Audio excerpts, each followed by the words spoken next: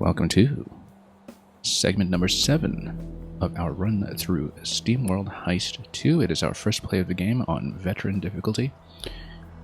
And we find ourselves at the beginning of Zone 3 of the game after previously having completed 100% in Angler's Reef and Shiner's Cove, which we finished up in the last stream. We just took it as far as the story segment that leads into Zone 3 over here in Arctica, where we are starting to dive a bit with the submarine. And we have a couple of decisions to make. Currently, we're not really going to be doing any missions unless it's soloable, since we just have one party member active at this stage after clearing the previous boss. And there are, however, some new recruits that are available at the bar, and when we do the day transition, they will be re-rolled. So we do need to make a decision soon as to whether we'll keep them or potentially re-roll them. And I think, first of all, let's see. Oh, whoops. Joy-Con drift here. Now let's take a look at what we might want to do with our sub upgrades, because we might need a bit more firepower going into this zone. Detects underwater objects while on the surface. This is probably going to become relevant in this zone, but we don't know how urgent that need will be. And additional cogs. Well, we're starting to multi-class a little bit, so that's becoming useful. We have all of these in place already, but we might want to save 5 fragments for whichever new crew member we bring in, so we can unlock their ability immediately. And yeah, we'll be taking a look at that, I think, to see what we can do. Now, there's a little bit of dialogue here, so you trigger, first of all, on the sub. And we'll, of course, get on with our hero business. Yeah, we had to hit 5 different maps, it seems, in order to... in any order, but like, hardly with everybody relevant. Here's, alright, Christopher Lloyd equivalent over here. Dr. Emmett Bunsen. And a leeway name carries weight in Arctica. Well, only for so long. I mean, it's not like the captain has really done much of anything here, except mope about his mother. Ah, yes, that's right, and we have to deal with Rust at some point. Okay, so let's go to the bar first of all, just to see once again what some of the prices we'll be dealing with will be. We have a side torpedo here, burst of micro torpedoes. I'm not actually sure we have... I guess we have like a side gun slot right now, but let's see. Okay, so these are going to cost 400. I might want to hold off on spending on them, but let's take a look at their abilities once again. Eldritch Beam I thought was pretty interesting. This one starts out as an engineer. We're currently missing a boomer, and so I might want to reroll and recruit somebody who's going to start out as a high-level boomer right out of the gate.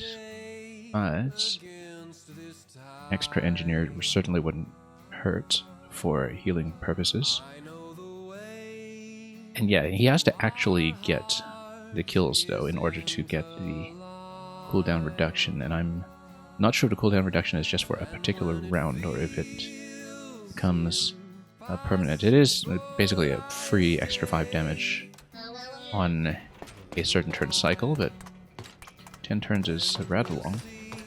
This is going to be another brawler, I think. Cornelius. Yeah, we've got 2 characters who are kind of serving as brawlers already, that's the thing, but Amps of Steel does look very, very good as a taunt. I think what I want to do, though, is try to scan around for the high-level shop, the Argent Articles, if it exists in this zone, as I expect it would.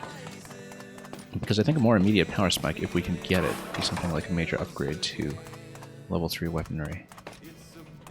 But we'll have to see if that would be worth it, or if it's better to have 6 crew members right away, so you have higher throughput for missions, and therefore also for bounties per turn, which is going to get us into some of the better material over here. particularly some of the higher level tier 3 weapons. Yeah, because this one here is going to be quite good when we can save up for it. +1 cooldown and charge, yeah. Well, we currently have charge on a character who's also got a cooldown reduction, so... on one of them anyway, from how we configured them. But attacks not ending on your turn is very good in terms of being able to retreat out of trouble after making contact, which is occasionally an issue for larger enemies that we're attempting to take down in melee. But I think right now, probably the best idea is to try to look for the Argent Articles shop first if our submarine is able to survive it, and then see if maybe that is more worthwhile to spend on in the near term than the extra recruit. This will also require us to see what some of the mission requirements are in terms of number of party members in this area, so we can plan our allocation of them accordingly. Okay, dive and come out to the surface. Yeah, we'll need to be careful. We haven't really done much submarine combat so far, so we occasionally will need to check for areas that are penetrable. We don't have a great deal of experience using this, particularly in combat situations. So, but the idea is that we do want to explore. Oh, we're in the shallows here. That's what we can submerge. Yeah, it is got a subtle change in shading. No, we'll want to scout around whenever we see some possibility of breaching a new area that we have not yet seen. The waypoints lead to the different parts of the story mission, I'm fairly sure. Yeah, so this is going to be a 3-party member mission. Let's keep exploring just to see what's available, since we're certainly not attempting it yet this cycle. It looks like that may be Argent Articles over there. No, the old boat. Interesting. Maybe something else, then. Assuming we can find somewhere deep enough to burst there. Again, we've been warned by the UI that there will be undersea mines of some sort at some point, so... Oh, whoa, that's a big ship.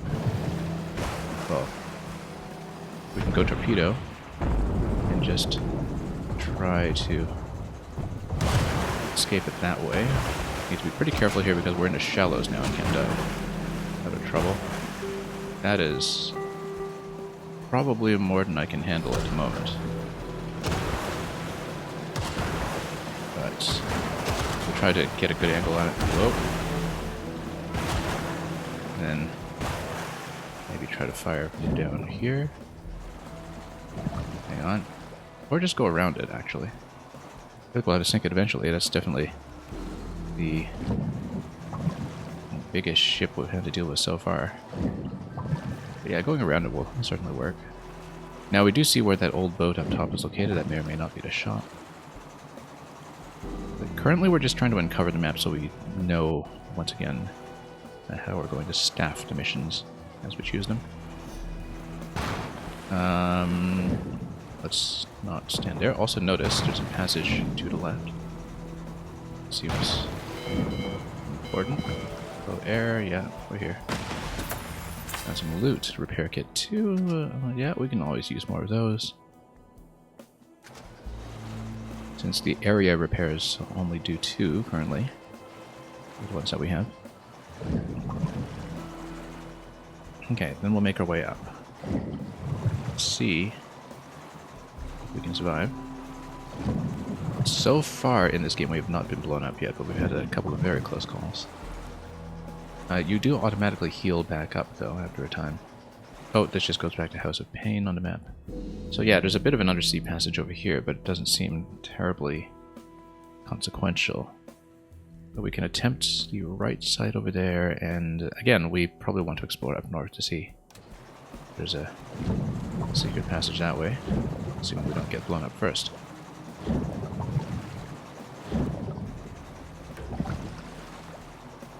And so, let's just keep exploring and hopefully not run into the flagship again too soon. No, there it is. We'll just work around it for the time being. It seems to preserve its position. Yeah, we'll probably go north past this mission here to see what's going on. But we'll try to at least uncover, again, as much of the map as possible. Just scout before we choose our first mission to embark on today. And look for a couple of the secret passages while we're at it. Yeah, as long as we follow the cloud cover, I think we're generally fine. I don't know if that little bit of cloud cover in the middle is something that we can get close enough to uncover just yet. Yeah, it is. Okay, so nothing in there, just landmass. Yeah, because if we do a 3 and a 2 on the next round, that would make a certain amount of sense. Now, let's see. We can just open the gate, which allows you to go around the flagship, I suppose, if need be. This is probably another passage. No, it is not. We're checking, though. Yeah, because if you look at where the shallows are, that usually gives you a clue as to what's traversable. This, for instance, is the passage that we came in from in the first place. But yeah, we want to try to hit the old boat out there because I suspect it might be the shop. And right now, I just want to see if we can get a big weapon upgrade in lieu of recruiting a new crew member just yet. Because having high success on the missions is probably more important than the immediate bounty throughput that we're looking at per turn or per day, as it were. So, yeah, here in the shallows, we're not going to be diving anytime soon. We'll just see if we run into more flagships. We see more debris. That looks promising. Argent's articles, great. So this is the shop. And there's even some treasure that is down below to get us over the line for 600. The bomb fridge. That's a full party mission right there with a submarine upgrade. Well, we're not starting the mission, obviously. I just want to see what this is. Destroy explosive barrels. Destroy 5 barrels in a single turn. I feel like that's something we'll eventually want to boomer for, or at least more grenade-related upgrades. Or at least the possibility of doing a 4 and a 2 as a set of missions once we are able to do so. Let's not get blown up. We do want to go to the shop in a moment. But we might as well collect some money while we can, since we know where the shop is. And oh, I feel like we want to surface it out of this. Surface? Good, okay. Yeah, this is a bit of a long passage. I feel like we probably need some kind of upgrade to make it through. Although we could burst, but I think I'd rather see the shop first then before we take too many chances. Okay, let's see what's here. This is the same secret shop that you find in every zone. So the idea is that we want to get some kind of big tier 3 weapon upgrade right off the bat to really power through the first few missions that we select here if we're able. Sometimes a supporting item upgrade would be excellent as well. We have some ship upgrades here, as I see. Armored plating for submarine health. That doubles the health. That's actually potentially a very good idea. That's going to cost 100 though. Engine booster, yeah. Okay. Jetpack. Right, for repositioning in vertical spaces. Might be very good for someone like our sniper. And it's a +1 movement on it too, that looks very good. Warm gloves, +2 melee damage, that's immunity to the damage inflicted by chilled and frozen, which are effects that we haven't seen yet. I guess if you punch something frozen, then you might be frozen. That is very pricey, but given how heavily we've been using brawlers, it's not a bad idea. Flanker shotgun, tier 3, 6 explosive damage plus a splash.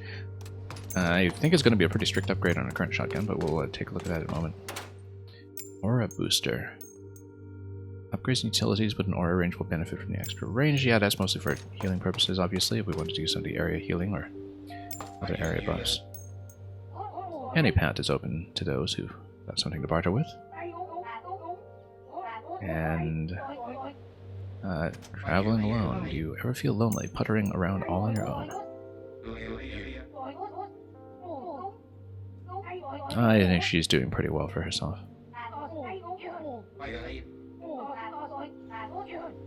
Okay. We might want to do a little bit of selling off so we can do like a 500 and a 100. We can. I'm thinking we will buy a big item. Let's see our current shotgun situation if I can. We can't really because who was even on shotgun this time around? This is flanker, right? Prototype shotgun. Oh, right, because this was the health bonus. And this was with spread damage. 6 plus splash, though. I think that might be a pretty good idea. We quite typically do run with a brawler, though, and so the +2 on it essentially works like a tier 3 upgrade in a way, because we do have Knuckles here to begin with. So it'll be kind of a +1 relative to Knuckles that you're currently wearing, as well as the effect immunity, which we don't know how relevant that is just yet, but yeah. And in fact, we haven't really even put on some of these new items yet. We haven't looked at some of the recent additions to the inventory. Like the Sentinel generator that we have here. Which, yeah, it's going to be a supporting item for someone in a tight cluster, like the engineer. There's a lot to look at here. Now, the thing about shotgun is that it could be, you know, very quickly overridden by just looting another big shotgun. Whereas this is something that's going to likely remain quite relevant. Yeah, +2 damage to armed and unarmed melee attacks. So it could be an immunity for any particular class. I'm going to do a bit of a sell-off here first, I think, and then just to see. Can we sort things? Yeah, there we go. Because there are a few things here that are definitely no longer relevant after getting into the tier 2 weaponry. I think most of the tier 1 weaponry can just be sold off. I want to keep some handguns just in case, but yeah, let's just scrap these. And yeah, we want a little bit of weapon redundancy from time to time, but we don't need, you know, that many shotgun Mark 2s or even 1s. So let's just do what we can. Yeah, we don't even need 2 Mark 2s actually, given that we're using prototype. And we'll be potentially buying the new shotgun on top of that.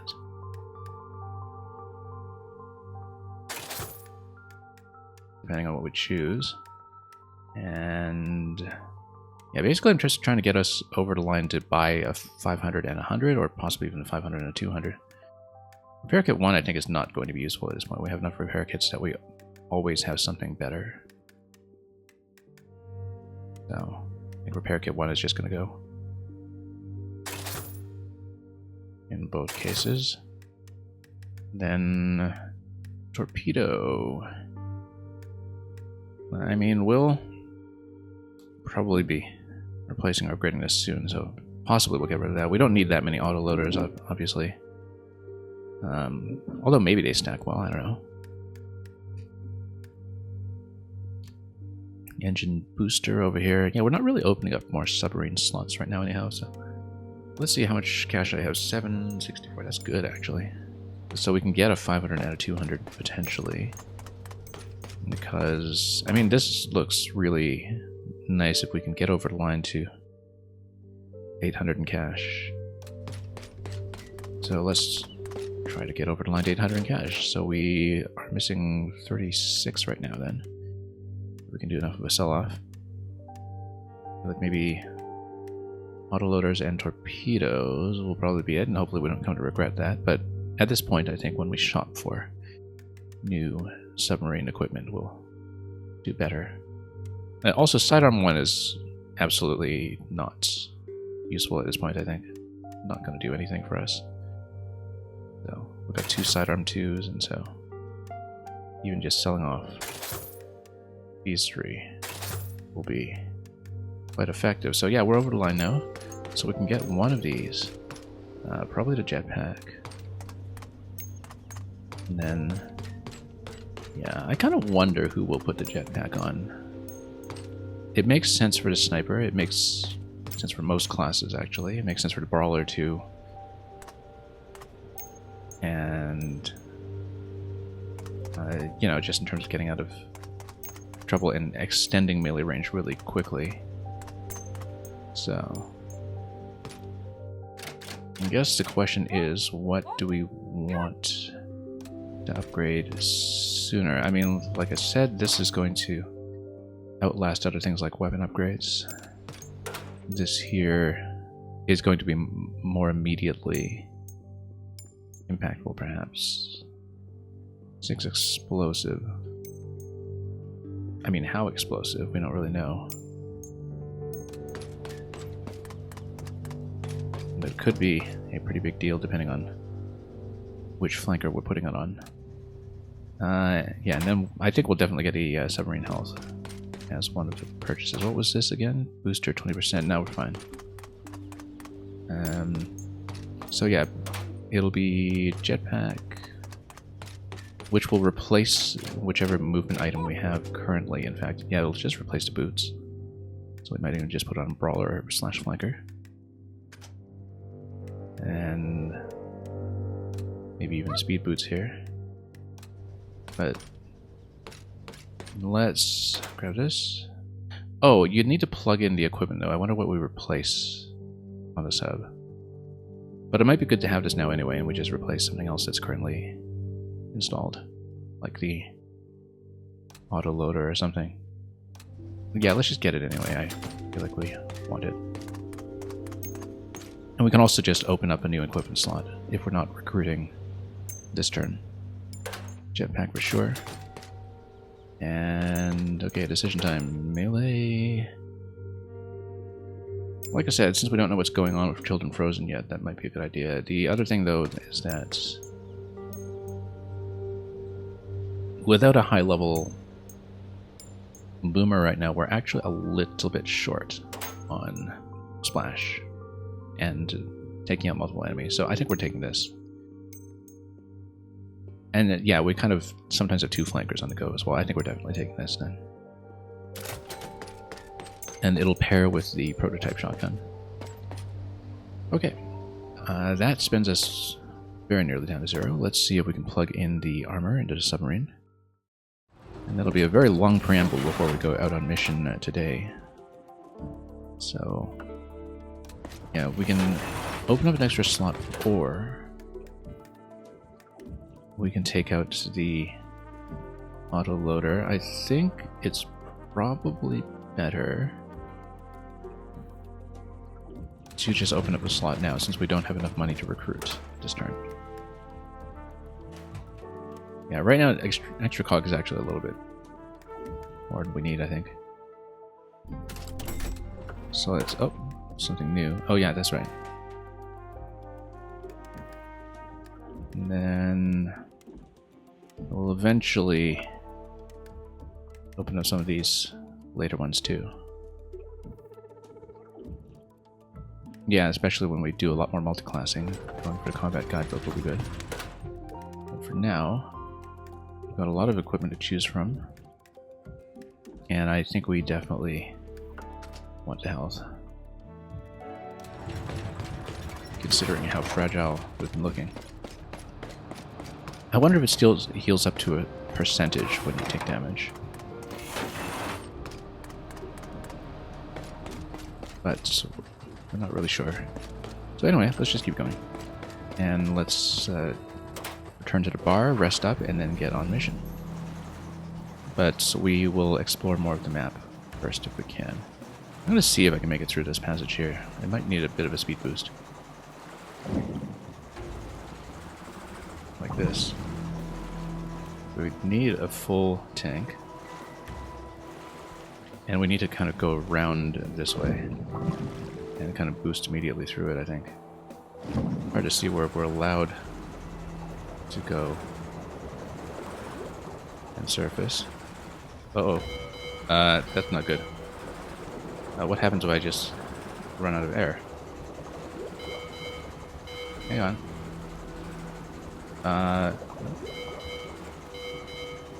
Hang on. How come I'm not allowed to... Okay, there we go. We took a bit of a hit there, but heated plating... Ah, okay, that's great, actually. It doesn't have the melee effect. But it does give us some of the immunity we were looking for. So, we will definitely take that. That looks very, very nice. Let me check my current damage numbers, though.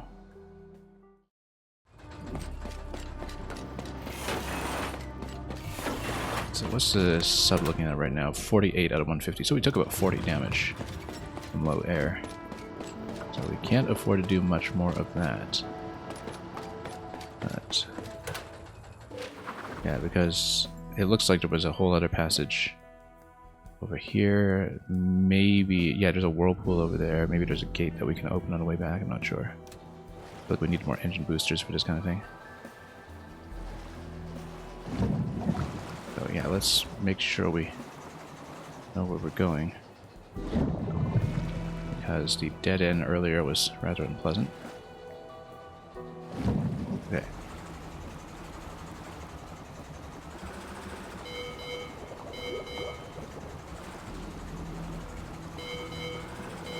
How do we even do it?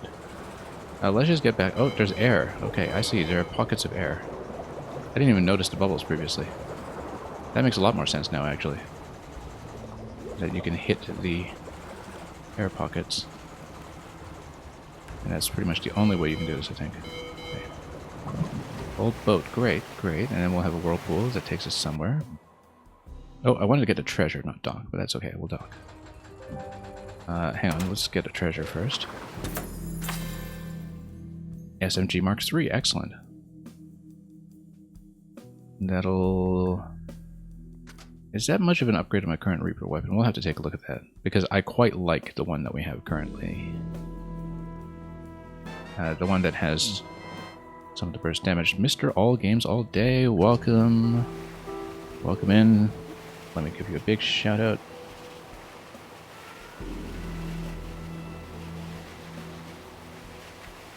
Hope the laser eyes are going well. I'm hoping to get to that at some point. Okay, so we picked that up. What were we doing with the SMG anyway?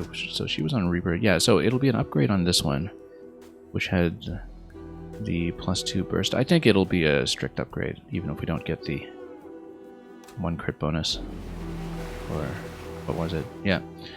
Anyway, Lorelei has shot up to one of your favorite puzzle games ever quite quickly. It has a very high recommendation. It's something that, again, I sort of had on a bit of a longer term checklist for me, so we might have to bump that up.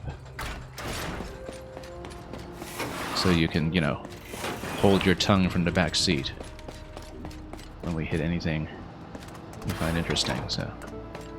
Glad to hear you're having a great time with that. Like I said, it is something that had piqued my interest, although I've been steering clear of any spoilers more specific than that it's a puzzle game. We don't know that much about it otherwise.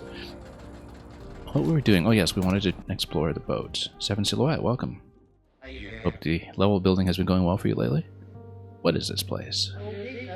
Seems to be an old houseboat. It looks abandoned, but maybe I can find something interesting left behind. Okay, not a combat zone, just an extra interaction, it seems. That's your former comrade Harold. He's been zombified. And... or maybe it's just a cult. Okay, that's fine. I guess he's just been diving into some kind of organic replacement. If he hands back all the sacrificial loot, which does not look likely to happen. Don't go into Harold's cabin. I feel like that's an invitation to go to Harold's cabin, so we'll do that. So a ranger that came out really fantastic. I also had that on my list as well. Mr. All Games All Day. In fact, I was originally kind of looking to squeeze that in at launch, but I figured I wouldn't have time to do it before Heist 2. And so I kind of held it off for the time being, but I was absolutely meaning to look at it. It caught my attention right from the trailer, so... Okay, more fragments, that's great. That'll give us one class upgrade, unless we choose to spend it on something else. Let's just bust open a bit more of this stuff and see what else is here. More cash, that's also great, given that we spent everything. And can we actually head down there? No, it seems not. Well, maybe when we're back sometime. I think that's all we have to explore around here, though, so let's get it back out.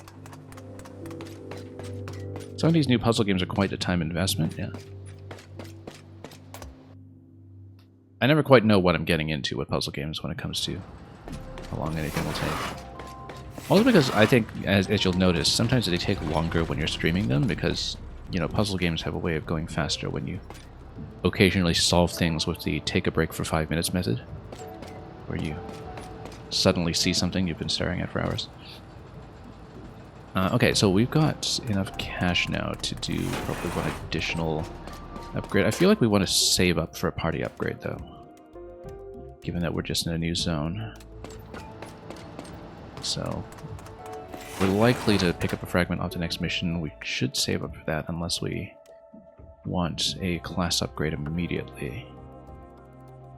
And because certainly armor has become enough of an issue that Backbiter is starting to look pretty good when it comes to the armor penetration. So we may do that, especially because we have the explosive shotgun now, but let's...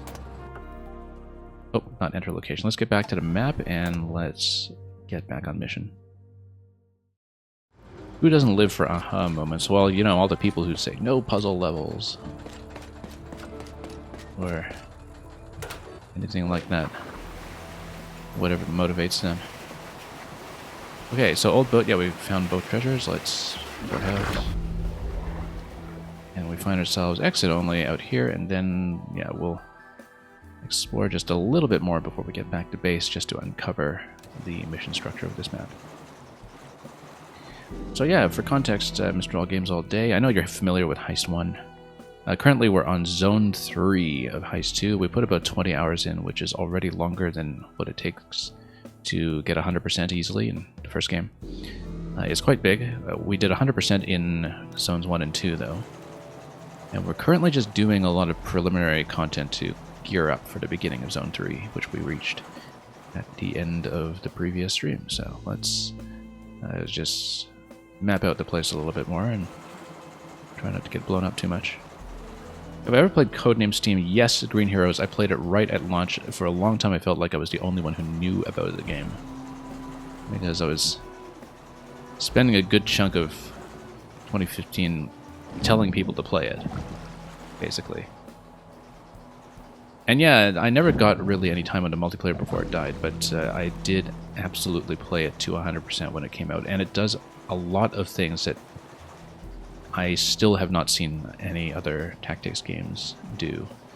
Particularly with a lot of the verticality of the 3D level design, like the fully 3D level design that I think was kind of very unique in that kind of space, where usually even from that perspective, you know, a lot of tactics maps still have a very top-down flat structure.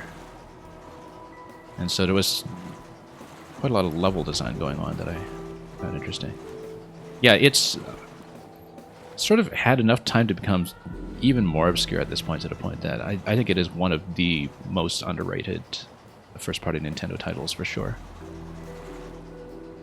And I think a lot of it was because people were put off by the graphics and performance at launch. You know, because the turns felt slow to people, and then obviously you have N64 style terrain and everything that I think was cosmetically a hard sell to people who need a very easy aesthetic hook, but I absolutely loved Codename Steam, and I'm so glad that other people here know it. And yes, Deadlocked Fox, you have ended up in a rather different stream. Here we only play all games some of the day. Okay, we're in a dangerous situation now. I'm just exploring the map at this point and uncovering what I can of this zone so we can budget for missions accordingly, but we're getting smacked. because... Oh, I see. We're getting torpedoed by this guy down here. Well, that explains a lot. Yeah, because we don't have detection for him yet, so... No wonder we were getting smacked. Can we torpedo him? Nope, hang on. No wonder. Alright, let's get out of here then. Okay, let's explore that side later. We don't really need it right away. Let's... I've just been exploring the map so we can try to get some weapons in our loadout nice and early. Before things really kind of get dicey. Okay, let's go around turret. Oh, this looks interesting. Okay, there we go. Hopefully something nice. Fragments, yeah, we'll do that because that actually gives me enough to budget for the party upgrade, which we were talking about. And so yeah, we've actually just been doing pre-mission stuff in this game for the whole session today for the past half an hour. Because there's quite a lot of it. This was an aspect that was not present at all in Heist 1. All of the overworld looting that you can do in between your party management. Skelebot Storm. Yeah, currently we only have one trooper available, so we're not taking any missions, we're just exploring the map. And oh, there's another fort. Yeah, we'll do that part later once we've healed up. Let's just try to open up the whole circuit here. Oh, that's perilous. Oh, nope. Okay, this guy's gonna hit me with torpedoes. Let's get out. Into the shallows, probably. Yeah, it does have a bit of an auto heal up to 25% or so. I think we'll take that for the moment. So this goes around, but yeah, this will be another mission down here. So I think we're comfortable exploring that later. Let's go back to the bar, let's heal up, and then let's play from there. Because we definitely need to get some of that anti-sub equipment going before we push too much further into those areas. We almost have enough cash to afford that new recruit, though. I mean, we're about 200 off, I think, but still better shape than I thought we'd be. Okay, let's get over here. And let's heal up. Have I found any of the dungeons yet? The dungeons. I'm not sure what you mean by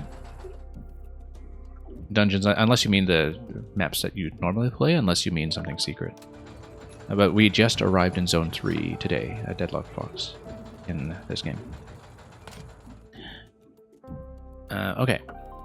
So, yes, we're going to get onto the map and we're going to do some missions now. We just need to heal up the party first, so we're in a state of readiness. I also think we're going to do one of the big party upgrades over here.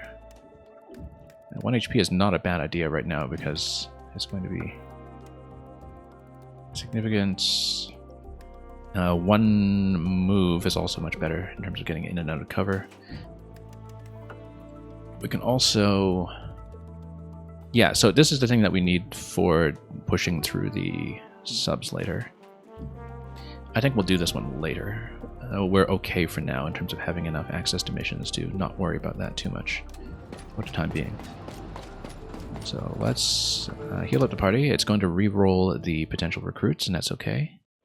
And we'll see if it's worthwhile to save for the next ones. Yeah, because these guys cost 400, and they do change when I change which day we're on, so... Oh, we're actually just short of just buying another tier 3 weapon as well, but, I mean, those are more easily lootable, so let's just talk. And end. Okay, no bounty this time around because we just did the boss in the previous cycle. Fallen Frozen Fortress that's around here somewhere. I don't think I found that, no. But we'll see. Like I said, we just arrived in this zone. I have not really explored it. Deadlock Fox. So. But we can look at the map and take a look. But we just got 2 tier 3 weapons to work with. One shotgun and one SMG. And so we'll have enough of a power spike that I think we can... yeah, we've got some good new equipment as well. I'm going to see which missions we'll do first, and then we'll pick a sub-upgrade accordingly to see what we're dealing with. So we've got enough of a party to do a 3 and a 2. And so we can kind of organize it by loot if we want. Oh, also, I totally didn't see that there's more reputation available with this wreck up here. And yeah, over here there's another passage that's accessible as well. So I think we'll just start in this area and clear our way up. We'll just do a 3 and a 2.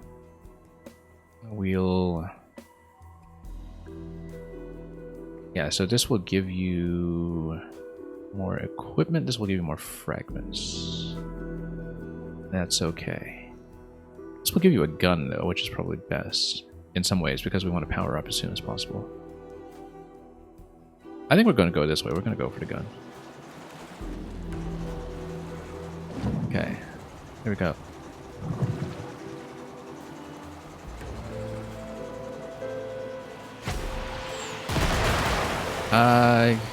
Yeah, Deadlock Fox, we haven't seen that much. Whoops. So, not even entirely clear on what you're telling me about. Yeah, do try not to spoil too much, though, if you're way ahead of me. Because this is our first run through this. We did 100% of Zones 1 and 2. But there's obviously quite a lot that we haven't seen yet in other corners of the map. And we've just begun to sail around here a little bit, so... Okay, if we're in combat here because of the torpedoes, no, we can't start the mission yet. Yeah, because if we're locked... Nope. Yeah, okay, so we're actually not allowed to do this one yet until we get the anti-sub weapon. Which means we shouldn't do it yet then. Yeah, because it just locks you out of the mission. Okay, so... I can spend 5 fragments on it for the echolocator, but I think we should just clear this side first and save up a bit. So let's go back. Yeah, because it's not going to let me play there. You're making everything up and you have no idea what game this is. I see, okay. Okay, that's fine. That's fair. Because everything you were making up was entirely within the realm of plausibility, so... Okay, fragments first, or... equipment first. I'm gonna save... Oh.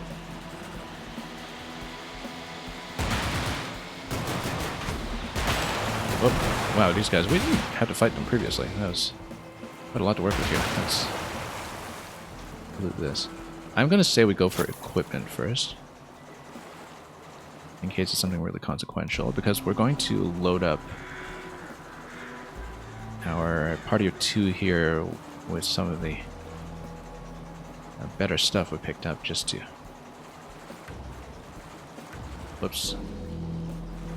Okay, so first of all, let's do a bit of party configuration. Let's take a look here. Don't destroy any totems. Ah, I see. So it's a totem summoner where we have to use the totems for cover, but then the totems also summon more, right? So potentially we don't want to use the splash weapon here. But that's okay. The bonus is just relevant to the bounty points. I don't think it's relevant to the stars. So let's see what we're doing then. So we had our Reaper previously. We have a new Reaper weapon to work with. And we currently still have the same kind of setup here as before. Crit chance. Yeah, that's fine. Because then you can... I think we definitely want to put her on a splash weapon. We just need to be careful with the totems. Oh no, this is the SMG class. Never mind. That means that we should put her on the 5 damage SMG. I don't know about that though. I really like the reduced spread on what we have here, but no, she's got good aim. Let's try to roll with the tier 3 and see what happens. And plus 2 HP will... Oh yes, that's right. We had both the jetpack and the new HP immunity.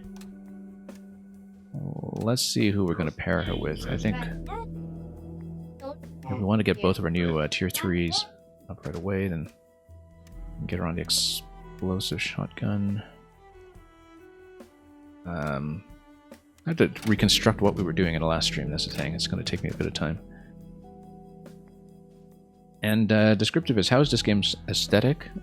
I mean, very much in line with the SteamWorld series in general. I'm pretty happy with it, to be honest. In terms of the kind of steampunk comic book design.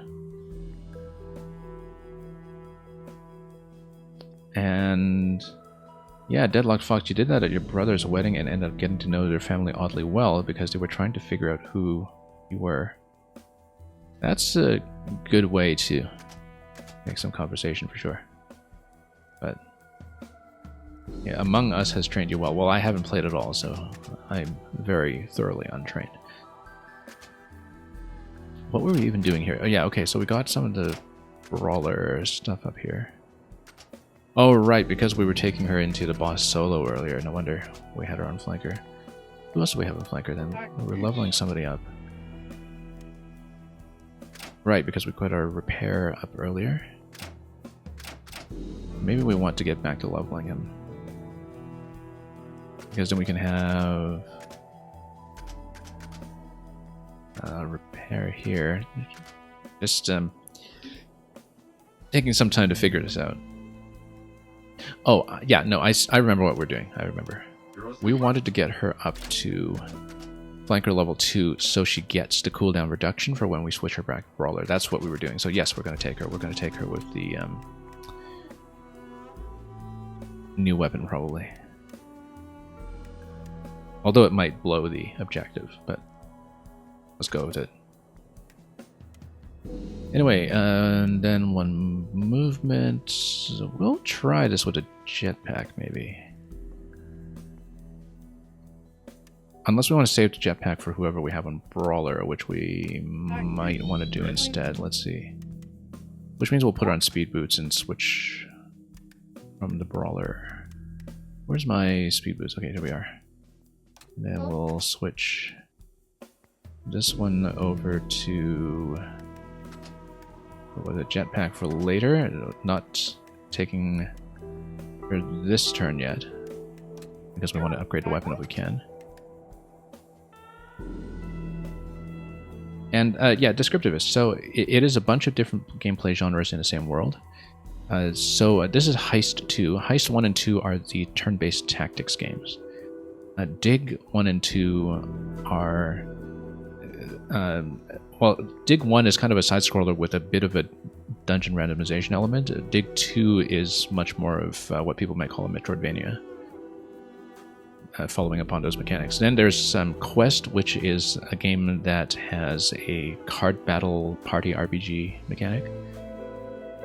And then there are some other ones I haven't played, like there was originally a tower defense game on DS and such, but it's a whole series that's kind of like very loosely interconnected. And I haven't actually shown the tactics maps in this game yet, but you are about to see it in just a moment, because we're just setting up our party right now. So yeah, we're going to take her in, and we'll take... We want to take SMG and... shotgun. I think we actually want to take maybe sniper and shotgun, and we'll have grenade for anything long, but... Let me see, because if she gets on... Yeah, we want to get her to Reaper 3 for some of the other...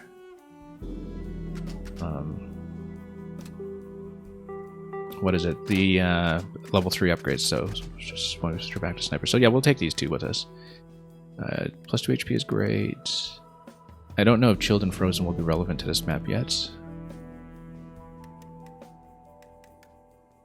but we will have to see. I think we'll just stick with this for the moment and leave this for the Party of 3 mission in case we need it. We'll just play a bit cautiously for the time being. Let me see. We might want to heal on her, though. No, she's got a big repair pack. Oh, that's for the party repair, though. We don't actually want that so much. I think we actually want... So this is for repair. This is the best one we have currently. This is going to be 3, but it's remote. Okay, we'll stick with this. How many HP do we have on her? Actually, no. We'll put repair kit 2 on her. She's a bit of a frontliner, and we'll keep this as is, I think. Unless we want to repair on her as well. No, area repair here. Yeah, we'll keep one for our engineer class. Let's just go with that. We've been spending too much time just dithering. Let's just play. Okay, so gonna take her, gonna take her. Let's go. I think this is the setup I want. Let's go.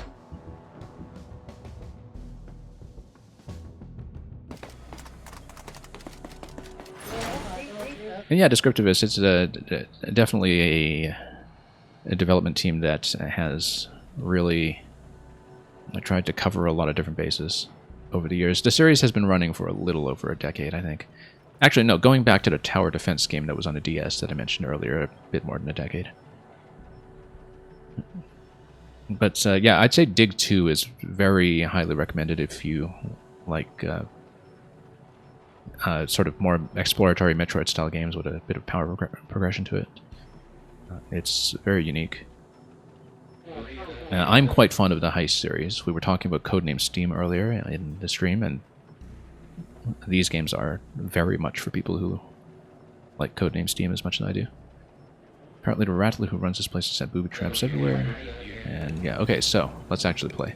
So yeah, if you've seen XCOM before, it's very similar. If you've seen Mario plus Rabbids, it's very similar. You get behind cover, you line up your shots. It's not based on hit chance, it's based on your actual shot accuracy, which I'll try to demonstrate in just a moment. So let's get her over to here and just open this up. So don't destroy any totems, okay. We'll try. Let's crack open the doors first. Just get in position for whatever's next. This looks awfully dangerous, but we'll get in position and just leave it alone unless we really have trouble with it. Epic Swag Destruction, so that's just a timer on reaching the bonus objective that is located somewhere here.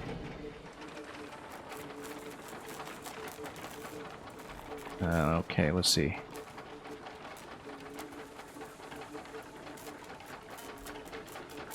And Green Heroes, you're saying you could play Vampire Survivors as more of the same with the Among Us DLC.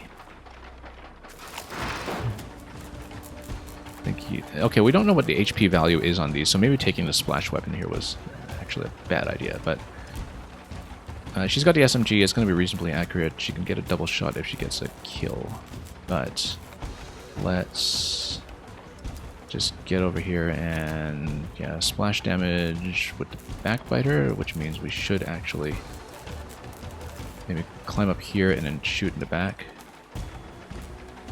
And then, how much does she do? 5 to 7 with the crit.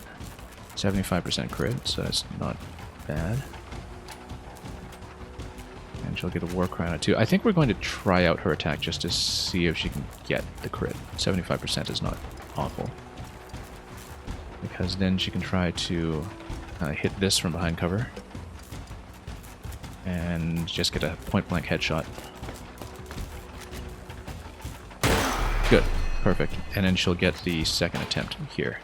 So yeah, as you can see here, it's not based on hit chance so much. There's a bit of crit chance. But the idea is that you just have to line up your shots and occasionally ricochet them off walls and such. And not every gun has a sight line. This character has a sight line because I built her as a sniper first. So we just kind of pushed forward through the map.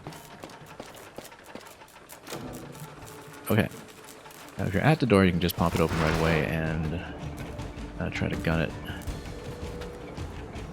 I think she's going to be able to... Oh, yeah, a lot of stuff is in the way, but we can do a deflection shot and hope to get a double kill with that as well.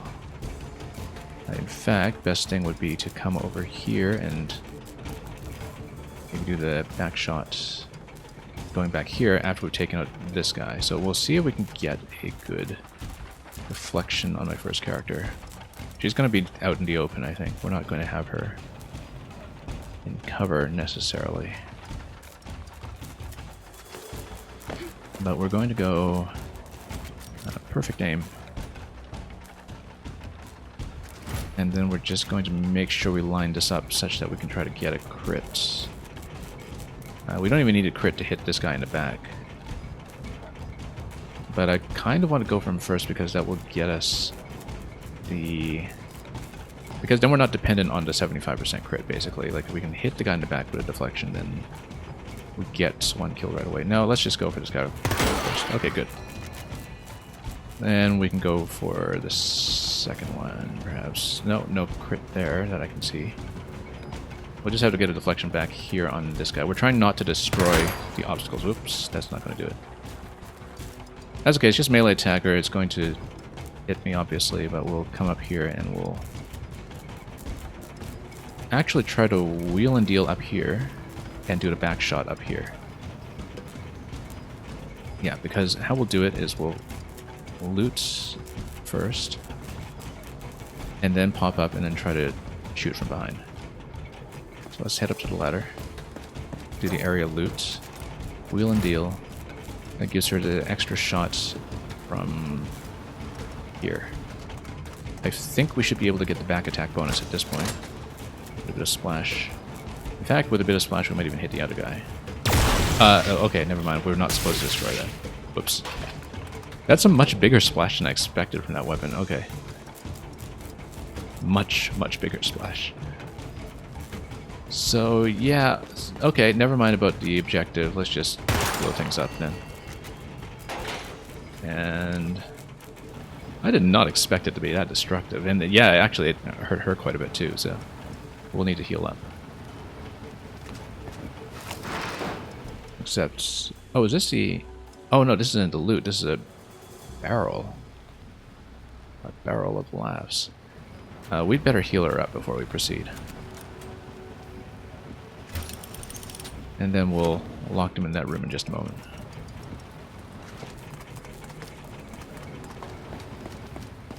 It does kind of burn a turn on opening a door, unfortunately. Maybe we shouldn't have done that this turn. Yeah, because we do need to burn a turn on the door. So the loot is going to be a bit further. Yeah, so everything here just kind of explodes. What's this? A pair of sweet agony enthusiasts. Enter my palace to payback. Yeah, so if you destroy the totems, it hits you in return. They have a payback effect. Which is why we actually don't want to shotgun too much. Unless the enemies are way in the open. So actually taking the explosive shotgun into this map was a really bad idea, but... Let's take this guy out. And,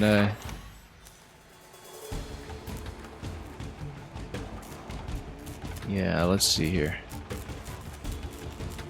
Imagine being a keyboard player in Among Us. Very mechanically intensive. Oh, this guy's got 30 HP, and he's actually really difficult to hit from this angle, so we might just have to do a bunch of melee attacks to avoid the splash. So I actually took a really poor choice of class here into this map. And he does have a gun. Now we can do one shot here, and then kind of a precision shot over here, although it's an SMG. We took really bad weapons into this map, actually, because the SMG has a spread to it, which also causes problems. So we really should have taken a melee attacker, but we didn't know the map, so whatever. These things will happen. Alright, so we want to probably do perfect aim and try to get a headshot, which will be tricky from this angle. But we are behind cover. Tricky angle though. Let's maybe head up here and get some kind of deflection. Did we actually pick up all the treasure back there? I don't even remember. Anyway, let's probably just come here, knock this guy out. Yeah, let me think, because the explosive weapon situation is really quite bad. We might just have to take the hit and blow one up, I think. But hang on, let's see what her aim is like. This deflection isn't going to work at all. We'll need a better angle down below, perhaps. Like maybe down here, shoot this way. Shoot down first to knock this guy out, then shoot that way. And hope for the best. Okay. Yeah, she'll... Whoa. Yeah, actually, that hits pretty hard because the deflection hit that from all the way over here. So, I kind of have my doubts about this being a good idea. I feel like we're going to lose the character pretty quickly unless... Okay, that's fine. Alright, good. Except not good because at this point... Yeah, I think we actually do want to go for the melee attacks. Just to avoid explosions. We'll just try to stay tight. Punch as much as possible. Will of the Seal. Oh, and he's in pretty deep cover and she's hobbled, so... We're in a bad situation right now. But the bullet isn't going to penetrate the character, right? So I can technically get a back shot here. And the problem is, yeah, we just took such a bad choice of class here with the explosive damage. So I didn't realize it was going to be this dense with activity. But we'll get a back shot here, perhaps, or maybe even a headshot from this angle. Yeah, let's go headshot from this angle. And hopefully it'll just fire through cover. Oh, that's good, actually. That's quite good. Backbiter and Payback is going to give me 8 damage. A splash. I think we're just going to use her to... Oh no, she can't loot because she can't move. If I shoot down, though, that's going to do huge payback damage. Unless there's maybe some explosion damage from the totems, but... I feel like we might just want to even pass the turn, because I don't want to risk losing the character. Because otherwise both of these things are going to blow up and it's going to be a disaster. But she's probably going to get shot again from below next turn. So let's actually pass it. Okay, totem, that's fine. That's probably not so fine. She's still hobbled. And yeah, this is a bad position to be in. We just took such a bad choice of characters.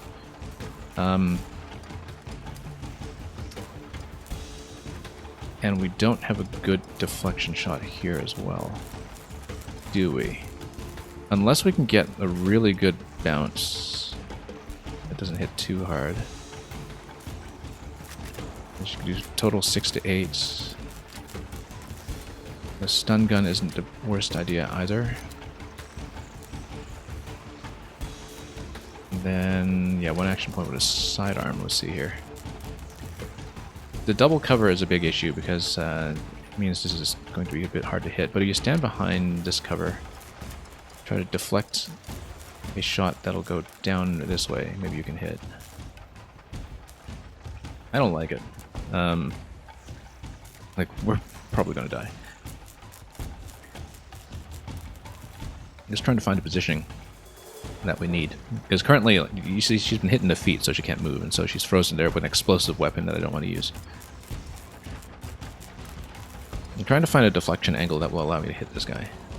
And you have to basically fire up here in a very sharp angle back down, which I don't think will work.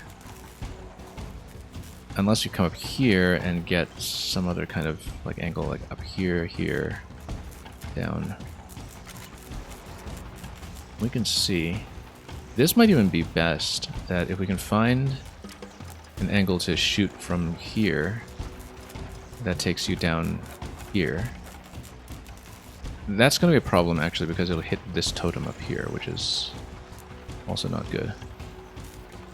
Yeah, it's totally going to hit. I think we just need to get on decently high cover and just shoot him. Let's see. We'll probably get a headshot in the second floor. I'm not sure. Like, in this location, maybe. Like, if you can just get a really, really sharp angle here. I'm out of heals. I only brought one healing pack, which was also a bad idea. Like, we can try it. We can try to go perfect aim. And then headshot like this. The problem is that you have a bit of a spread on the SMG, which is not good.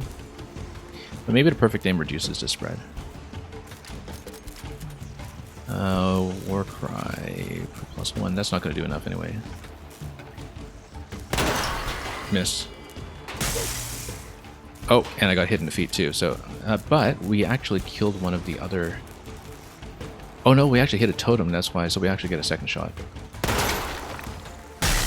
Unfortunately, the payback hit me, so we're not going to get full stars this mission. Yeah, I took the wrong weapons into this one. It was just not a good idea. Unfortunately, we're going to miss a turn here as well. So we'll wait it out, because again, we don't want to hit the totems. We'll just need to outrun these guys and outrun reinforcements. Luckily, all reinforcements here are just melee, so we don't care. We just need to loot and then loot. We can hit both. Yeah. We get everything? Yeah. So we'll still have partial objectives completed here. I mean, I'd never seen this mission before. I didn't know that our weapon selection would be this bad, but maybe I should have guessed from the bonus objective. That splash would have been kind of terrible. So we need to get the swag, and then where's the exit? I think we need to kill all of these for the exit, maybe. So yeah, we still need to deal with them.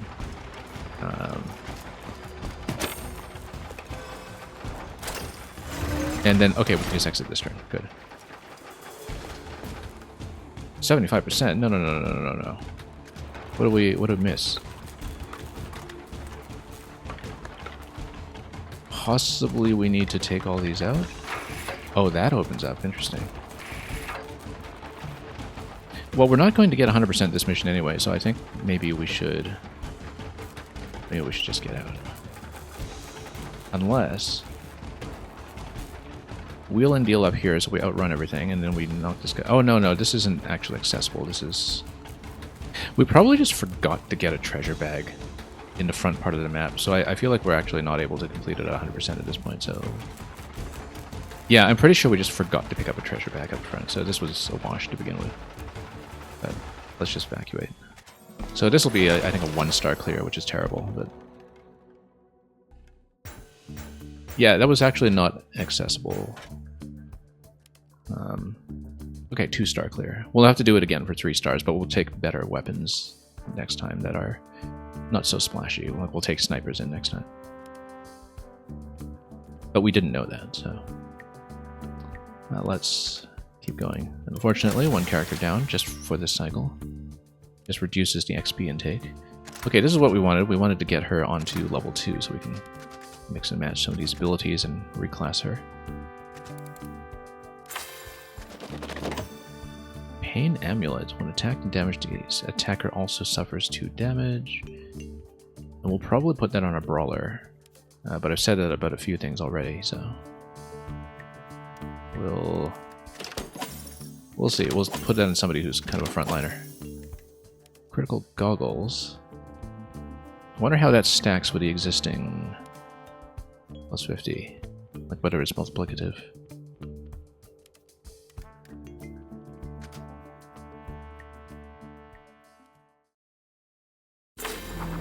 And yeah, Deadlock Fox, that sounds exactly like Phantom Hourglass. Almost. I mean, only if you have to get a little deeper into the fortress every time. I forgot to spend my cash on, like my fragments on the party upgrade that time as well. Although it wouldn't have helped in this particular mission. Like, we were trying to decide whether to spend on HP or on movement. And we'll probably go movement. I just forgot to do it. And I was talking about it earlier too, so... Whoops. That's okay, we'll do the Party of 3 mission. And we will actually spend on the upgrade first this time. I just straight up forgot to do it.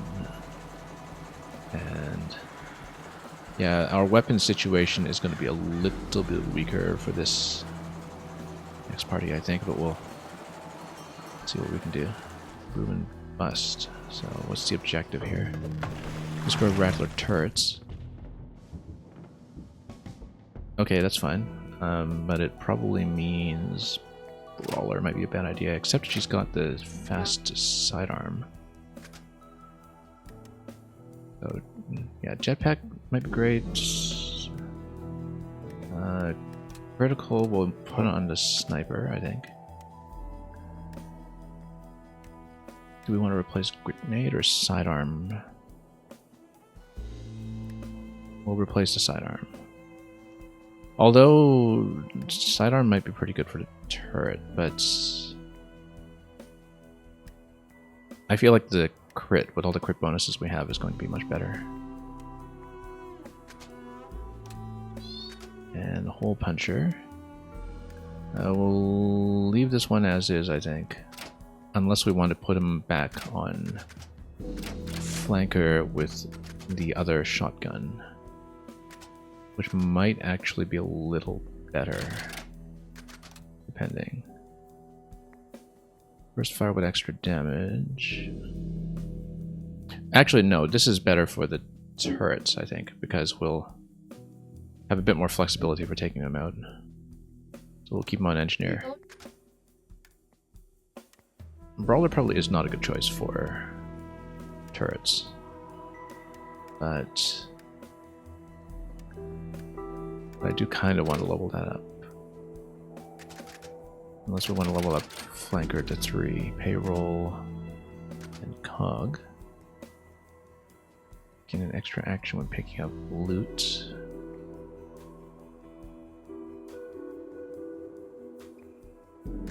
And it's not bad. We want to get up to the free sidearm though. I think we'll stay brawler. And yeah, we're still on Knuckles 1, right, because we didn't get the other thing. So who do we want to give the HP plus 2 then with? Actually, no, we'll use that next round. I actually should have just put one of them on the HP plus 2 earlier, but that's okay. We only have so many equipment slots to go around, basically, and we do need the damage. So I don't think the party's looking too fragile. Okay, let's remember to do the party upgrade this time. Let's go to the sub. What's the highest difficulty I've seen so far? Well, I'm currently playing on Veteran difficulty, which is above the standard difficulty by 1 tier. There is another setting above that called Elite. And obviously, sometimes we have to repeat some maps to do 100%. I find that the ones with small parties are actually a bit tougher than the ones with large parties because you have less flexibility if your loadout isn't really working. Yeah, we have so much good equipment now, we should actually put some of it on, but I think we'll stay with this for the time being. Scope, repair. Yeah, we'll stay with this for the time being. We've got more equipment than I know what to do with. Okay, so what are we going to do this time? Oh, +1 move, +1 melee, +1 health. We'll do one of them.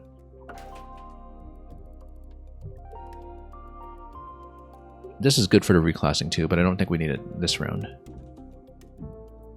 I think we want to go move. Move is generally pretty substantial in terms of getting you out of trouble, so. And we'll save up the next round of fragments for the anti-sub radar. Okay, so let's get back onto the map. And let's play again.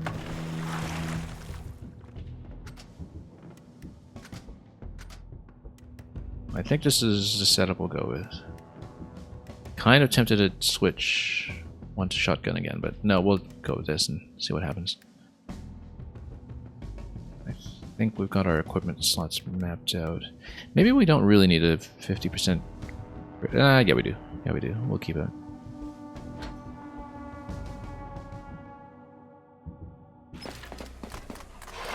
Deadlocked Fox. I mean, if you want something that, you know, you would want to call merciless, then there are some custom sliders for each difficulty variable that you can also use in this game. You know, if you find one element of the game much tougher than the others, you can do that. I like the presets. I like having a standardized and a balanced idea of what I'm doing, so we went with the Veteran preset, which feels a little bit tougher than Veteran in the first game.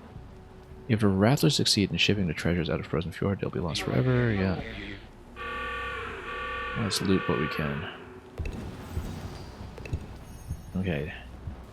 In general, yeah, Engineer is best for opening doors, if we can kind of get within aura. In fact, with the first move, if you come over here, you can get the aura bonus. But I think we'll actually... Yeah, let's just crack open. Tempest Morgan has specifically requested a special asset. Yeah. Secret hiding place, you say?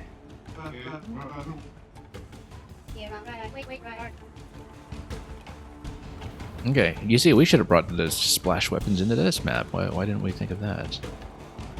And... oh, here's the frozen cover. Yeah, so we're finally seeing what some of that frozen effect is about. Alright, let's see what we can do. Sniper needs to get in position and start sniping. Also, we have some explosive barrels that look very dangerous here. They look explosive anyway, like poison barrels or something. I don't know. But if we can open things up and get going, let's see.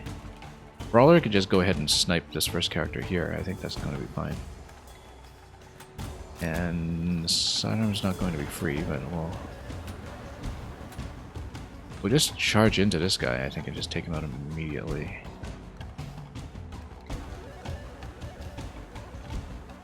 But then she's going to be pretty exposed after that. Yeah, so you see these barrels here. These barrels actually look like they have some kind of frozen effect to them. We should keep that in mind.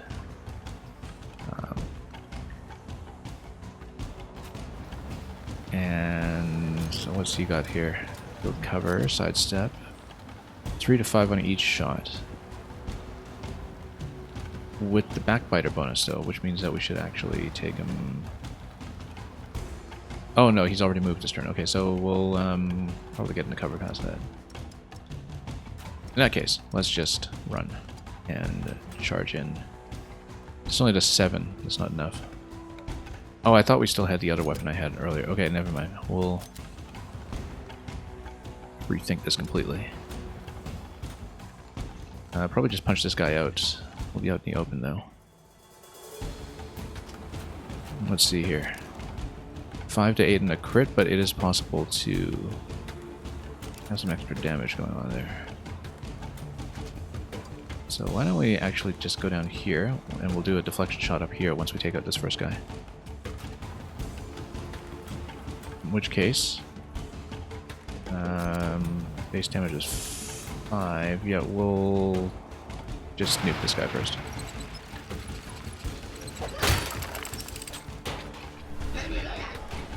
Yeah, Deadlocked Fox, you're saying that just means breakable? Oh, maybe so. We'll see. Oh, okay, let's get behind cover here, as much as I don't really trust it. And... yeah, this deflection shots will do up to 7 with 75%. So I guess maybe it doesn't even... oh, I guess... yeah, we don't know how it stacks with the other crit bonus yet. So it's not going to get the kill, but we could potentially shatter the barrel while we do the deflection. And power shot is going to give me enough, though. So let's actually go power shot. Let's try to take this guy out with a headshot right here. There we go. And that's chilled. Great. Let's get behind some cover that I actually trust, perhaps. If there is such a thing. We'll just head right here. Okay. Turret activation on 5. Oop, grenade. Next turn.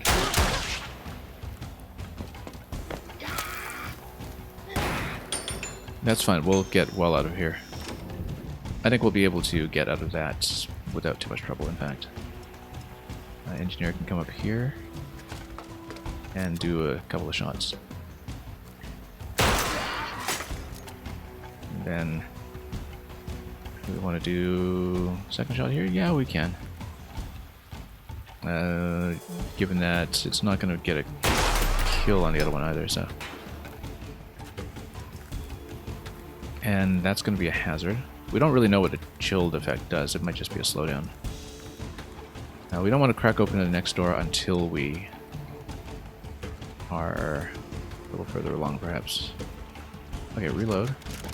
And let's just remain in place over here and get the same kind of deflection we did earlier if we're able. 5 to 8. Body shot will actually hit for enough if we Warcry this. Either that or we find a better deflection up here. So let's figure this out. Yeah, this is just a little out of the way for a headshot. But you can do a sidearm here and the body shot will do it. Like if you go up here through the chilled effect and go with the sidearm and then just do a punch shot over here. Luckily no friendly fire.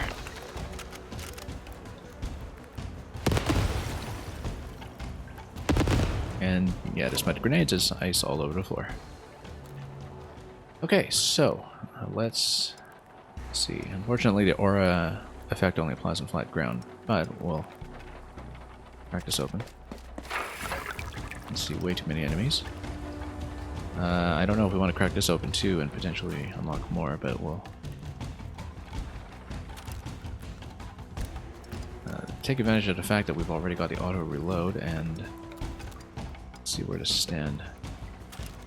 I don't know if we can get a decent shot through there, probably not.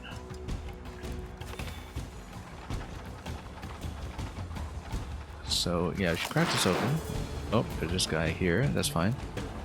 In fact, we have enough room to just do a charge attack into that one. I'm pretty sure. And even get behind cover while we're at it. We'll grab the loot first. And go charge down here. And that'll do just enough. A very fast cooldown on it with our current setup. Here you can just take a double shot and... Oh, guess not, since we're not behind cover. Let's actually just retreat somewhere. Let's figure out where to stand. Probably just here. And we'll back up. And get our sniper in position as well. For anybody incoming.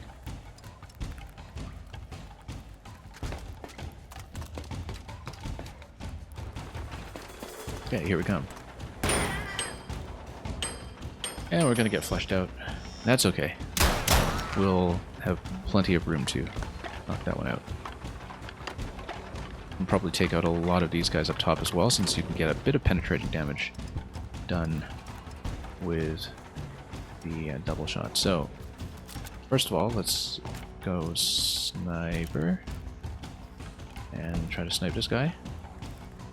75% chance of a headshot. Let's go for it. Yeah, that's gonna hit.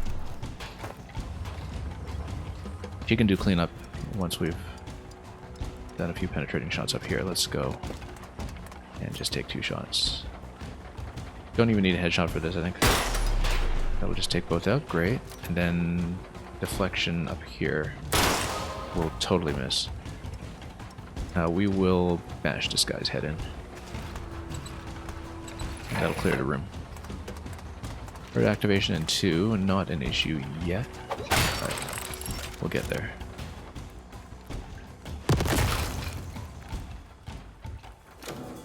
Oh, and this guy came out of the barrel, okay. Ah, so that's what the skeleton barrels are, is that they actually pop more enemies. Third activation 1, let's... Okay, we got the free reload because we cleared the board.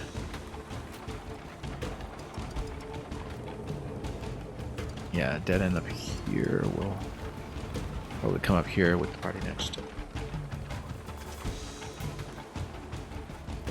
I think probably... I mean, you can just melee this guy. And I'll do that with a sniper so we don't waste a shot. Unless... How much damage is he doing? 2 to 4. Okay. Well, critical hit 75. Let's see. That's why we put the crit bonus on him. We're going to loot, but not open the door yet. We're going to open the door with both of them bunched up next turn, so we get the bonus. And we'll wait. Okay, turret should come out to play pretty soon. Let's, first of all, where is he going to go? Possibly bottom. Let's open up first. We've got amped up going, we've got penetrating shots going. I'm not too worried about this room. We don't really get the opportunity to shoot through here. Oh, here's one of the turrets, possibly.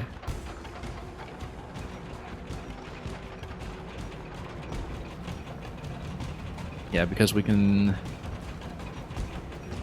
probably camp here and penetrate if we get some other penetrating shots done first.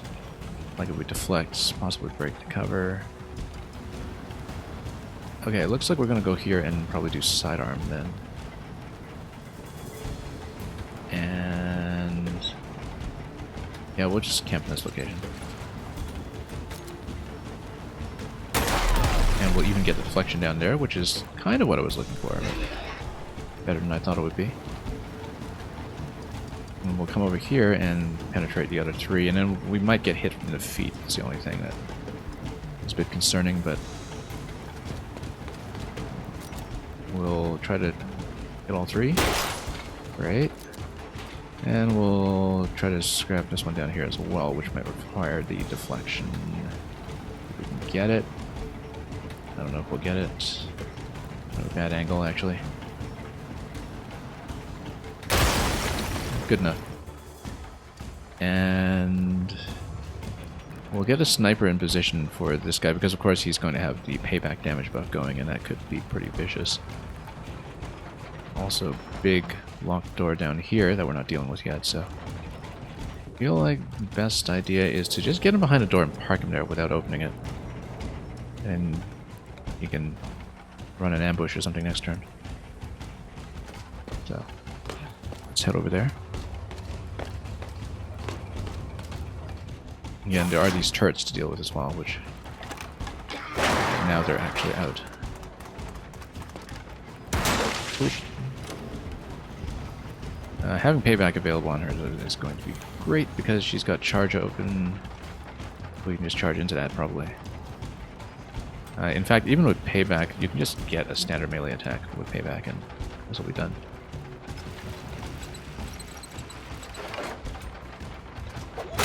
There we go. He'll even get a heal. We can just sidearm into this next turn, possibly, but let's do some burst fire into the turret here. This looks like it's icy ground, though, so we don't want to get into too slippery a situation, perhaps. Let's see what we can do down here to maybe pot that thing. I feel like critical might not apply to the turret, so we might want to just go for Warcry just to get the extra point. Yeah, because you can't really get a headshot on a turret since turrets don't have heads. Totem, we can't really hit from a safe location, I don't think, unless we come over here. Yeah, we don't want to get a chilled effect on this. Good enough. And we'll hold into that.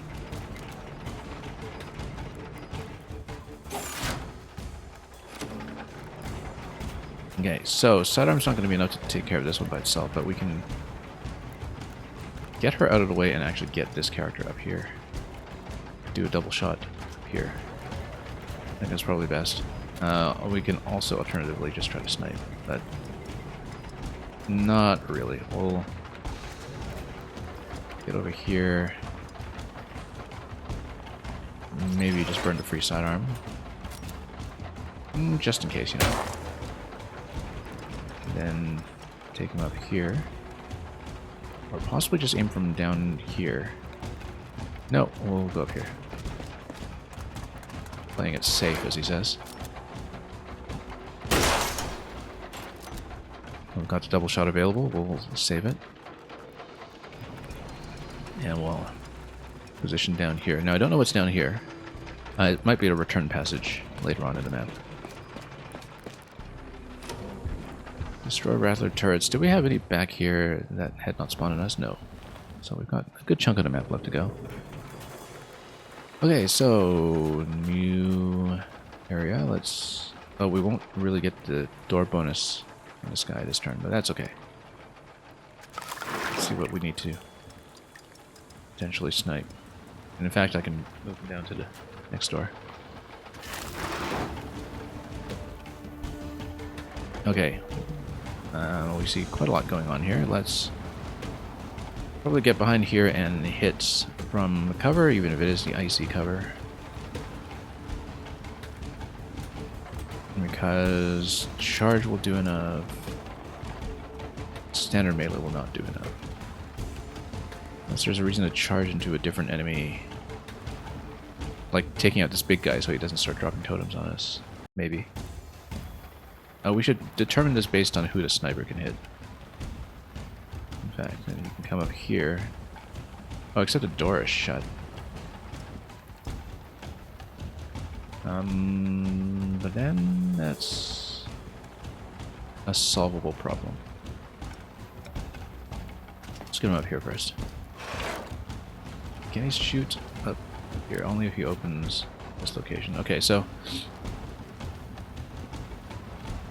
I think what we'll do is we'll run him here to kind of crack this open and then shoot him up in the feet. That might not get the kill that I want though, so 3 to 5. 3 plus 1 for backbiter though. I wonder if backbiter applies if you shoot from the feet. Maybe not. Like if you kind of get a deflection then perhaps, but the idea is that you can open this up for a sniper shot afterwards. And I think a better idea at this point is just to charge in and stay behind cover. So let's actually just go for a charge attack on this guy. Just back this up a bit. Oh yeah, if you kill anybody, then he gets into a bit of a rage. That's unfortunate, but the cost of doing business. Also, yeah, not within aura range for the door either, unfortunately. Which is too bad.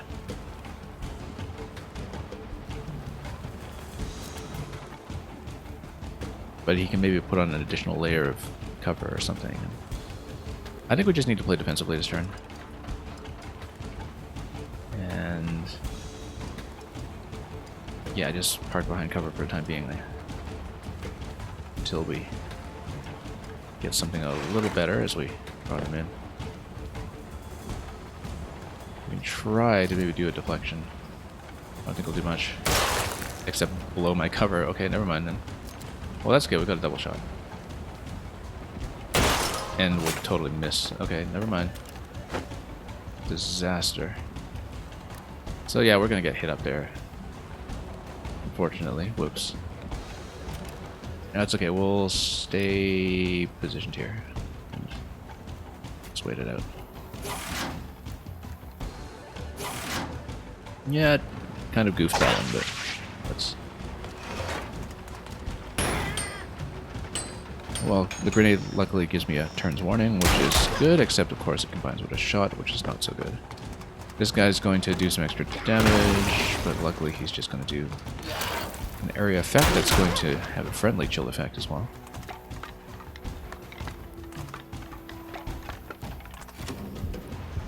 Alarm in 1. That's okay, we've got time. We can do a heal on the engineer as well. We have free action. And I should probably do it before we start shooting.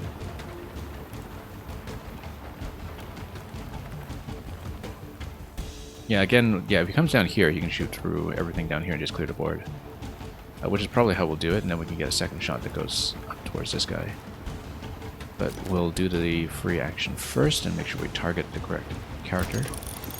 Let's give ourselves a bit of a safety buffer. I'm going to penetrate down here. We have to take out the turret, though, for sure, this turn. Okay. All three down, and then, oh, turret's going to be revealed, and that might be a problem, but we'll try to take this guy out. I won't take him out, but it'll do some chip damage and hobble him, which is progress. Yeah, like I said, we definitely want to take out a turret. We'll almost certainly have to use the power shot for that this turn. I think, too, that we'll want to take advantage of the payback effect on a melee attacker if we can. And do 6, which means that we... let's see... Sidearm is disallowed in melee, but it does 5.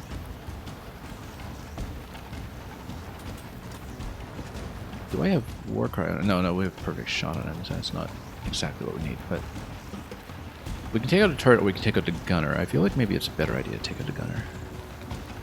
Or maybe sidearm him from the middle position, and then still have a decent amount of cover from turret fire.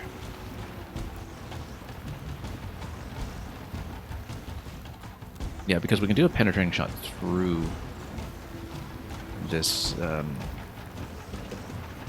first enemy here, potentially, and still get a decent hit. Decent ricochet.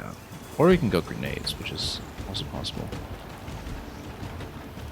I feel like it's possible to do a sniper shot that kind of deflects up to this. But we'll go here and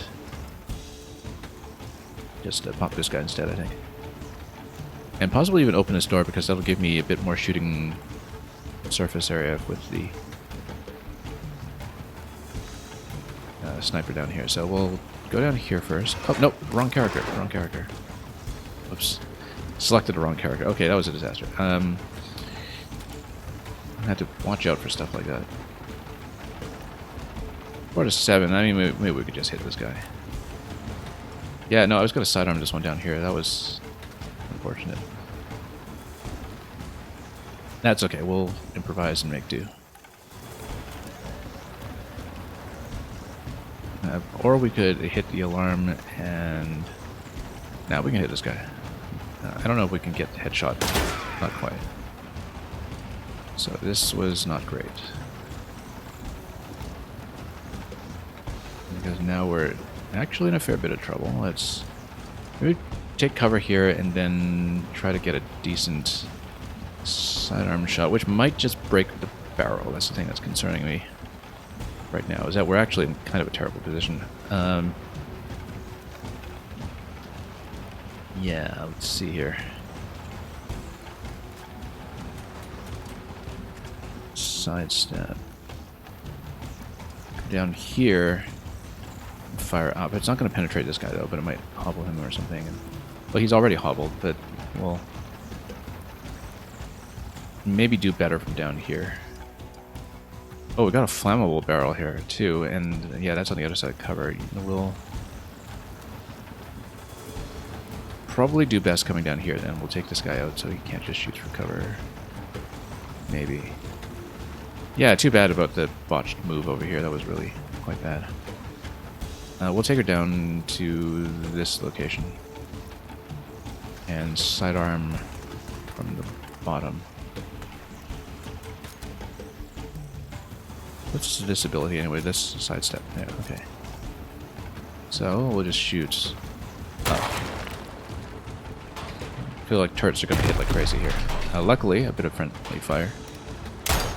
A miss, which is very much to my advantage. Oh, that was much more area damage than I thought there would be from turret. didn't think of these as cannon turrets, and unfortunately that's going to be an imperfect mission this time as we get one down. Yeah, that was misplayed. I didn't realize those turrets were actually explosive turrets. But I guess that just comes with learning new maps. That's too bad because we really kind of needed the tempo of his attack there to really do this properly. I guess we'll... We definitely need to prioritize turrets, I think. Let's see here. Only 5 damage because, again, melee is not going to be great with this.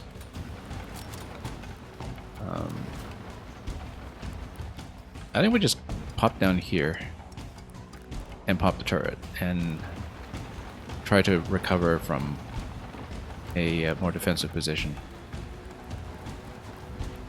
And then heal up with melee attacks on this side. I think we have to do it that way, because we already sort of blew this map by not taking the cannons seriously enough. Also, oh, I didn't realize that I don't have a reload this turn. Or do I have a sidearm this turn? Okay, so we totally blew this too. 4 to 6, I guess we're just going to chance it on the grenade, actually. I hope it does 6. 75% on a crit, though. It could be good. It will not do it, though. So. But now we can sidearm this and take it out. And we'll have to. Otherwise, we're in big trouble. So, yeah, unfortunately, this turned around for me pretty quickly just from the previous turn not going well.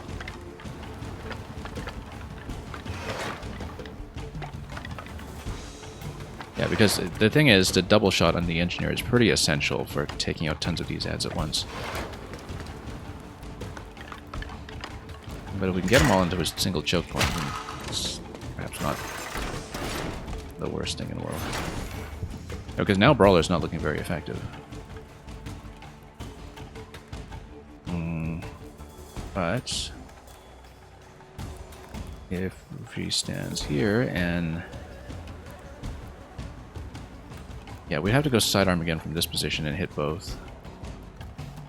And then the sniper can hit all the other ones. This cannon is still a problem, but then you've got a lot of cover in the way before that becomes relevant, so maybe we're okay. She goes here. Sidearm down here. All down. And then here, this kind of shot will actually take out quite a lot at once. If we make sure we hit the one in the back.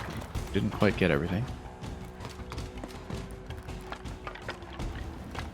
Yeah, we're going to be overwhelmed by the alarm timing at this point, I think, because we're way behind on tempo just from losing one party member.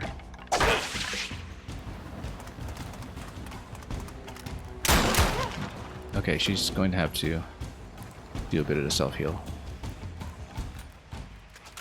Luckily, we can... We take out all 3. The problem is that she's kind of exposed. We can't do the self-heal very well, but we can go for the turret, and then she can go sidearm here, potentially, and maybe get a deflection shot or something. Like, you know, just shoot straight to the right and get a deflection that goes all the way backwards.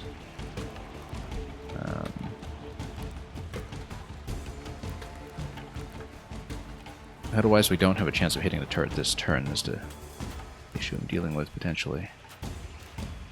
What you can do is take her over here and try to go sidearm on all 3. I don't know if that angle will work, though. Or come down here and again try to kind of get a good angle, take out all 3 this way.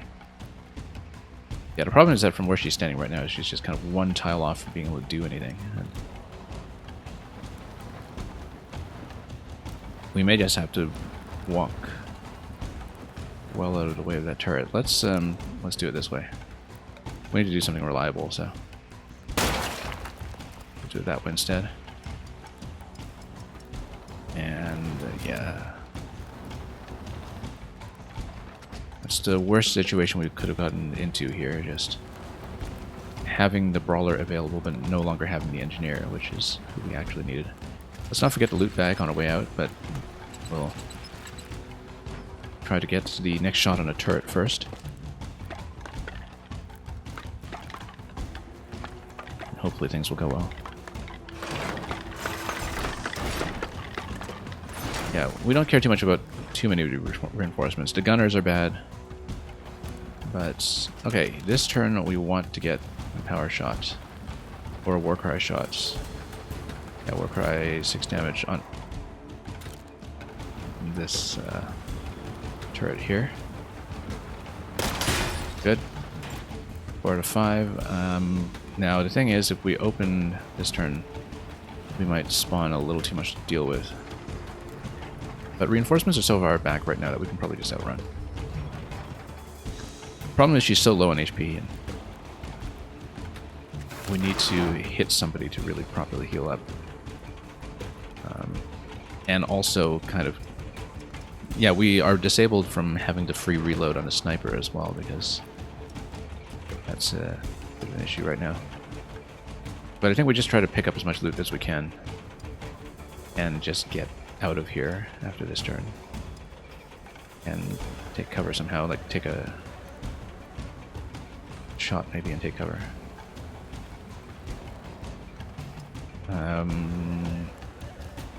Yeah, because we need the sniper in position after that. So, also, yeah, there's a button here that looks like it's going to open a door. Possibly even this door.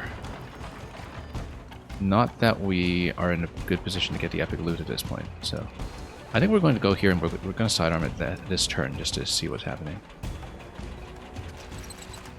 I think it's going to be that back door, and I think it's going to be extra loot. And we're going to miss. That's... Come on.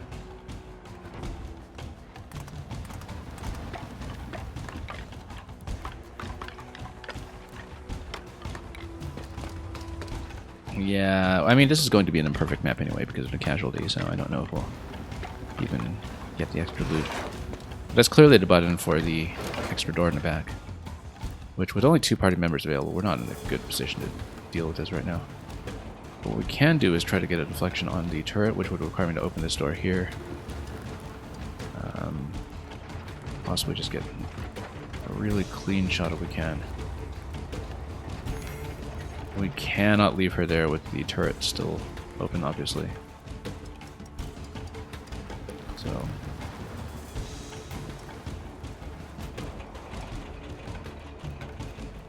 yeah, so we can't really even fire at this this turn.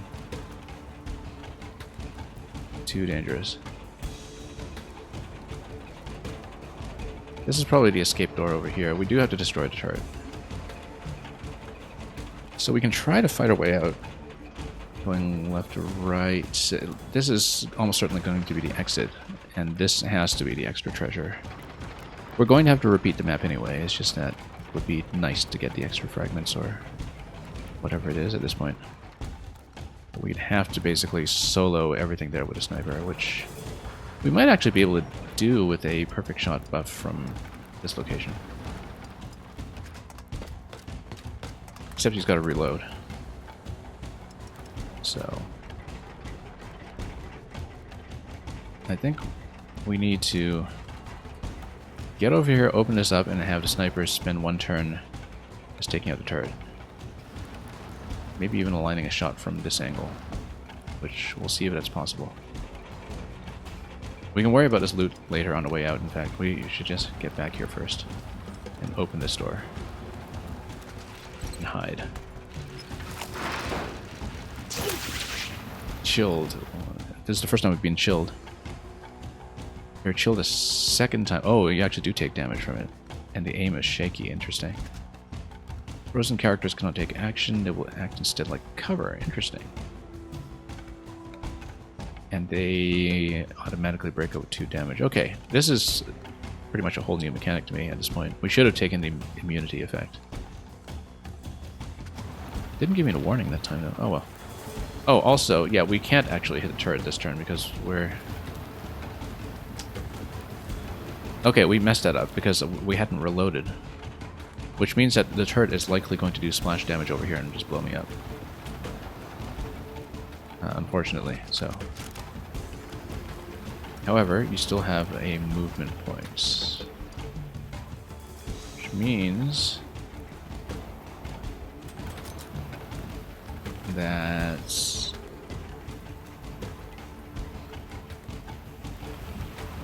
we should just get out of here. And do kind of a 2-on-1 against the turret next turn. We just mostly wanted to open this door so we could get a clear shot. Let's get down here. Turret's probably going to take a shot at my sniper this turn. And we'll just have to deal with that.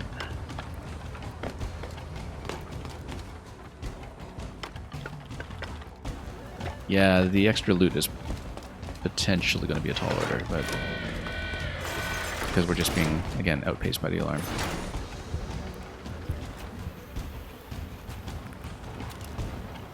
So yeah, this will hit 5 to 8. Not really going to be enough to work with here, but at least nobody there is taking much of a shot.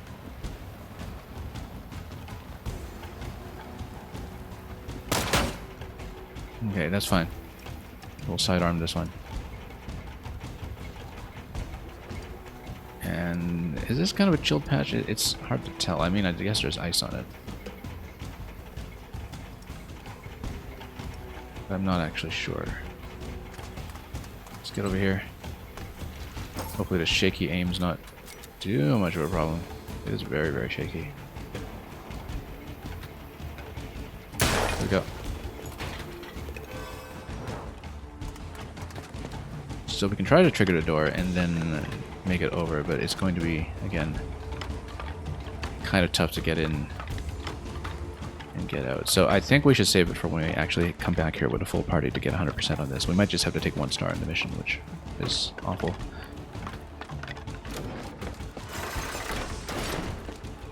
Yeah, I think we're just going to be outpaced, so I think we should get out and take the win. Unfortunately, because if we had the third-party member available, we have someone in position to just clean up and then pick up the loot. But we don't have that due to some of the mistakes earlier.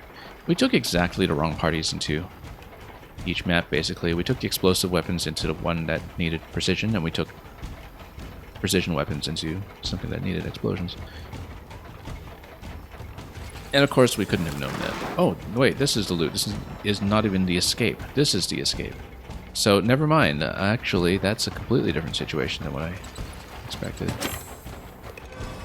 It's actually the reverse. Okay, no, the escape point is here, though, so that's not that bad. I bet, though, that this button must give you a different escape. We can try to hit it with a sniper, and since we're way out here anyway.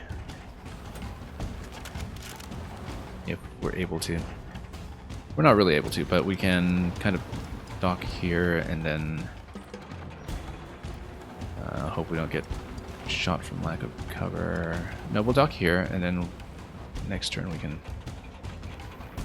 try to take the shot and just cover from this position. Yeah. And we'll burn an extra turn or two just trying things. Good thing I remembered those guys were there. Coming in from the bottom.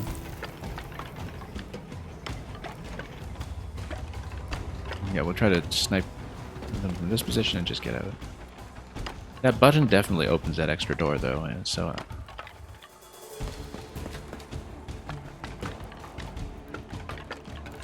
yeah, again, it's probably just... I mean, it says we have 100% of the loot bags, so I wonder what that is. It might just be... I think it's very much a bonus. Let's go here. And let's try to sidearm it again this time. Yeah, it's definitely that. We just don't know what it is. And we won't have time to check. Or will we? Let's try to snipe from this position and let's see.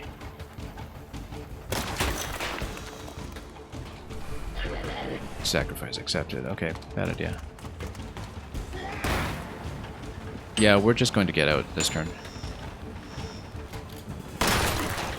we're not really able to. Oh, and it attacks immediately too when those guys spawn, which is not something I expected.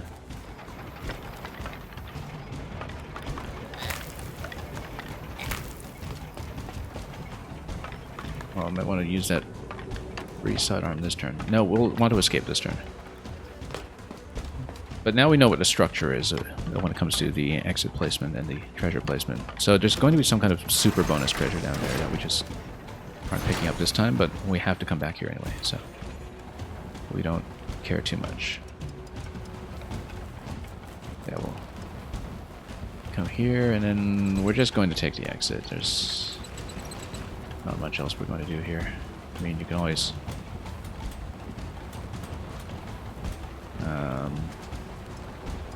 yeah, we're not going to mess around, I don't think.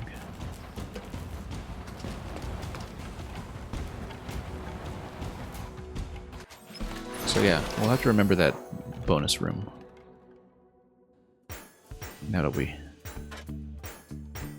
know what is here. And we still only lost 1 star for the casualty, luckily. So, could have been a lot worse. Didn't quite level up with anybody, too. And fragments is promised. And more fragments, which is good. We can get something like the HP upgrade for the party. Hammer Mark III is good. Saves us a bit of cash as we're upgrading. And let's go. So that's only 1 cycle down today so far. So we'll probably do another cycle at least and do 2 more maps. But so we can afford an extra party member at this point as well if we see someone appealing.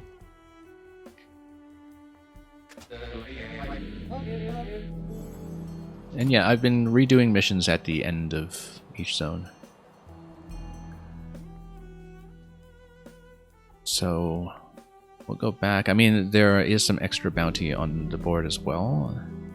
And I don't know what we need to do to clear those objectives, but we can try to make a run at them.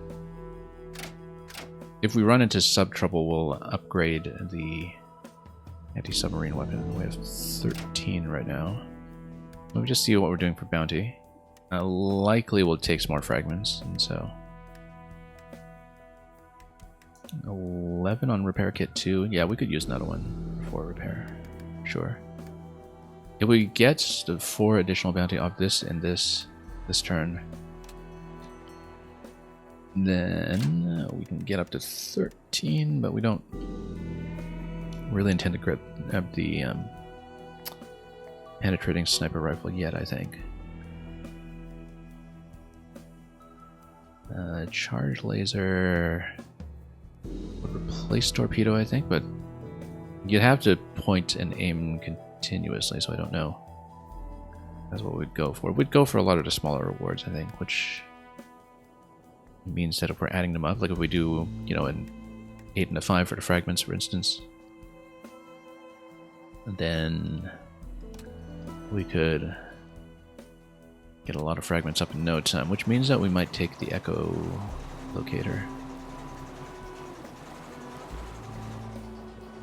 Let's just grab all the cash we can. Yeah, we'll try to go for the extra bounties before we dock.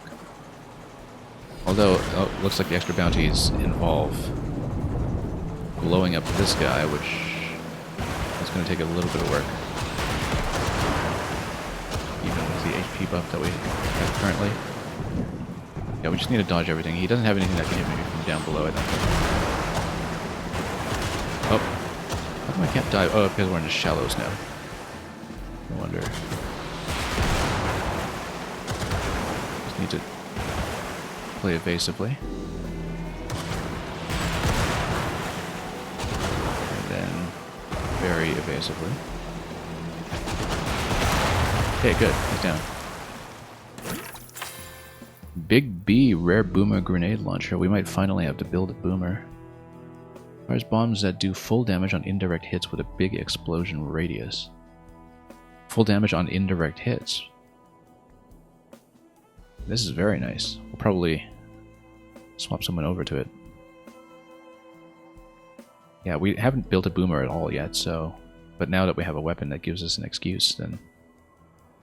That was great. And it gives us the reputation, too. Which means we should head over and try to see what the other one is. Let's not take too many risks, we don't want to get blown up.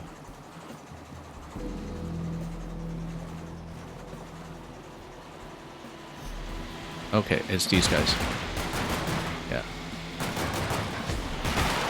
That's fine, we can take them.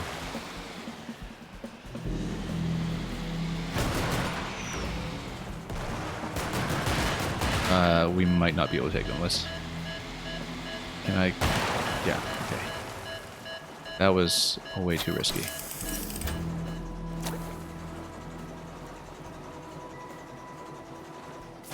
So what was this up here? Maybe it was a sub that we needed to fight. If it is, then we're not going to do it. Oh, okay, no, we just need to take these guys out. We're running a little low, I think, but we can submerge through it. Submerge through it, except there's a sub here. Yeah, we're not doing this. No, we're not sufficiently equipped for this. Or are we? Well, I mean, we do heal up to a quarter every time. It's just... This is going to take a lot of caution. Yeah, no. This is way too risky. Except he's going to chase me now, so that's not much of a choice remaining, I don't think. Let's take him out. Okay. Maybe we'll do it. Famous last words. Okay, so there is a bit of a self-heal up to a quarter, so let's just leave it. Let's stop beeping.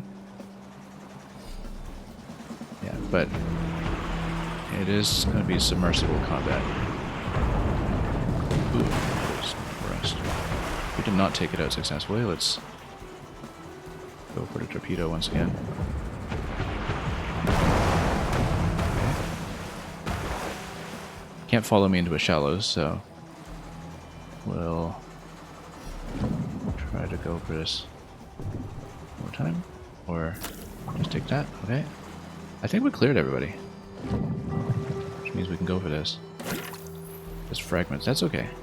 Not complaining about that. Got a pretty pile of cash now too.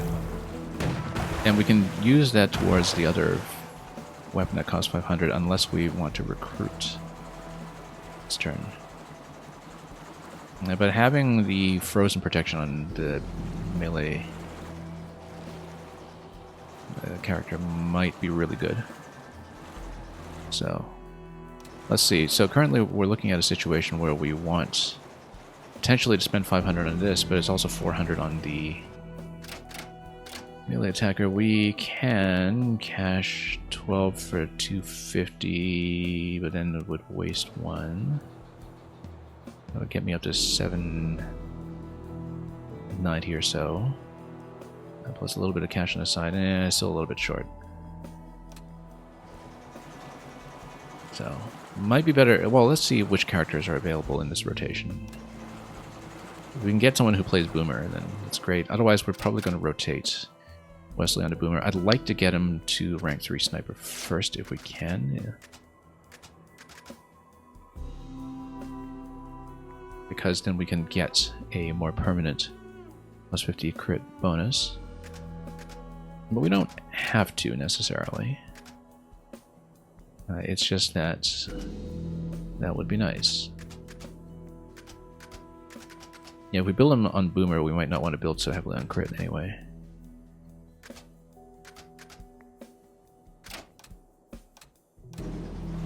But we'll see.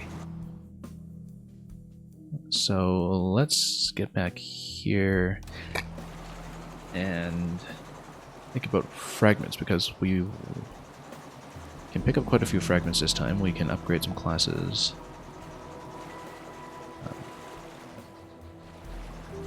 Let's dive and assess our options. Well, assess our options based on which character is available to recruit, because if we don't see somebody appealing for slot 6 right now, we'll spend on the that melee weapon that we saw earlier instead, I think, to replace Knuckles.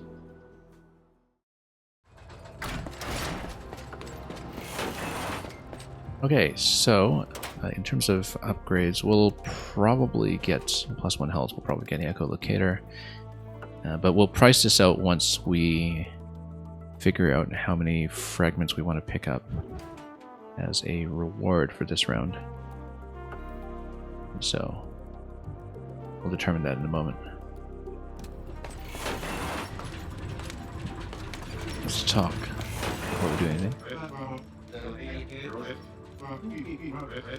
Not too far off from a fencing school you attended way back when.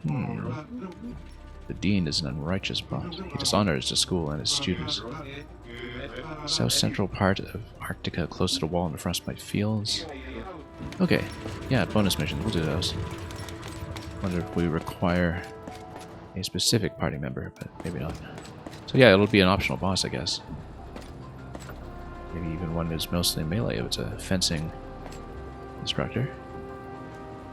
So let's see who is recruitable first, in case somebody is really appealing right now. Oh, we should have taken a look at the area map too, to just kind of plan out how many slots we need. Let me just do this first for the next round. Let's take a look before anything else. So we can do a 3 and a 2. If we get a recruit, we can do a 4 and a 2.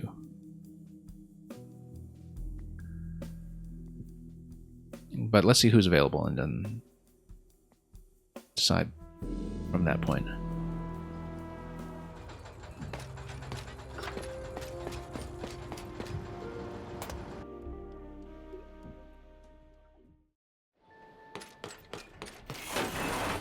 So this one, who is he? Beacon. Oh, a sniper bot. A scram, which is instant teleport. Oh, we saw this one in a previous area, I think. It's one of the ones that was rolled. Instant teleport. I mean, good for sniper. It might be good for some other classes too.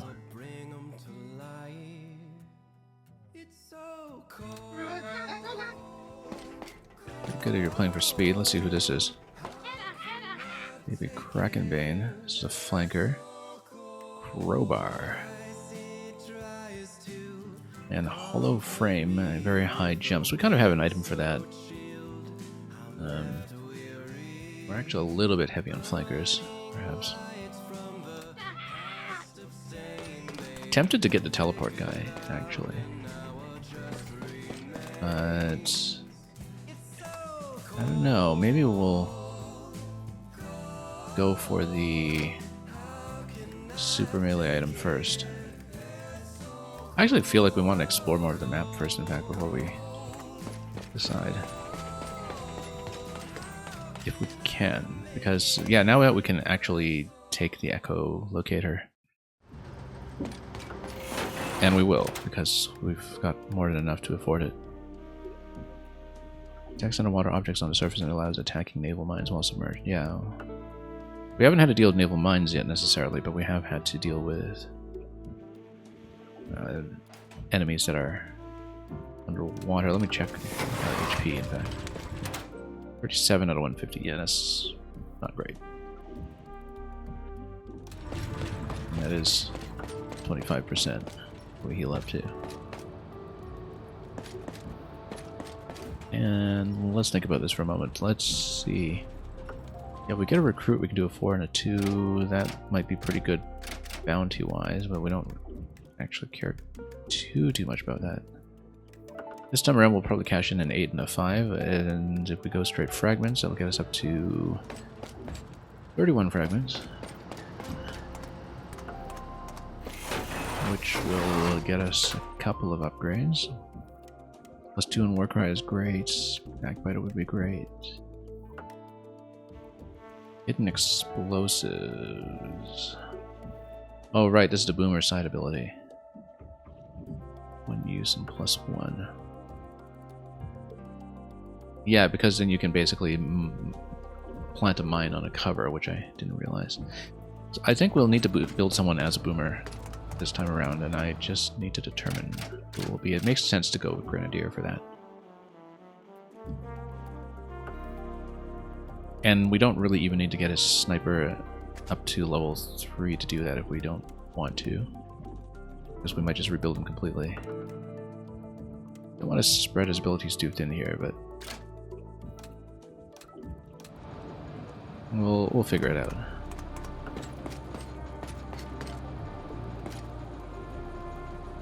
Yeah, because at least with the Grenadier, you can kind of start building up his grenade capacity on Boomer.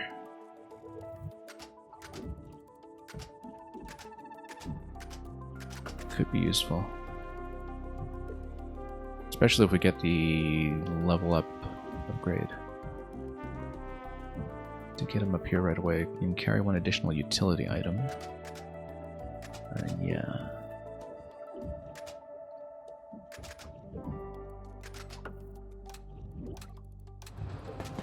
Yeah, we'll probably swap him over. Which means... do we go for recruit or do we go for melee? I actually like the idea of... yeah, because we'll be down by sniper, basically. I like the idea of grabbing the instant teleport sniper. In that case. Even though we might be a bit sniper heavy, but I like being sniper heavy, so... let's go for that. Because I feel like if we kind of swap that guy over to engineer as well, then we get pretty decent healing ability later. Or something. It's a very flexible ability, and I like that idea. So, because the other option is to save 500 for... what was... can we sort this, please? Yeah. The utility that replaces Knuckles is going to give you +1 plus Frost immunity. We kind of have one item of Frost immunity. So, let's see here. Yeah, and he's going to start out with Sniper level 3, which is great because at level 3 he already has some of the free reloads and so on. So I think we're going to grab him, because we're down by Sniper right now, basically. Select a tile and teleport. Yeah, we'll do that. We'll upgrade this right away. Because then you can kind of catch up as a sniper as well. Okay, we'll take him. And we'll just have to save up for that melee item we saw earlier. And yeah, the next recruit's going to be 600, but that's after we open up an additional slot. So we'll hold on for the time being.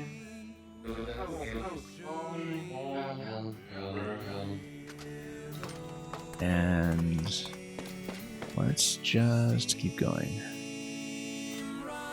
So, in terms of fragment budget, I'm wondering if we should take the +150 in cash instead, than to work towards that melee item. Warm scarf. Oh, that's very nice. Although we'll have better items for handling this.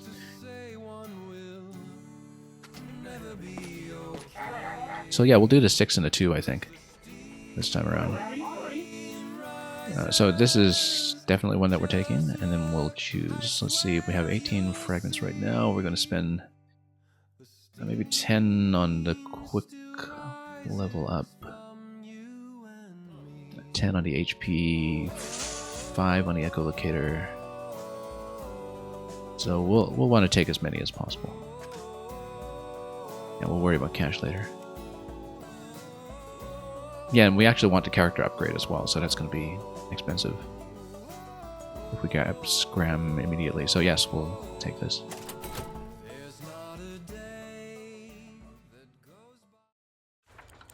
That evening. Ooh, story progression. What a time to be sailing the Great Sea. I guess it would be a unique set of dialogue depending on who you've recruited up to this point, too.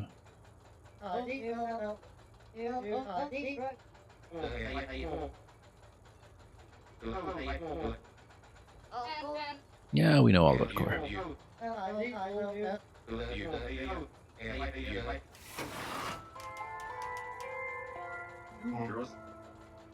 And we're all very impressed with the sentience of the trophy. Hello, I'm Trophy.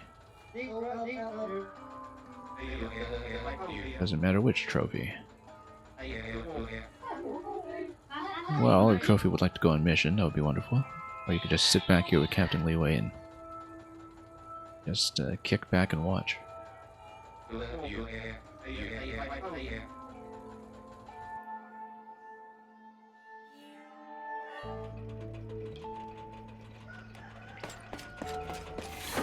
Okay, partly invitations 2 out of 5 so far. Let's get 2 more missions down.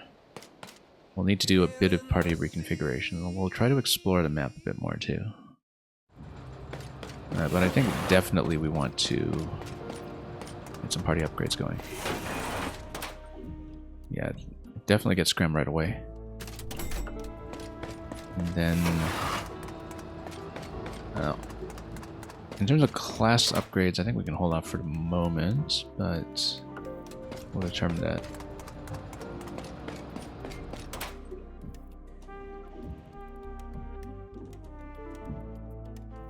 Definitely Combat Guidebook. Yeah, we'll probably go with Combat Guidebook, Heavy Dumbbells, and I'm thinking Echolocator. And we can just pick up more fragments for the class upgrades later on. So, definitely, because we'll be reclassing. Then, definitely. And this one, so. Very spendy this turn.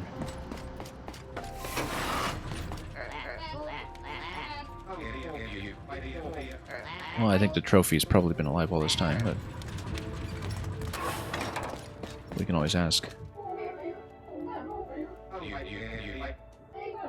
Don't worry about that, Quincy. We all believe in you. Or he turns out to be the secret final boss or something.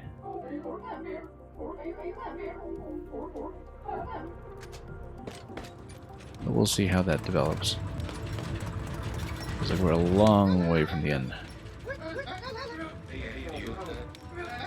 The original game, of course, just had the 3 worlds. And it was just purely going map to map.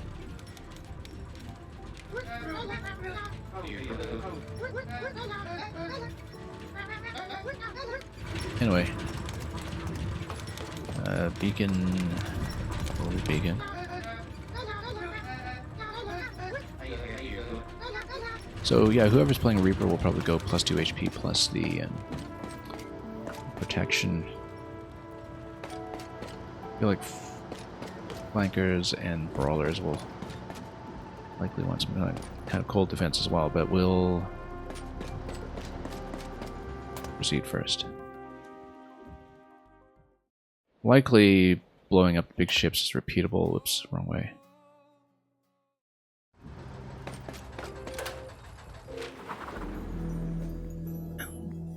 And yeah, we picked up a star before, but we will probably come here and see what to open up. Particularly now that we have the echolocator, which doesn't seem impactful yet, but we'll get there. So we'll do the 4 and the 2 up here almost certainly, but let's explore down here just to see what the star requirement is on any potential missions, in case that becomes relevant.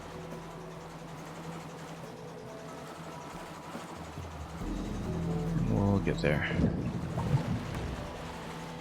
Looks like we'll need to wrap around.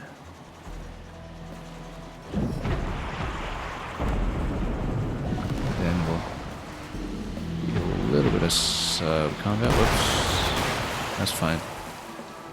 That could have been cleaner, but... Whoa, okay. Getting hit a little too hard here. I guess we're not taking on a flagship this time. We're a little less concerned, but let's... Yeah, I was hoping the echolocator would help me take out some of the enemy subs, but I guess not going to be that effective. Oh, cannons over here. We'll just take out what we can.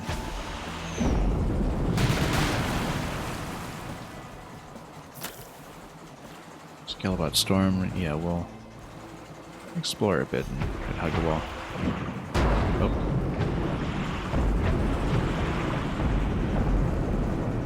Let's get out first, reload a torpedo, and then shoot him.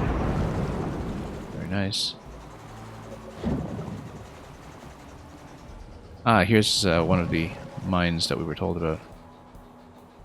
So that's why we get the echolocation. Because the area is mined, and we can actually pass here, it seems, but depending on the mine range.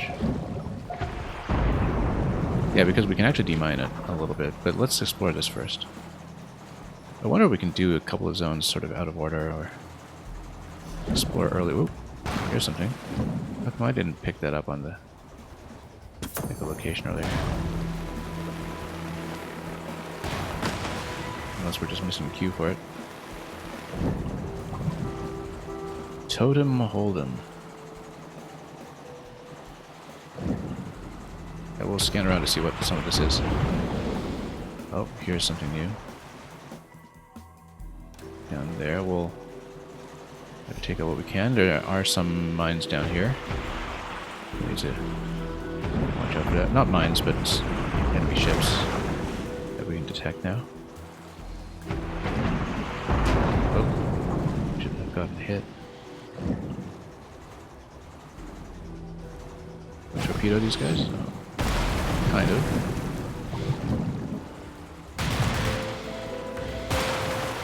Accept our sacrifice. Okay, I accept.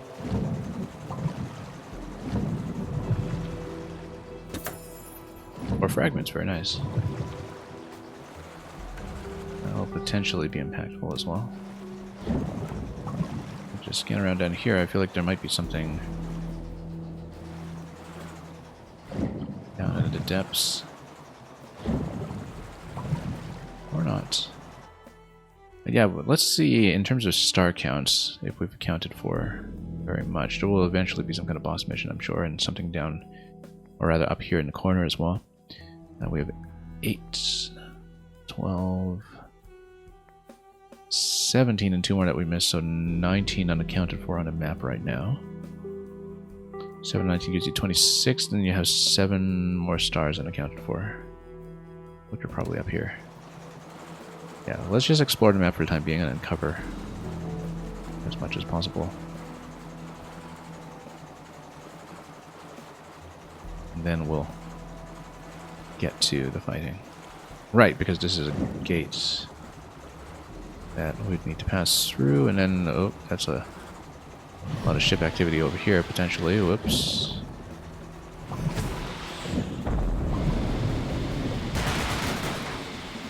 Yeah, we'll just dive and then take these guys out one by one. And then that seems pretty clean. Cranium Island looks like this is the boss area, or at least the end of chapter map.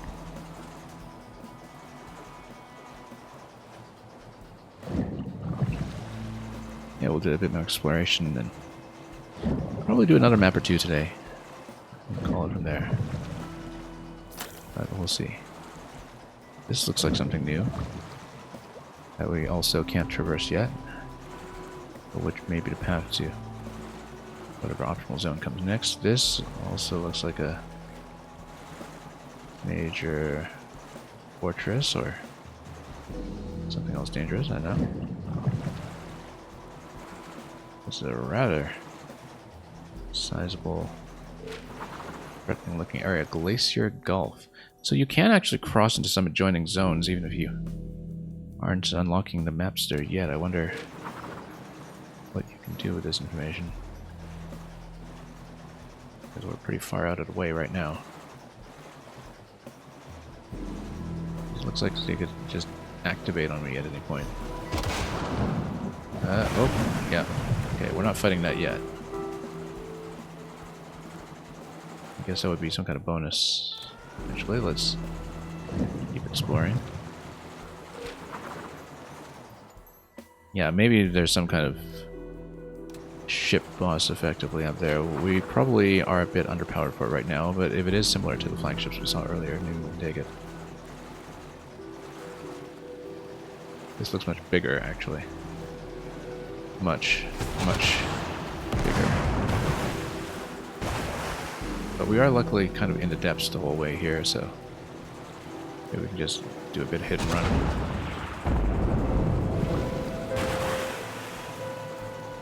And snipe it off. In case we get some decent loot off of it.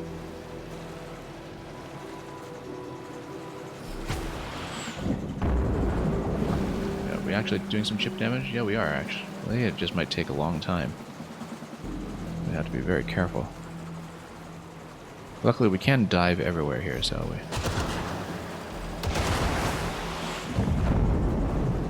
just get out of the way whenever possible. Luckily, submerging and surfacing is so quick and snappy in this submarine.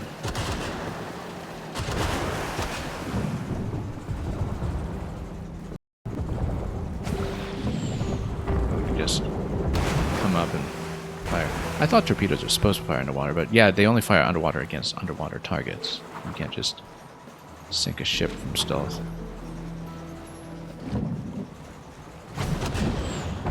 But yeah, you can just kind of pop up and pop back down. So I think we will take it out, and we'll see what happens. Given that this is clearly optional content in some way. Let's not go too far into the shallows. We do want to keep it up here. Unless, of course, this is just the same flagship as earlier, in which case we won't get anything. But yeah, I think we're actually on pace to take it out. We just need to be really quite careful. Let torpedo reload. Okay, where is it? Where'd it go? It's almost down. Doesn't have any idea what to do with us here.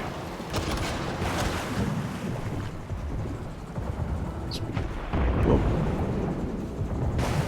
Yeah, torpedo actually does fire in water in that circumstance. Let's just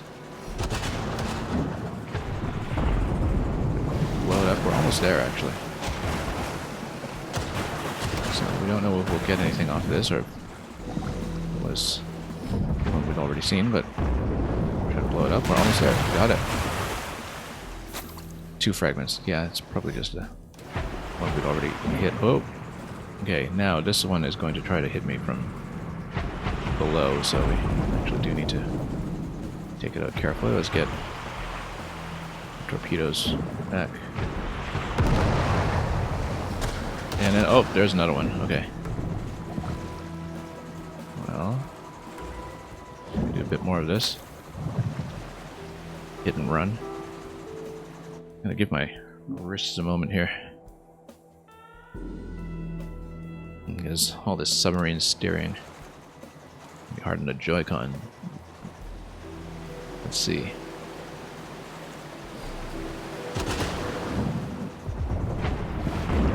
That looks like a really big ship. Let's chip away at it like the early one. But yeah, I feel like there's something good probably behind all this.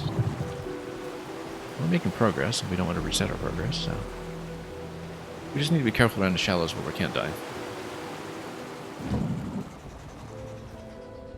In fact, okay, no, I was thinking at short range we could just torpedo into that, but I guess not. But we can come up here, then come up, surface like that, and then slowly chip away.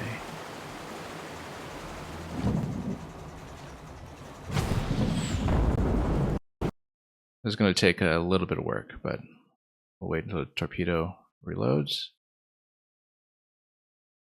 and just approach it. And then we have a method worked out, basically. Hopefully we get more than just 2 fragments off of this guy this time. And then also my audio is down. Let me just get it back up. I don't know how long it's been down. Let's fix it quickly so we have full sound effects for ships blowing up. We were doing okay for audio all stream too, but these things do happen after a couple of hours.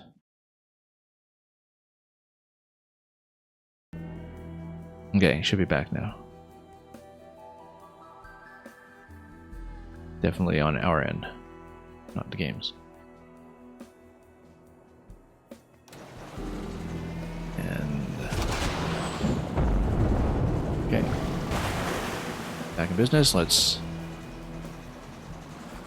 really just try to knock this guy down.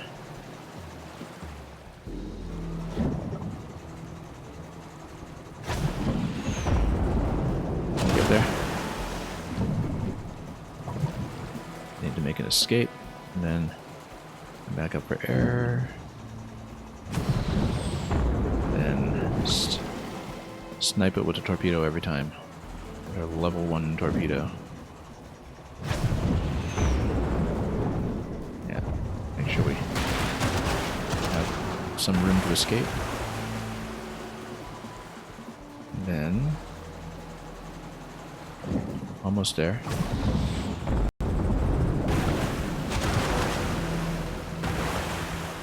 Then we'll make another run.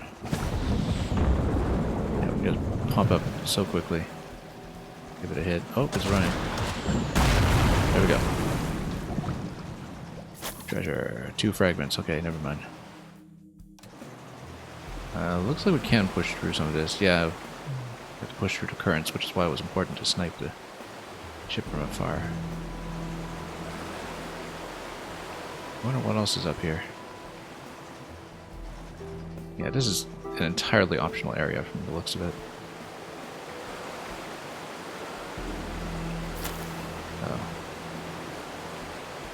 No maps up here, it's just kind of side content with the ship, and entirely with the ship, but there is something back here, okay. We'll see what that is at the end of this journey. And, oh, it is Watsicles. Oh, we got another ship coming now. Well, we might do a 3 and a 3 this round. Band of ambitious rattlers is aiming to impress their leader by transporting something extra valuable. I kind of wonder, since this zone is out of the way, how this will be tuned, but maybe we just take tons of explosive weaponry with us and do a 3 and a 3 this round. But yeah, like I said, because this is clearly an optional area, we have no idea what the tuning is. And yeah, I guess for 200%, you really do need to explore a lot more of the map. Even in the initial areas here, there's a lot that we didn't originally go and see, but there might be some kind of special weapon at the back of this, so it might be worthwhile. And if we are taking grenades with us or something, then breaking all ice boxes, actually maybe more doable than we necessarily think. Now, let's not get trapped in the currents here. Okay. And let's not get blown up here. Now, we might need to do this by the really patient method again to get rid of that guy. We just want to explore more of the map for a moment.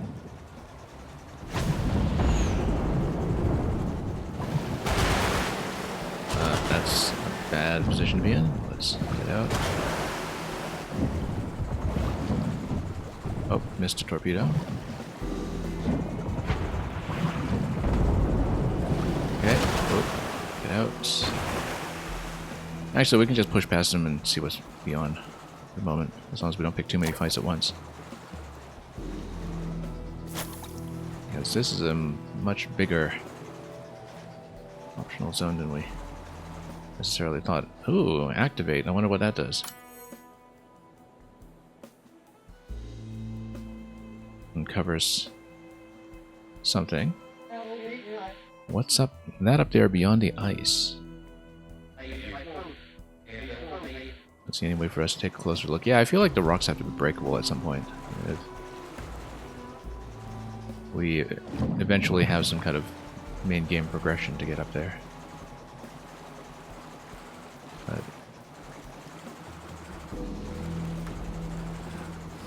maybe that's going to be eventually the final area or something.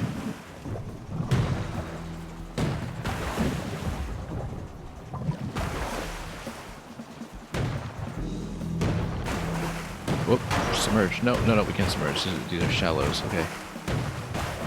That was potentially very troublesome. Let's get out of here. Are we even aware? Oh, back in one of the earlier passages. Okay, we need to get through here. This is a problem because I don't have the boost available. Oh yeah, this was through just the earlier passage in the game, I think. It's just knowledge look crazy. And boost over there. Okay. Actually, this is a whole new area. Just a whole new passage connecting to where we were previously, perhaps. Okay, let's not pick too many fights now. At this point, we've taken too many risks. Okay, we don't need to ride against the current, so we go submerged like this. So yeah, just exploring a lot more of the map at this point.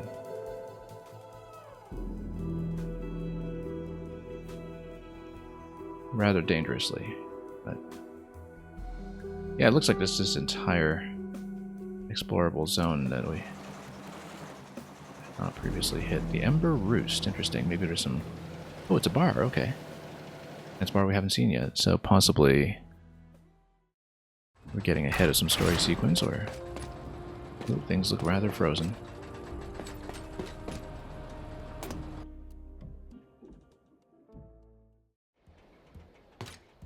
And okay, we can in fact explore and do something here.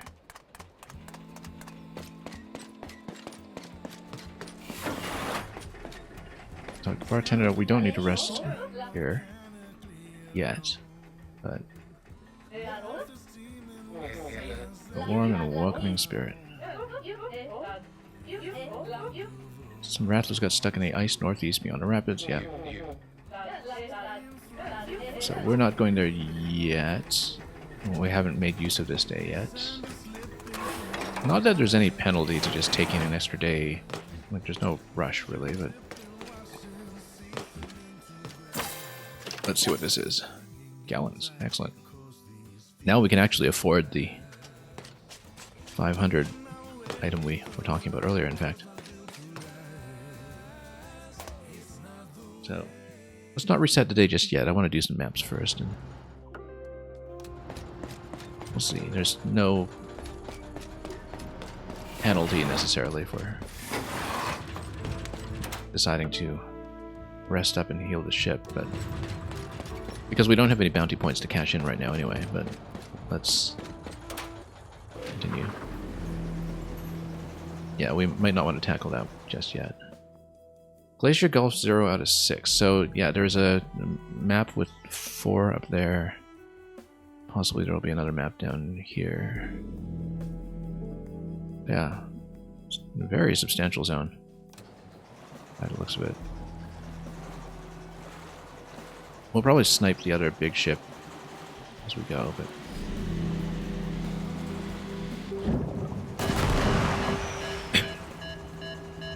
Now we're down to 25%, but it does heal back up to 25% as you go.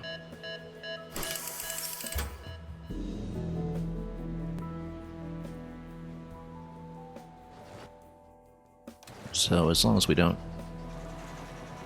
die completely, whoops. We can actually hit these from below.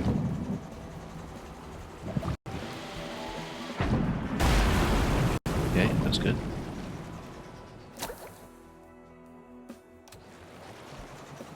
And then we'll see what we can pick up around here.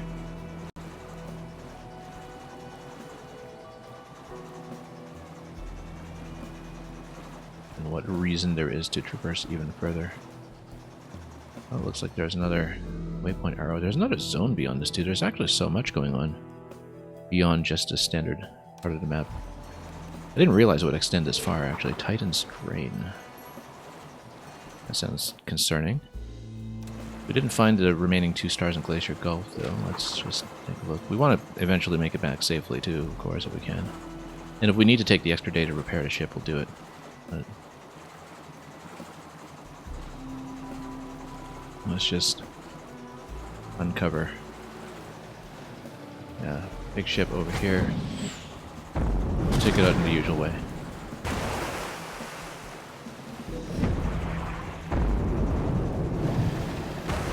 Yeah, we can do it. It's actually easy once you know the method. And just have the cycle mapped out. And the muscle memory as well to not push the wrong button or something as you're trying to submerge. Get out of there.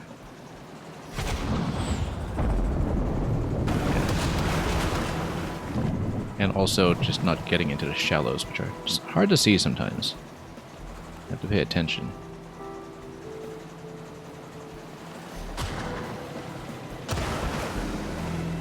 Yeah, initially in the first zone I didn't know how much depth the ship part of the game would have to it, but now that we are quite a bit further along, especially kind of with a bit of an underpowered loadout with a ship, we're actually getting a fair bit of mileage out of it, conceptually.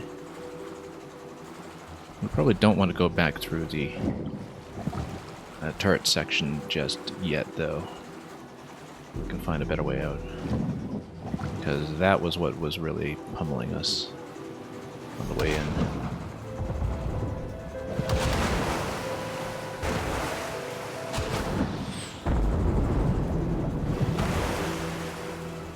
Okay, getting there.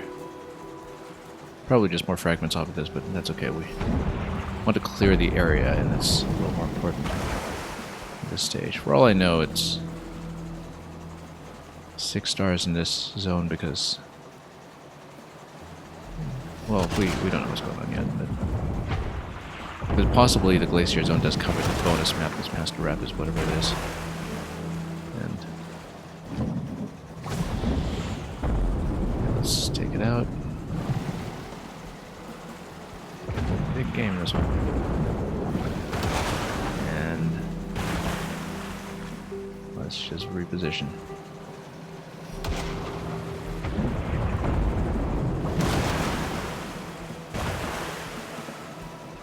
Okay. Okay, it's down. We didn't get blown up in return, which is good. 2 fragments as expected.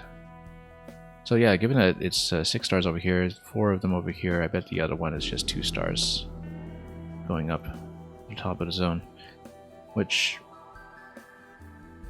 we'll get there. I hope there's an easier way back than working our way through all the turrets, but at least this time the rapids will be on our side and we don't need to push through them in quite the same way. So we'll just see what's up here first. Explore and uncover some clouds. And yeah, it looks like, I don't know if these will eventually be destructible. They look like they should be. There will come a point when they are. But right now we are doing this the hard way, for sure.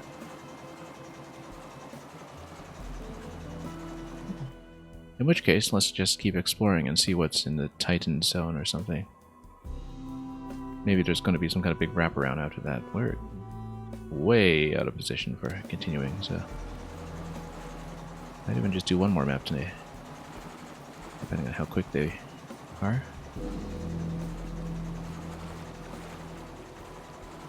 And so yeah, arrow tells you to continue. That doesn't look suspicious at all. Titan's drain. There was the minefield we saw earlier too. That's potentially relevant. Ah, yes, and there's some kind of wraparound that will open this gate. One passage that will return.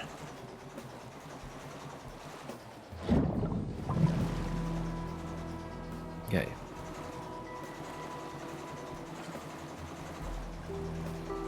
Yeah, we're just trying to explore at this point. Okay, well, shallows over here. We need to be aware of that. Eye of the North. Interesting. And what do we have over here? Whirlpool. Might be the return passage to something. And hats. Yeah, cosmetic hat shop is something that we'll deal with much later. It's really not a priority. Given that we've been shooting off quite a few hats ourselves. Ah, yes, okay, and this returns here past the minefield area. does reconnect. Probably should demine it a little bit. Although, nope, this area here is blocked. And we are in the shallows the whole time here, so we... Where was the minefield then? Oh, it was down here, okay. It probably does connect. The north doesn't seem like it has any stars attached to it, so it might just be really just a nice open explorable area. This looks awfully suspicious, like there's going to be some kind of, you know, final boss location that pops up out of it. Possibly involving Captain Leeway's mother.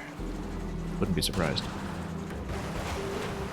Frostbite Fields is the next zone down here. That's what connects to the mines. Yeah, this looks so much like a final boss location, actually. Kind of like, you know, Bowser's World coming up from under the sea in Super Mario World. That's actually specifically what it reminds me of. This looks so much like a final boss. But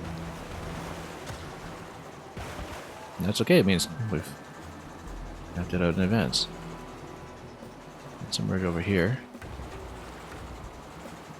We're living a little bit dangerously, but we'll try to connect our way back to something. Okay, so looks like more maps available at this point. It is a new zone, so possibly we might even get a rest stop, but we'll explore what we can and loot what we can. See what we can uncover. Yeah, this is where we came in. This we've already seen. Yep. Okay, so let's just go back down. So yeah, Whirlpool goes at Hat Shop. That's going to be something that's a later consideration, I suppose. The faucet. Okay, we got another bar here. Possibly we'll get some loot.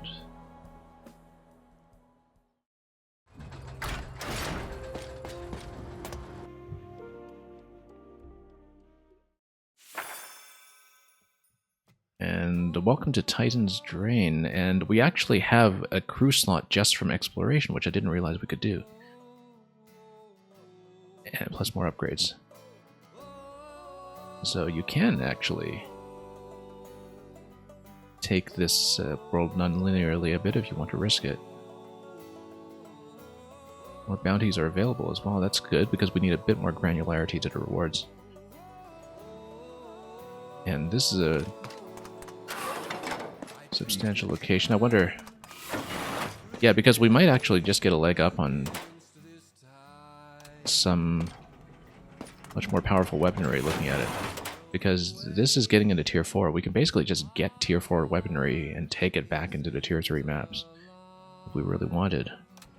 Although these each cost quite a bit, and we might want to find the zone's equivalent of Argent's Articles, in fact, just to see something that's maybe high-powered Tier 4. And then we even have some more recruits, including some we've seen before. Lady Smog Delacog. Traveled here for a nice and safe safari, then everything went wrong. Yeah, our boys in blue, yeah. Practicing with a pistol of all things. And we might as well ask her what it's like out east. Our magnificent admiral runs a tight ship, parties and soirees every evening. No shortage of fresh water at all. We don't really even know what's going on with Rust just yet. But anyway, we did reunite with a band. And that's rather important.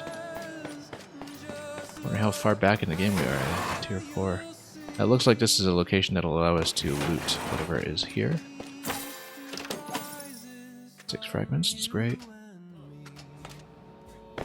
Yeah, we might just explore. We might not even do that many maps.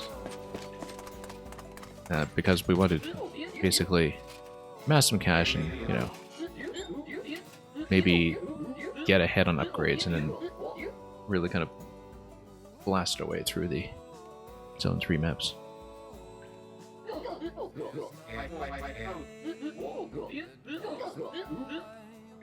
Bodie Hopper. And what about the Rattlers? Yeah, I guess that's why they are this death cult offering escape from rust. It's kind of funny as like the sort of anti-singularity in a way where you transplant these robots into organic matter, or so they think. Rather like that idea. As the end game for something that is already a sentient bot civilization. I want to get to serve in the big dreadnought. Only for the muckety mucks of the Order. Yeah, so it's the bones are basically like anti-cyborgs, except they take penetrating damage, so they don't know what they're missing. Alright, this is... Yeah, plus 4 HP. This looks great. It's just expensive. I think weaponry might be better. Warm boots. A lot of this could really get you a leg up. Sidearm 3. Yeah, we might potentially be amply rewarded for just coming here so early, as long as we pick up some more cash from bounty rewards and the like. Because you can get a tier 4 weapon for basically anything that we're currently underserving with a tier 2. Just skip right ahead of tier 4 that way. Let's take a look at the rewards, in fact. Bounty opportunities. Yeah, and more granularity in the rewards is always much appreciated, especially because this is repeatable 3 times now, that we can always cash out 8 on more gallons. Well, 3 times anyway. Sidearm 4.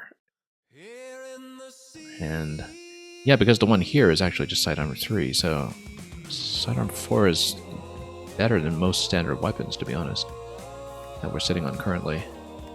And torpedo 2, so it's not taking us quite so long to take out everything. Try shooter. We'll definitely need to do probably 3 missions at a time to get up to this, but where's 3 times instead of the usual 2? We should check our sub upgrades too, in fact, in case we can grab more party members at this stage. Not that I want to spend on them when I can spend on weapons. And yeah, 6 shot, triple shots. I wonder how the damage is divided up, and whether it's kind of 2 to 3 damage on each shot or something. We'll find out eventually. Let's see what else is available. Yeah, we've seen a lot of the remaining recruits at this point. Machine guns 3. Yeah, we've got an armored plating before, but we'll get more eventually. Yeah, this is very much a full zone. This might just be the part 4 of the game, and we just skipped ahead to it.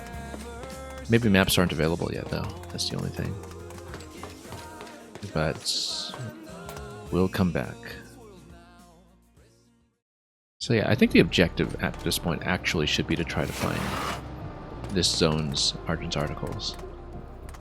And if we need to sell off some guns to afford things, that's perfectly fine. New upgrades. More equipment slots. Job upgrade 2. Which we can't really afford yet anyway, so let's not do that yet. Oh, this might be a very good investment. Purifier efficiency. We'll almost certainly take that before the next mission. Especially because things are getting so expensive. And, you know, the sooner you get that, the more it compounds getting into later in the game, so. In fact, is it just generating it from missions? It was 10% more generally. We should just take this now. There's no reason not to. Yeah, we should take it now. Because it might affect even loot on the field, potentially. Now let's keep exploring. I don't know if there are any maps we're allowed to play yet, but let's be careful here.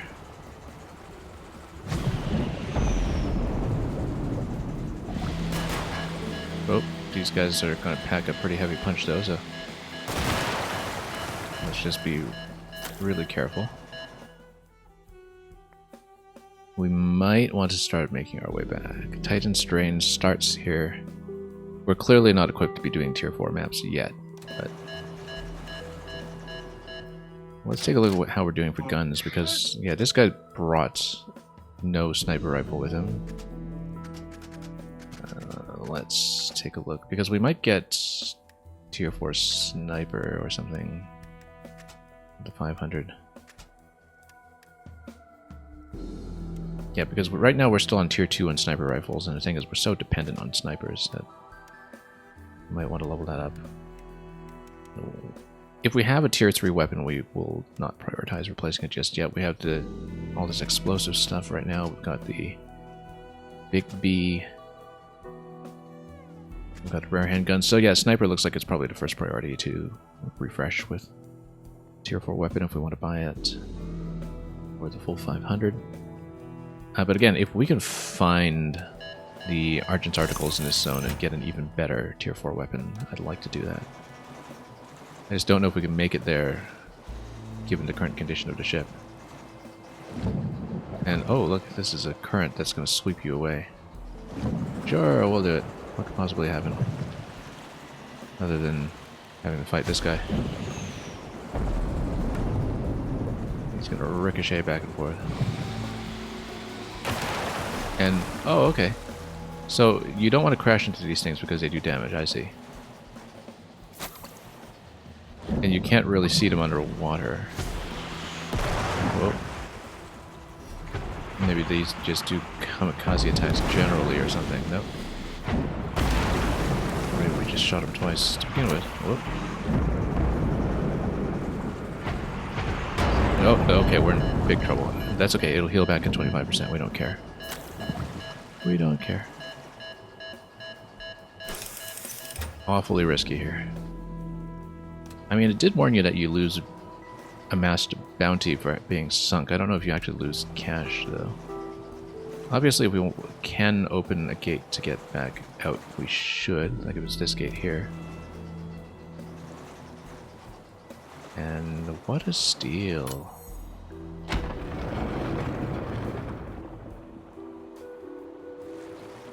We're not doing tier 4 missions yet, obviously.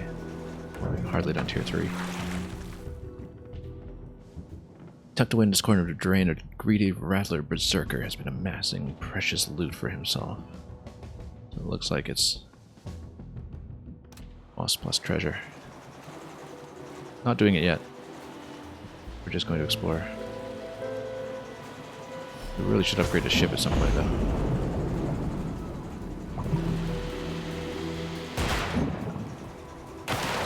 Okay, nicely done. It's just going to crash. Fine. Works for me. Let's just not do the same.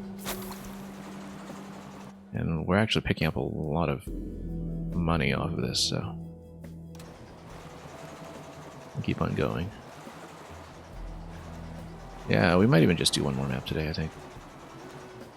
If we're spending so much time on the field instead, playing the ship combat game. Proceed carefully. And it looks like this might be traversable. It is. Oh, it's actually going to carry you quite far. Let's do it. Let's just... Oh, we shouldn't have crashed into quite so much. Large house. Let's take it. Yeah, I didn't realize that crashing into walls would do that much contact damage. Let's loot. And see what we get. Because if we can pick up more tier 4 equipment just from running around on a map, then we're in great shape. Scrap you unbelievers and your pesky security. I haven't raided this more than 3 times yet.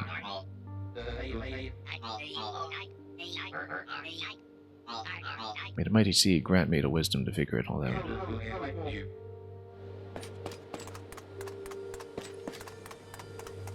Rather reminiscent of the Mad Max War Boys in some ways. Okay, we just need to unlock some doors, right? It's not a big deal. Now we just grab some treasure and get out of here. What do we have? Engine booster 2. That's an upgrade on what we have currently. We'll continue. And we'll grab everything else that we can, if there's anything else. There's something. Dude, whoever gains access to our vault, the Rattlers just won't leave us alone, and I'm sure our time is soon up. Famous last words. Okay. We can do that. And yeah, we'll plug in the engine speed. We currently have a 15%. And we'll gladly take this as well.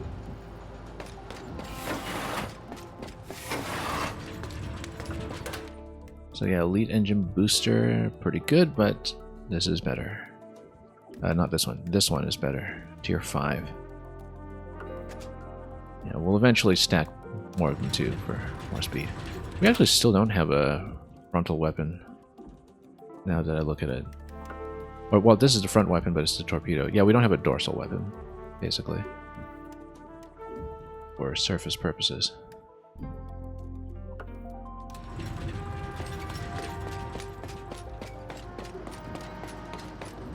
Okay, let's get out.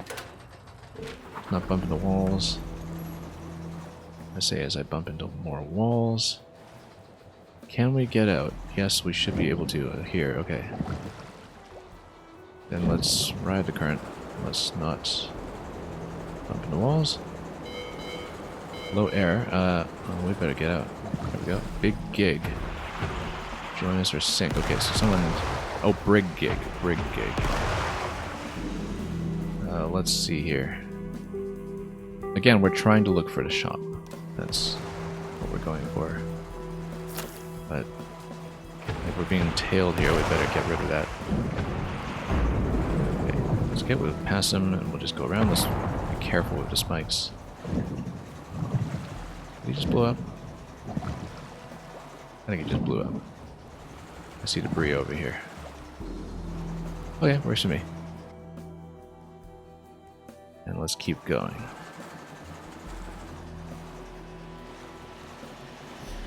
Yeah, I would like to find a shop. Whoop, let's back out. Heal up to 25% again. We probably should have spent 100 on... Whoa. Okay, we're in trouble. Spend 100 on the extra 50 HP. And not run into things. Yeah, we'll just... get out of here.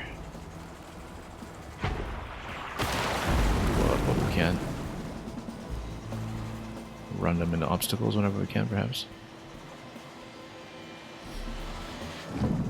Okay.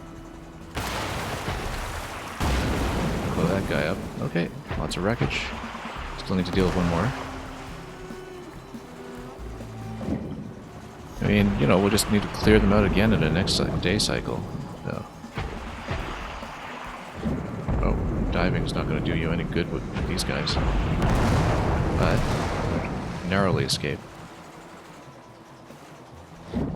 without ramming into anything and ensuring our own destruction. Let's see what this is. Portable rocket. Deals damage in an explosion. Oh, this is an auxiliary weapon. Okay, I see. Full aim line. So I guess, I wonder if this qualifies as a grenade. I feel like it does. I feel like it does qualify as a grenade. As an aux weapon. Maybe. I guess we can just put it on a grenadier and see if it actually counts. One use permission. And yeah. Tier 4 grenade. We'll definitely take it. I feel like we're just going to get ourselves to the point where we're going to be a bit overpowered for Zone 3, which is fine. We're earning it. At great risk to the submarine.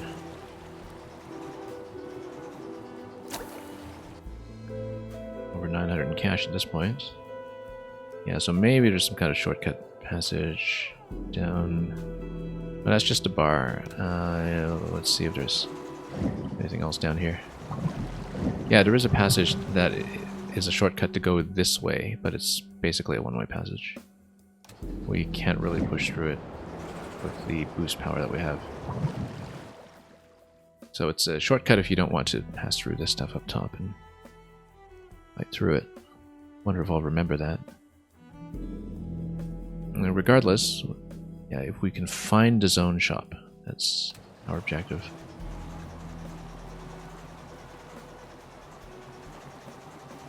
And let's see, and we've actually collected some bounty at this point, so that we do have something to lose from having blown up some ships. Okay, gotta make this guy run into the spikes or something.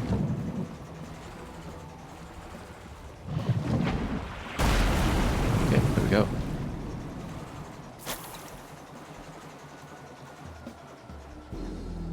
Yeah, we actually spent more time on the ship game than on the tactics game today, I think. Which is alright. I mean, it's been our biggest ship gameplay day to date, for sure. Oh, we almost ran into this as we surfaced. That was a bad idea. Yeah, if we get up to about 1,000 or so, we can buy 2 tier 4 weapons and get way ahead. But again, if there's something super expensive at Argent's Articles, that's ideally what we'll get out of exploring so much.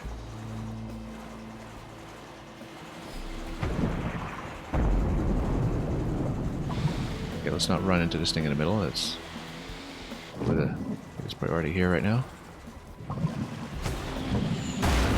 Blown up. We really need better torpedoes too. So this is going to get us up to 1,000, even without any item sales. Yeah, I'd like to find a shop. Is this it? No, this is a brig gig. Anything else down here? Okay, this is the passage that we came down earlier. This looks like it might be a passage down here. Let's take a look. No, not really. Oh yes, yes it is. We'll find out what it is. As long as we don't get blown up doing it. Mission? Oh, big ship. That's okay, we know how to take those, mostly. Okay. Sink the floaters, okay. We need to take care of this sub first, for sure.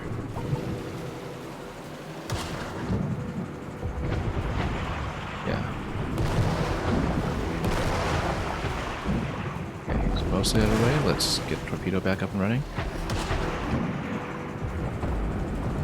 And blast him. Good. Now we can take out the big ship in peace. Mostly. Or just boost through to the next location, maybe.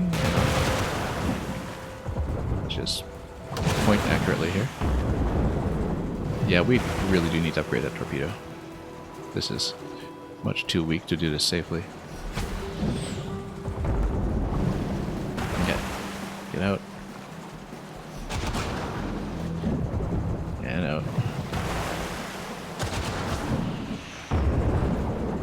Okay. I like that they've left the option open to just skip ahead to this part of the map. But, I mean, you know, if you've ever seen me play anything, if there is openness, I do tend to take advantage of it. Same way that I played all of Tears of the Kingdom that I could without a paraglider. Same idea. We like non-linearity because we like to push against it. And see what can happen. In this case, we're going to get some additional bounty. Yeah, the main thing I'm concerned about is how to get back to Zone 3, because we have to get through this the massive cannon fortress passage through the rapids, but at least we'll be flowing with the rapids. It'll be much easier to submerge out of trouble since we're not pushing against anything. But there was a part there that was all shallows. I think we had to be very careful about it. Flanker shotgun, 7 shot damage. Just after we bought that big tier 3 shotgun too. Low spread and ignores target's armor. Yeah, I mean, we're keeping that. And that's the benefit of exploring so much, is we can see which weapons we actually need to buy and which ones we don't, because we're looting better stuff already. But yeah, given that we just bought that massive explosive shotgun, this is actually much more precise. And I feel like we'll get a lot of use out of having both of those available for all kinds of purposes. I guess that explosive shotgun kind of did more harm than good in the end. Yeah, we'll eventually return this way to get back into the core of Titan's Drain. Again, we still want to find the shop. I feel like buying something expensive is our objective here. This... Note, this is Fixer Upper. It's another mission. Yeah, eventually, you know, when we actually do the Zone 4 maps, we'll have to come back through here and blow everything up all over again. And we might as well see what everything is in the meantime. And just locate everything we're able to account for 33 stars in this zone. Yeah, Eye of the North. I kind of wonder how much you have to do to get there eventually. This is a really, really big map, actually, and just a big game generally. You can see why it's been, what, 9 years since the previous one, with how much has been expanded here, with all the maps being a much more bespoke design as well. We're not doing this yet, obviously. Strip to craft and head up before it goes up in flames. Yeah, we'll do that later. We need tier 4 weaponry for the zone. It's clearly how it's going to be balanced, so we want to keep exploring first. And we'll just head back and blow things up with that advantage. Okay, so at this point we'll keep pressing this way, I think. Hopefully not get blown up in the process. The self-heal back up to 25% makes such a huge difference. We really should invest in more HP and more equipment slots when we can. Okay, more subs. Sub needs to go down first. As before. Oh, this is a big combat zone. Let's make sure we have the engine boost available. Again, if we can take up to sub, that's ideal. Need to watch its spot on the radar. Everything else can be taken out after that. Good. Yeah, because that's the escort for the big guy.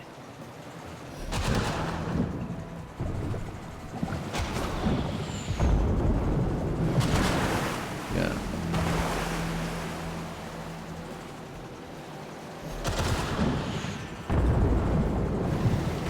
Okay.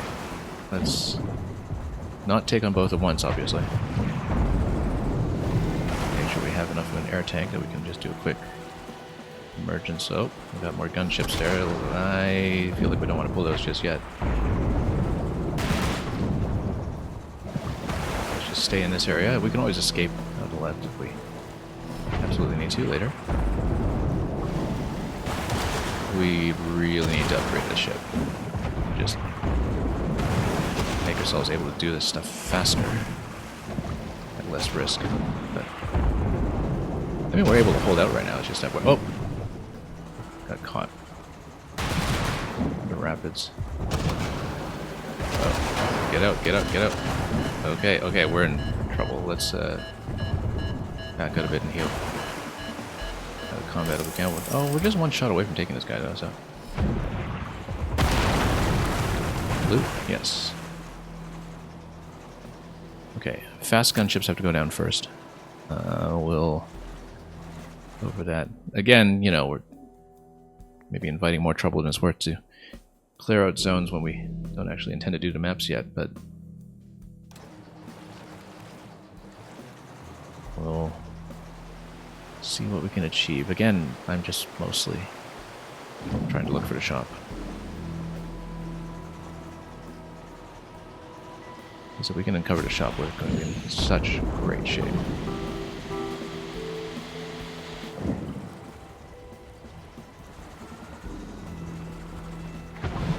Okay, oop, missed. Not great. That guy's going to get trapped on the other side of a rapid, so okay, that's fine. Works for me. Oh. Yeah, he's just going to get trapped. It's just blowing up this way. Good, works for me. And we can actually boost back through, so no problem if we just do that. We're got so much money now. Okay, let's build up the boost again first before we get blown up over here. Yeah, big zone, but we're seeing what we can. And if we map it out in advance, it's just going to save us time later. And it might not save us much time if we have to do all the combat again, which we will have to with each day's refresh, but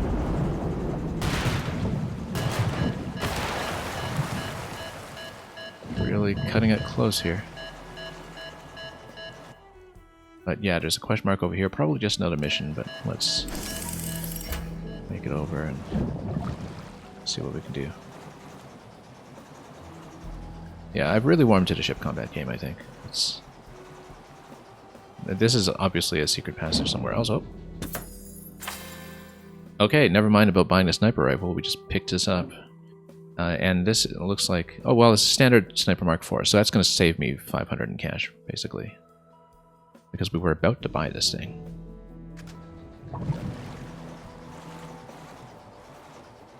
So we're in great shape now.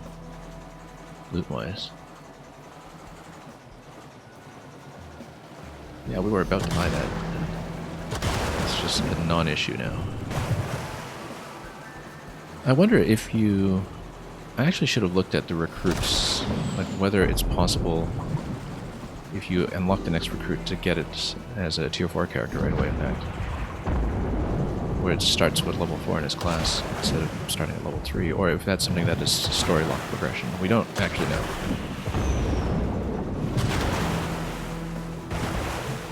But we did obviously unlock something like an extra character slot just by reaching a new part of the map, which I found surprising. But, you know, they wouldn't let you do that if they didn't want you to. So. Okay, let's do this.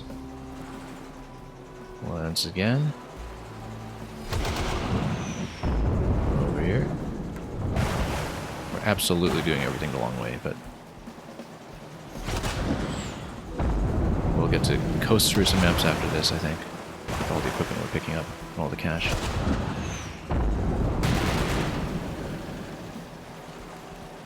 And all the upgrades. I guess these ships are probably repeatable for 2 fragments of loot as well. Once you get back into these zones, and hopefully with better ship weapons, we don't have to take quite so long to chip them down. It's sat on 25% health for the last long while. Ah, okay, this is locked, so this is actually... looks like it's the zone boss. And the cult laboratory probably is what is used for the conversion of the bots into the bone rattlers. Rattler Research Facility sunken into the waves, yeah. So that'll eventually be where the story sequence goes. Hence all the ship combat we had to do to get here. Like I said, beneficial to map this all out in advance, if we can. There's a cloud segment over here that implies to me that's probably even more traversable that way. This is such a big map. I mean, this is a zone boundary over here. Oh. I wonder how much further it goes. This is actually a huge, huge map. Well, we might be on this game for a while, who knows. Obviously, the missions are a lot more spread out, and the ship play is much more involved. If you just kind of compare the size of this zone, I wish we could zoom out. Compare it to the size of some of the previous areas, which, without much traversal capability and without much ship combat going on, obviously this was very compact. We've covered several times that area just with the sailing we've been doing through this section here. So, I mean, I suppose, you know, the more tools they give you, the more content they want the player to test that against, and it does make a great deal of sense to set it up that way. Now we know there's another big ship coming this way, so let's blow it up. And make sure there's nobody covering it. No submarines on defense. There is one. Try to take it out. For the radar. And torpedo this guy. That wouldn't be able to do this but at the radar, obviously. We'll suspend the torpedo. Oh. Getting dicey. Getting really dicey. Oh, okay, we just rammed him. Ramming speed. That was luckily something we survived ourselves. Oh, we need to heal up. Let's not bump into things. Let's back out and heal back up. Repair to 25%. Good. Close call. Closest call yet, in fact. This looks like it also joins another zone. Whirlpool back here, I see. We'll try to find some connecting passages when we explore. That was a very close call, considering that we literally just rammed the other sub. I didn't really even know about collision damage until playing this stream. With a whirlpool there, I suspect that's going to be some kind of shot. But we will see. Storage Wars looks like a challenge map. We're not doing it right now, obviously, but it is going to be a 3-boss map again. We actually had a pretty easy time at the last one we did, but of course this is a tier above our current weapon set, so we're not doing it.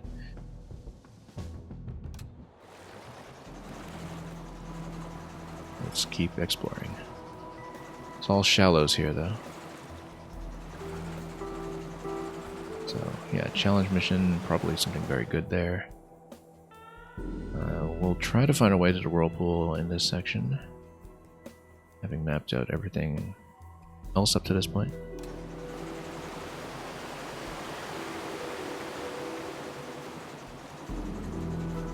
We'll actually see this zone completely before we've seen what is it? The Frozen Fjords completely. In fact, I think we still had more to reveal, especially over here. But again, if we can find a shop, we're really in business. So let's blow up that ship first before we do anything. Oh, shallows, let's watch out. Yeah, all shallows here actually. We need to be really careful if we're going to engage on that side. Because we do need to find somewhere to dive. We just need to cross over, I think.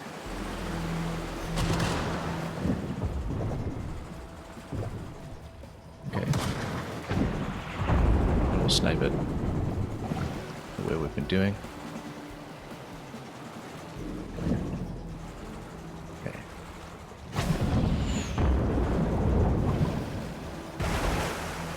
And then, huzzah! Yeah, it's gonna knock it down by half already. Let's keep going. Okay. Almost there. Let's not ram it, obviously. That would be a terrible idea at this stage. And we just need to not run into any spikes either. Yeah, we're farming up so many fragments this way too. Just by doing all this stuff early. Okay, blew that up. Good. Just going to clear the whole field here. Clear the sea, rather. And let's just cautiously uncover everything that we can. We will make our way to the whirlpool as a priority before we cross anything that looks like a one-way gate. This just merges back to where we saw everything else earlier, that's fine. And we just want to make sure we cover everything we can. Yeah, 2 out of 33 just from blowing up some ships in the field, it seems. Let's keep on uncovering everything around the loop. We don't want to get trapped on shallows if we can avoid it, because we're a bit dependent on diving right now for our current strategy. But this passage will obviously just merge back over there, so yeah, we should go over here and try to look for the shop. Does this open up for me? Not on this side. We need to wrap around. And it looks like it might even open both gates, like one to the left and one to the right. Argent's Articles, we found it. Great. Let's go. Hopefully we don't need to blow up too much on the way there, but... Whoop, uh-oh. That's not a passage. However, this whole bottom area is, so... At least we now know what the destination is if we're going for the shop. And we can get a rare tier 4 weapon, then we're going to be absolutely rocking the maps. Okay, we don't want to mess around here too much. Let's heal up before we get in range of that guy. And we'll just need to zip past him, submerge past him as well.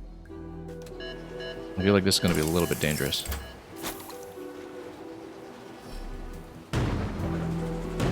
This passage, whoa. Split apart, it's a mission over there. Oh, that's rather too dangerous, but let's just burst out of that. We'll see what the mission space is like down here. Whirlpool. Do we want to take the Whirlpool now? The Whirlpool would go over here. That's another mission, though. We want to go for a shop. But of course, if we explore the mission, it looks like it might be a two-way Whirlpool. We just need to make sure we don't hit a ship or something on the way over there. We'll try not to get into ship combat on this side. Yeah, one-way Whirlpool here. Oh! Oh! Okay, it sends you all the way here. I didn't realize. I was hoping it would send you into the middle here, so now we need to do that whole passage again. But at least we know where it is, and then we can wrap up here to try to get up to the shop. So there's going to be another passage over to the middle section here that we just don't know about yet. Okay, so never mind. That was not where we wanted to go, but at least we've cleared everything on the way.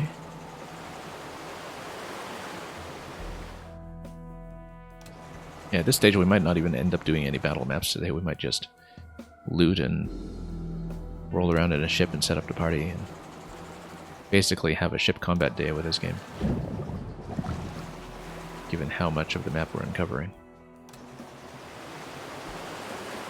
I mean, if there's a bonus zone, for instance, coming out of the original area, like everything over here, we might even unlock more party members, more bonuses,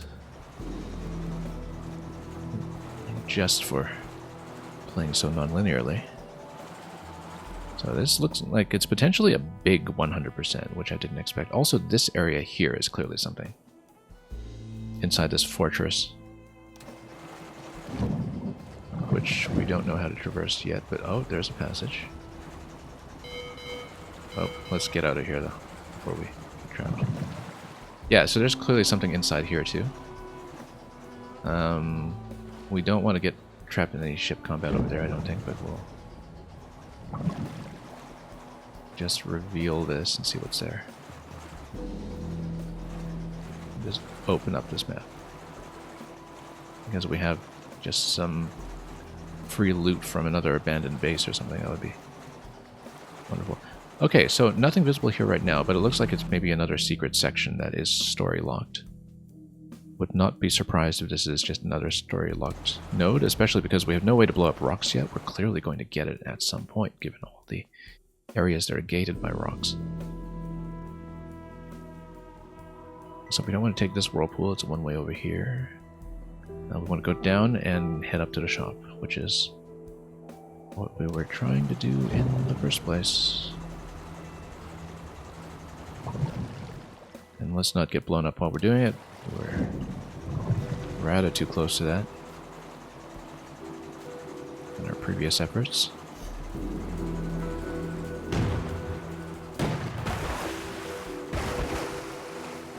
Okay.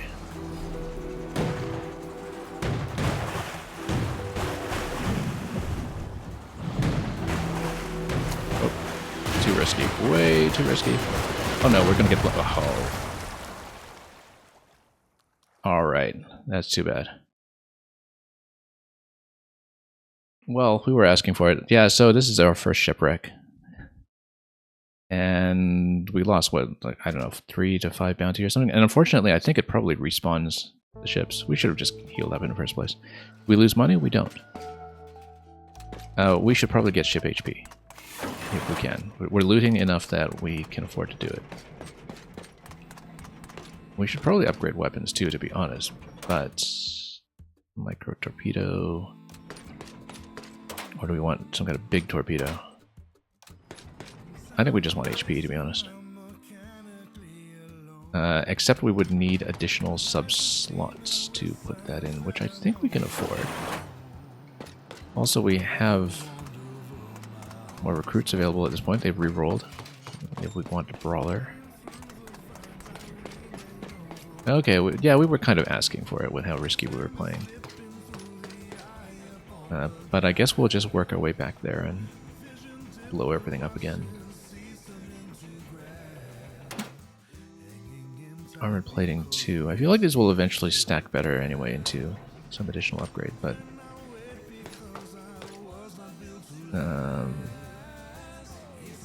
maybe weaponry is actually much better. I thought we had Torpedo 2 or something at some point, though. Let's take a look. I mean, I want to save up cash for the Argent's Article shop, though. That's the main consideration right now. We want to see what is actually available there. So let's get out of here for the time being and continue taking needless risks.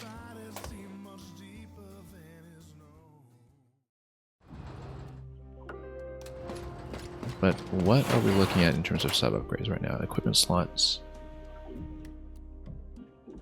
But I might want to save up first. And again, you know, prioritize getting the party ready for battle.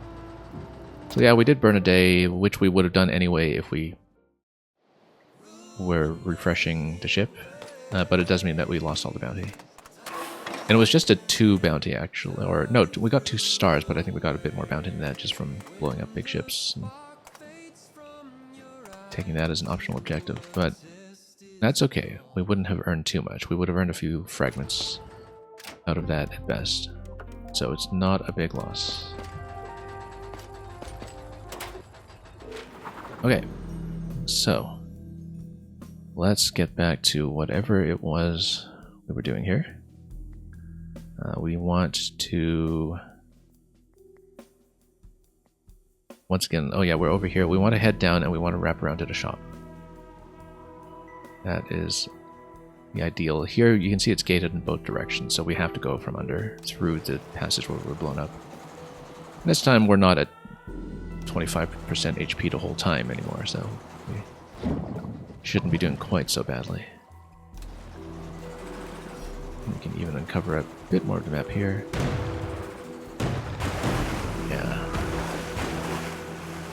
Yeah, I just didn't expect to run into that much conflict and speeding through the turrets.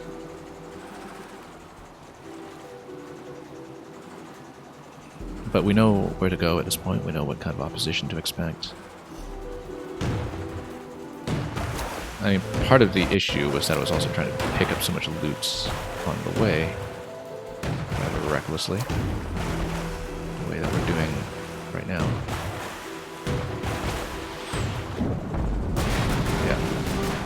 Okay, so yeah, you kind of need to fight everybody at once. And my machine guns are not in great shape, so...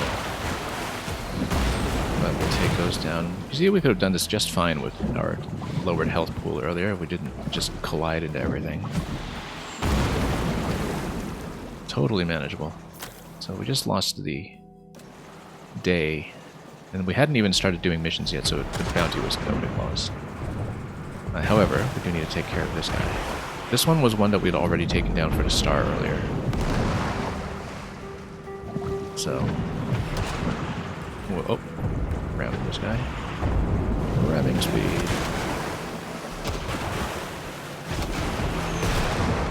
Oh, yeah. Must feel like ramming the subs is optimal. The big shipping away anyway. Anyway, yeah, we want to... having already looted that, presumably, we want to prioritize the shop. We'll go back and blow it up probably, but let's see what's in the shop. And I want to see what the price is, and we'll see about the party loadout after that. Because if we can get something really overpowered, then that would be great.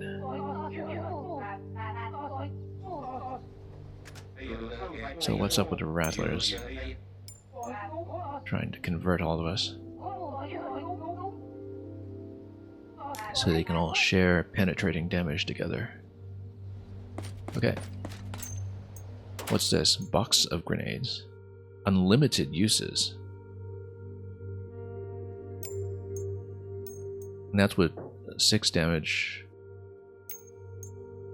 I mean, given that you kind of have free uses on Wesley with a Grenadier power,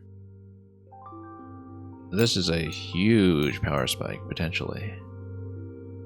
Unlimited uses.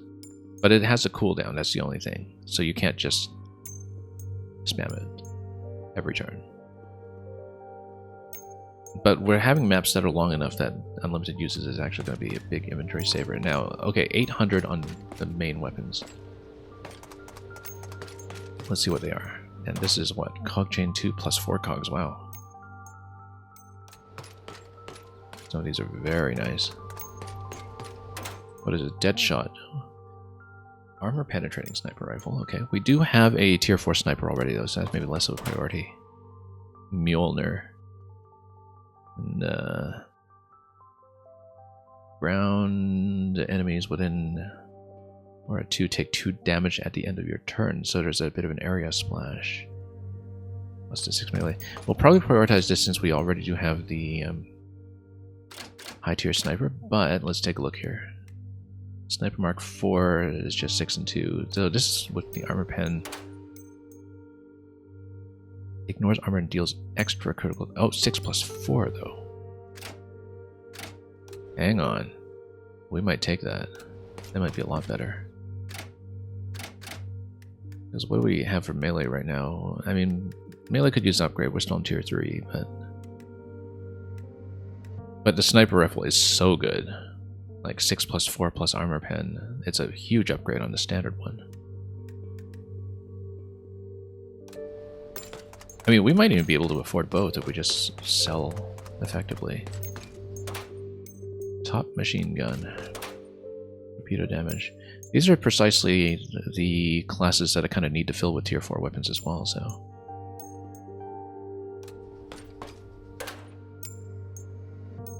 Yeah, top weapon. We don't have a top weapon right now, so... but this is just the standard tier 2, yeah. How many fragments? It says 10, okay. So what can I afford here? We can buy one of these plus a box of grenades, or given that we have this high-powered portable rocket already...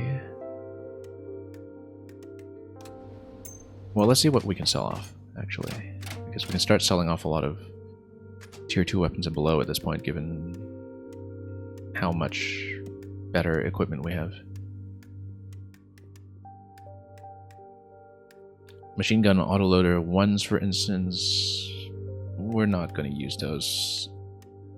We're going to get much better ones every time we open up new slots, so we'll just trash a lot of that. We might not even need the scarf because we just have better stuff. So yeah, let's just sell off what we can and see what we can afford.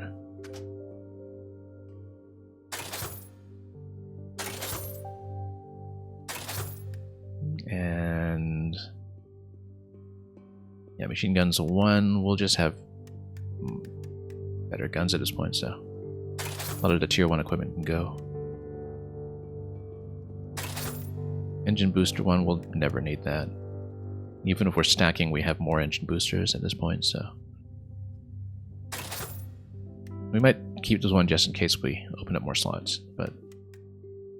at this point, yeah, sidearm 2 will potentially afford better ones.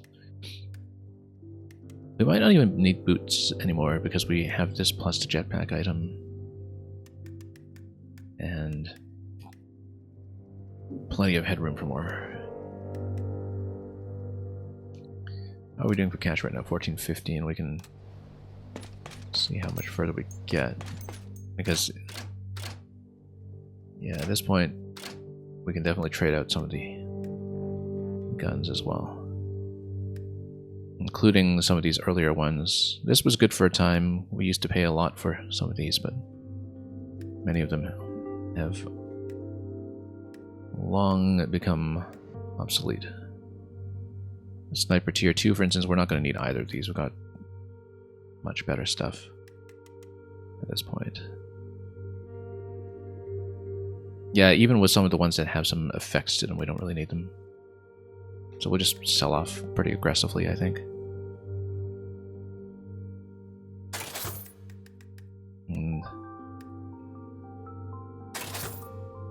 Yeah, we'll have almost certainly an additional sniper rifle if we buy this 800 one here, so might make sense to just sell, but let's take a look. Yeah, we don't need these Mark 1s. We don't need anything Mark 1 anymore, I don't think. We've got lots of shotguns, and we'll have even more. We've got lots of shotguns. Let's just get rid of the tier 2 stuff.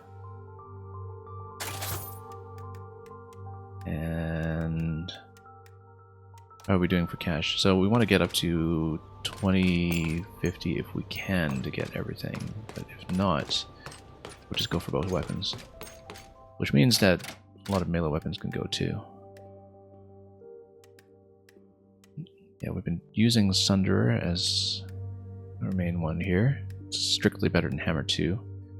Point Break was good for a time, but we're outpacing it by far at this point, so we'll just sell off both of these, I think.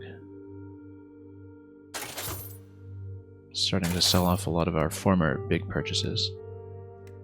We absolutely don't need Rocket Launcher Mark 1 at this point, probably not even Mark 2, given that we have Big B going on.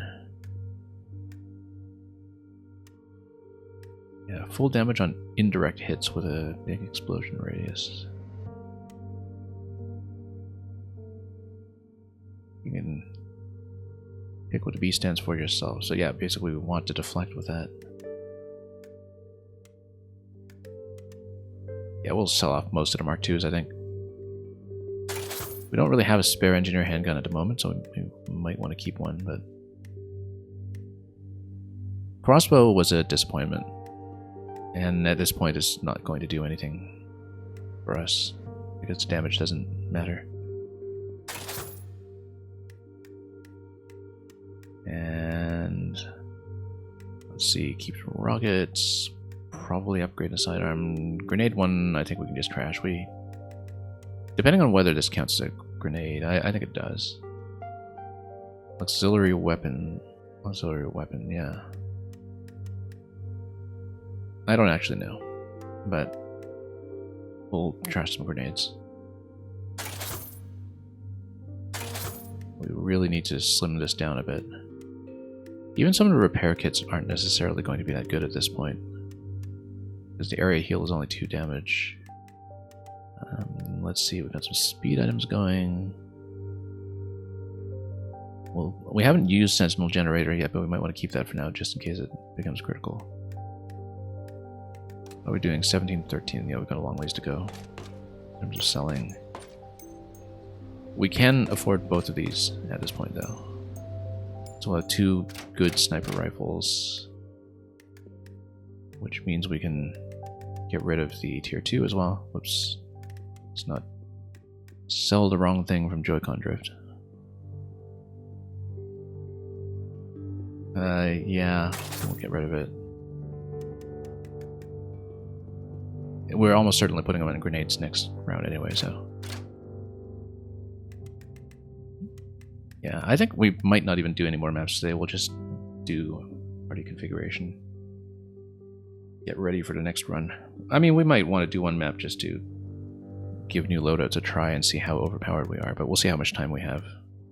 Because we might just explore the sea a bit more while we can. Yeah, because, you know, you'd basically be looking at putting Wesley on something like rockets, Big B. And then he's going to be an early boomer. We might not even need crit chance on him. Well, we don't quite know how rockets work with crit yet, so maybe we do. But we definitely want some of the aim abilities, I think. And, he's got 3 cogs left. Yeah, I think, well, for rocket launcher, we actually do want good aim. And then more damage. More cries good, but like, oh, we can just stack crit. See what happens. If it doesn't work out, then we'll go for something else with the rockets.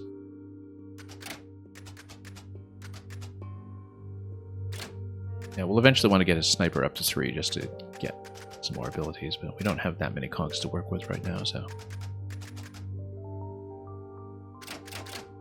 Boomer's base ability is hidden explosives. Only 2 damage on this, but that's the one that's upgradable, so that's something we'll worry about later. Oh, weren't we going to give him... Yeah, the massive portable rocket here. Yeah, good. And eventually we'll open up more grenade slots for him. Probably because at rank 1 you already have 1 additional utility item, which I guess is only available from the boomer. It's not going to be from any other upgrade. So we'll keep that for the time being. And then probably rotate a beacon onto sniper for the time being, although we can put him on the other sniper rifle too once we buy it. Because, yeah, this is too good to pass up. I think we have to pick this one up. It's much, much too good. Then this will be a big upgrade. Whoops. Let's see here. Ground enemies take 2 damage. Yeah, then you can do a bit of splash just from positioning, which is potentially going to be good. Especially because you can move into range, hit something, and then it would do the additional 2 at the end of that. If something is not quite dead yet, which means you can afford to leave it alive. So, yeah, I feel like we have to pick it up. And we have both of the good tier 4 weapons here. And then if we can sell enough to get up to something like box of grenades, that's maybe a lower priority because we would want to level up Wesley for the additional grenade slot first, and then we'll have both a cooldown grenade and the big rocket, which is going to be great. So we don't absolutely have to buy it right now, as long as we trust ourselves to make it back here after looping all the way here from Frozen Fjord. So let me just see. We might even sell off that Sniper Mark IV, but we want the second sniper rifle available for leveling up, I think, so. Good shot. Also, maybe we want to snack the critical goggles. Let's see. Already has the plus 50. We don't know how well it stacks, actually, but we could do it. And then immunity is not a bad idea. Snipers usually will be far enough to the back that it's not going to matter as much, perhaps. We actually want a sidearm on him, and we'll eventually go up to the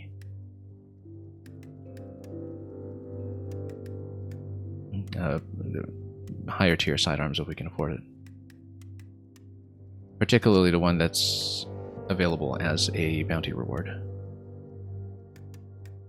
Can we give him a better hat? Let's go for... oh, like maybe an officer's hat or something. Shotgunner hat, huh?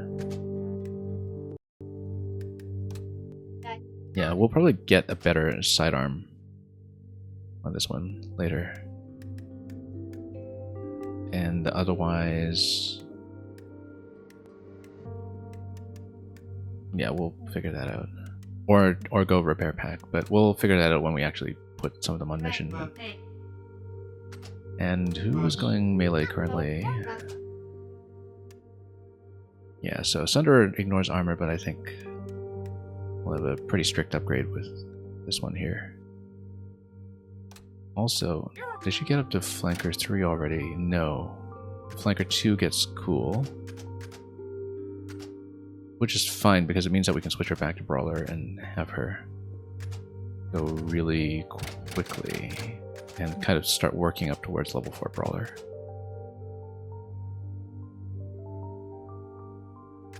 Yeah, because I think that might work better, and then put somebody else in shotgun next round.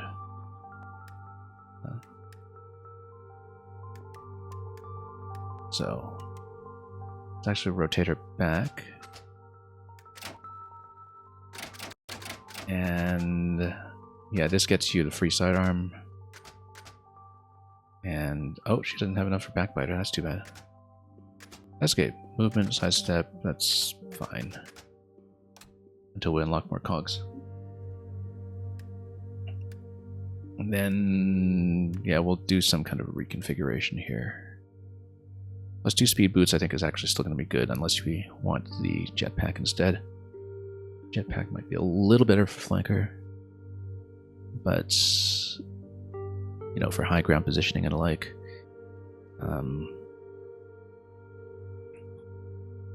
We can decide. Yeah, repair kit 2, that looks good.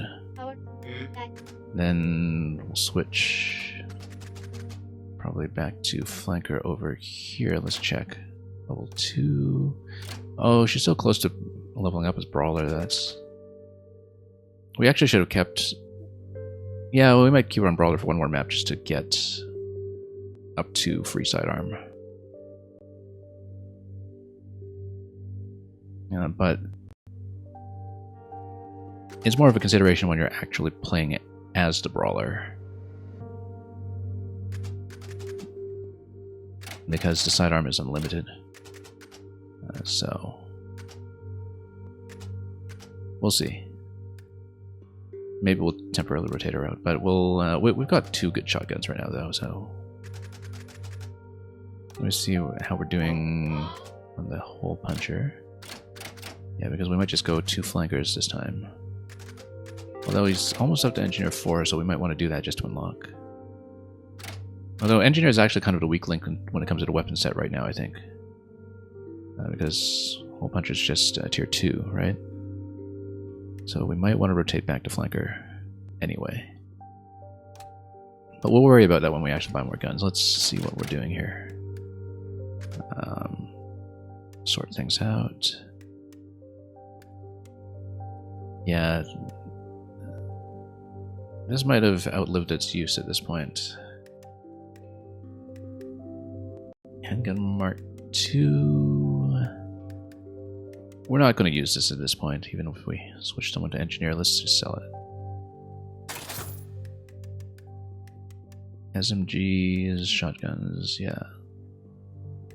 More than enough shotguns here. We might scrap the prototype one, but let's check. Just doing tons of party configuration for now, yeah. Yeah, I think we'll just need to come back here to buy the grenade item next time. I don't feel like we need it urgently. Likewise, we have another big item to prioritize with the melee bonus that has the warmth effect back in Zone 3 in that shop. So we'll just want to do missions for cash before we spend that much more. Particularly because we can kind of prioritize cash for bounties at this point. Maybe. And get up to some of these other items as well. Sidearm 4 is probably the priority. Torpedo 2 is a decent priority as well. We'll figure it out as we actually play. Let's come up here. Yeah, this is really nice too, this cog plus 4. Giving that a few classes are a little bit limited in what they can do.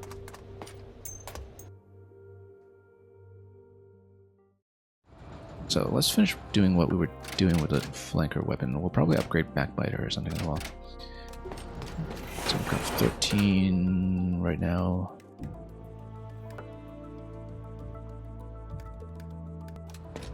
Job upgrades will probably be the priority. We do have room for recruit as well, if we really want to. Oh yeah, took an item off of him for some reason, because we took the critical goggles off. In terms of a boomer, I mean, we can just put a second grenade on him for the time being.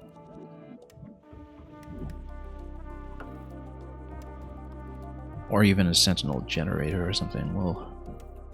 We'll figure this out. Maybe just more repairs. Yeah, we can always reconfigure this stuff later.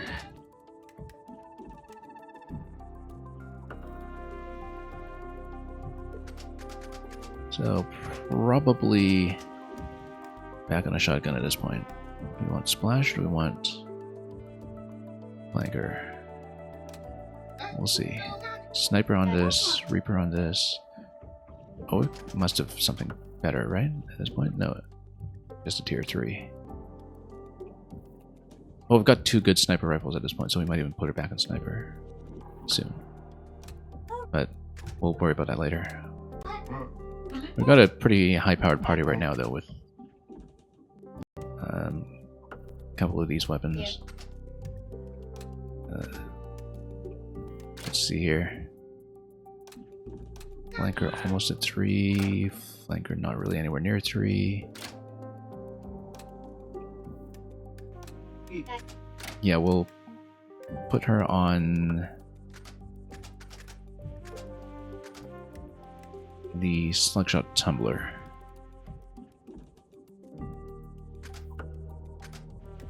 Only 3 cogs available, so let's see what we can do.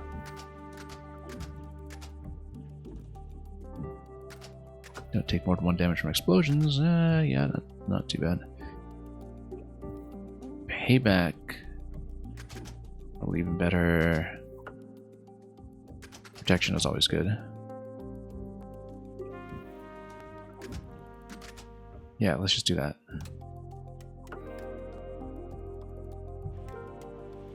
And we'll eventually replace this as well. We've actually got so much movement on this character at this point that maybe we could go for something a little more protective. But we'll stick with this for a moment.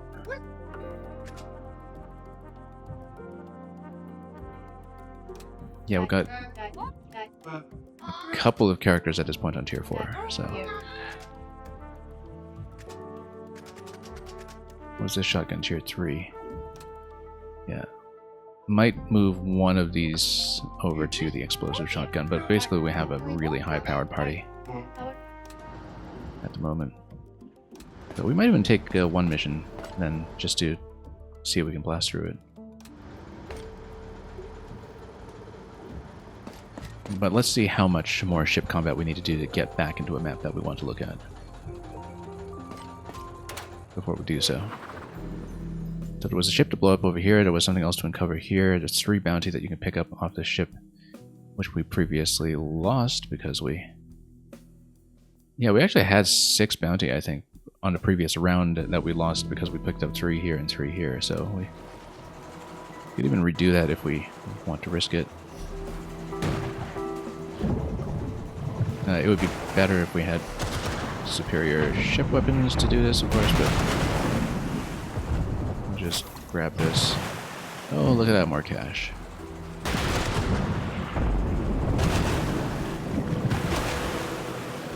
Oh, didn't want to ram it. Okay, we're playing this rather poorly.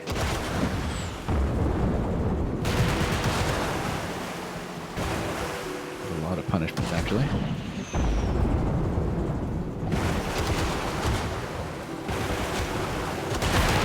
Just blow it up nice and close. Actually, a lot of cash. More than I expected.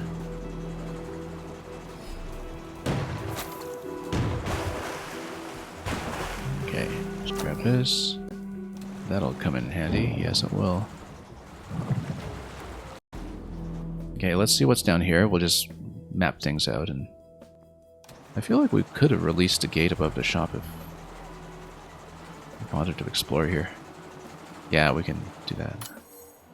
Should open up both sides so we're not mistaken, and then that way we can access the shop easily from now on, which will be nice. We should not have forgotten that, for sure.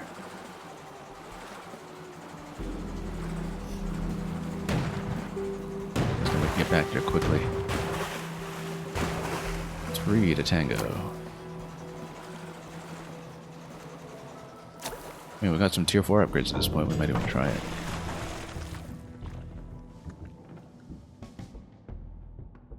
With our armor-piercing sniper or something. I mean, we have the weapons. We can actually push it. Because, what do we have here? Yeah, the only thing is that we don't have a very good sidearm. We might actually just want to replace it with something protective.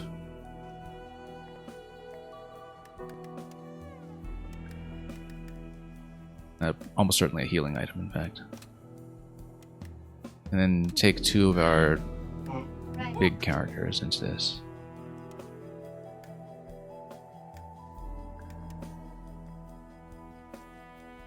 To really wreck the opposition.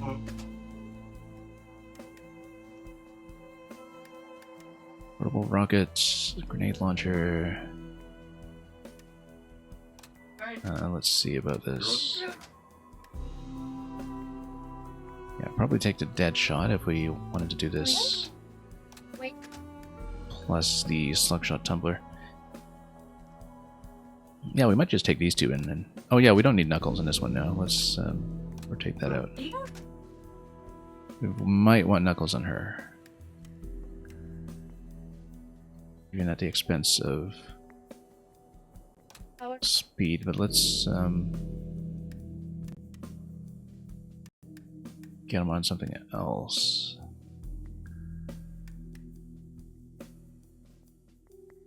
Maybe even the pain amulet, since flanker tends to be pretty far up front.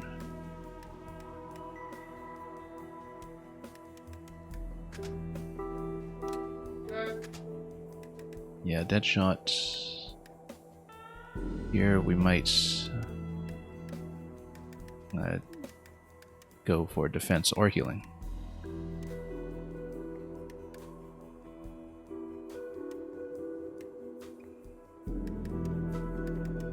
Yeah, probably heal actually. Repair kit 2.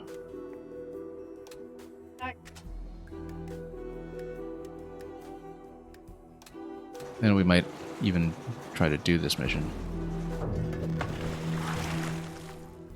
Since we're here. And then we do a 2, we can do a 2 and a 4. I mean, yeah, we'll basically be skipping ahead to doing a tier 4 mission before we've really even been doing much of tier 3, but we'll have some flexibility. 2 character boss mission might be quick, but Shot rattle leaders. Yeah, and if it's a boss mission, then yes, we should be using sniper and shotgun.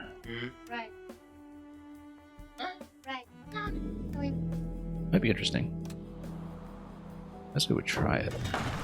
I mean, worst thing that can happen is that we just lose the mission, but might as well take some risks.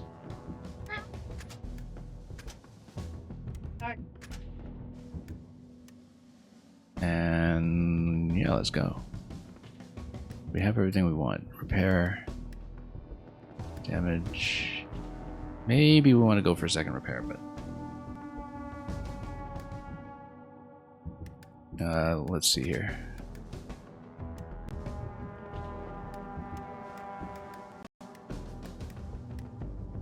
Or even HP, but let's make a decision.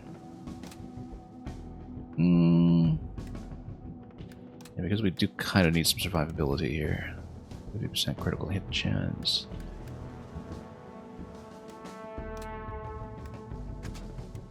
Nah, I think we're okay. Let's just do it.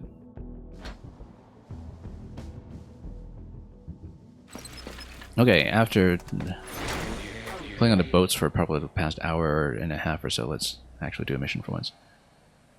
Gang leaders. Okay, we might be a little bit underpowered with our current stats. Oh, I forgot to do more upgrades on the ship before coming in. That's okay.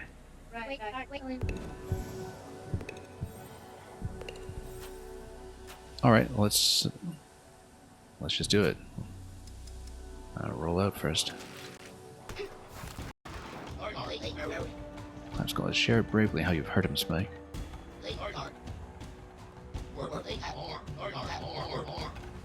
Okay. We should have actually taken more explosive damage into this, like more grenades and like.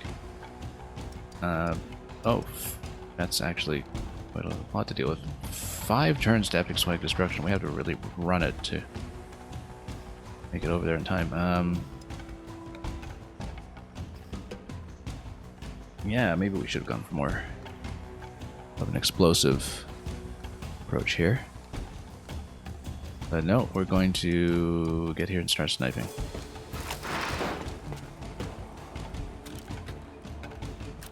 And also, what's this ability? Scram. Oh, instantly teleport. Yeah, we can actually just do that after on cooldown, because then we can just open this door and grab the loot. And flank everybody.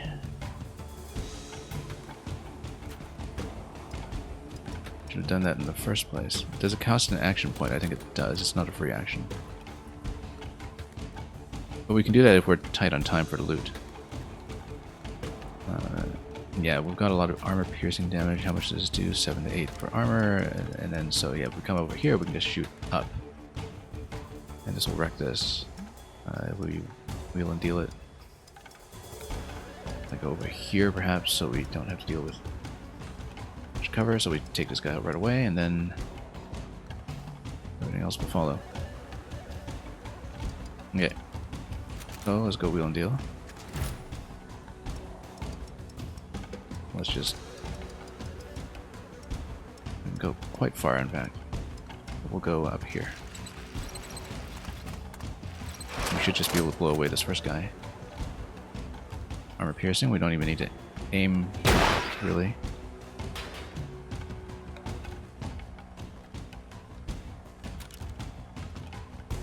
And then, I mean, we probably do want to take out some of the ads here just to be careful, but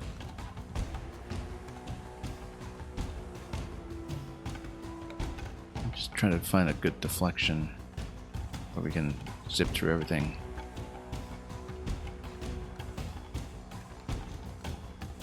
Like if we kind of intercept like this, we might be able to do a perfect aim shot here that actually does set up a deflection and hit, but we'll just try to hit.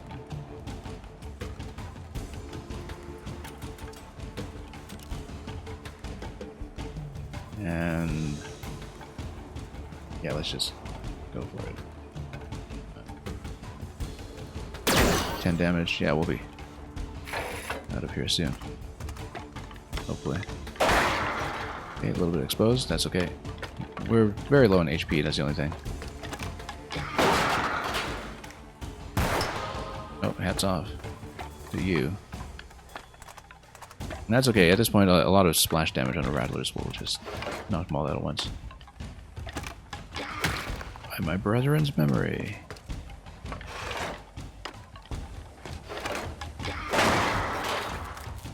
Okay, totems. Oh, with the payback totem. Let's be careful with that.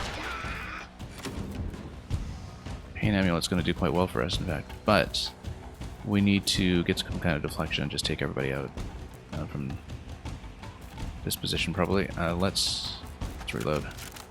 Maybe penetrate all the way down here. We don't want to hit the totem, I don't think. It's the only thing. So we might want to steady the aim and to make sure we hit the enemy down below.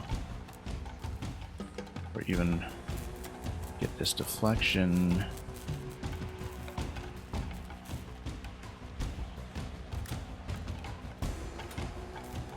Let's go for perfect aim, just to be absolutely sure. If we can kind of deflect like this, then we might be able to do this by hitting totem and by cutting through everybody else at the same time, so. Yeah, hopefully this doesn't hit the payback totem. I feel like it shouldn't. And do we want to do perfect shot on this one? I think we might actually not. The other thing we can do is we can also teleport here.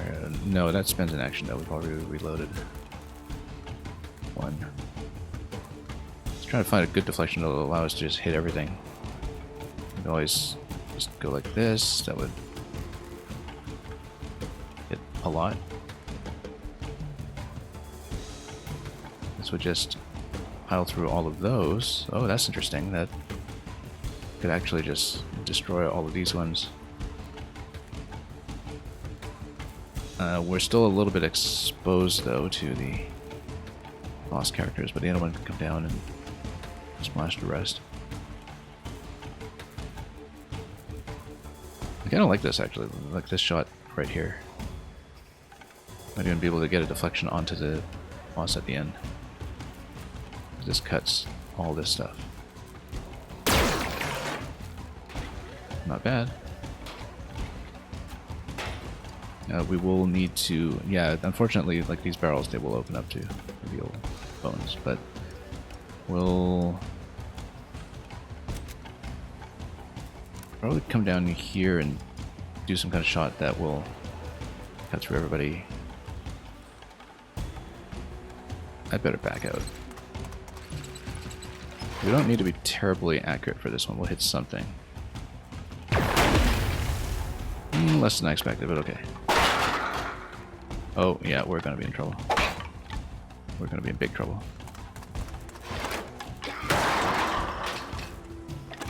Some ice cover, some fire cover. Oh.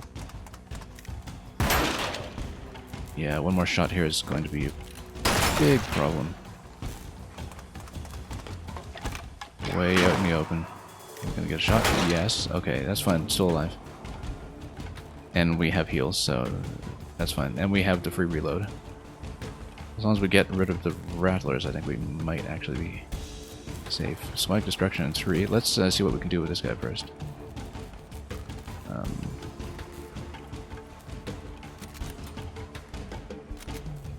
Because if we can get a nice clean shot, particularly to that barrel.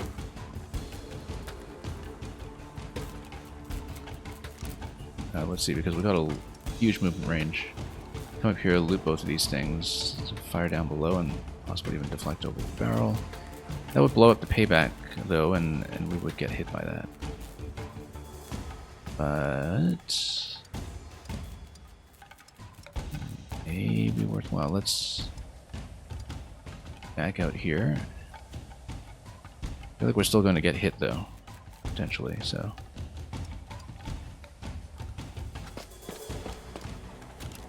Just go like this.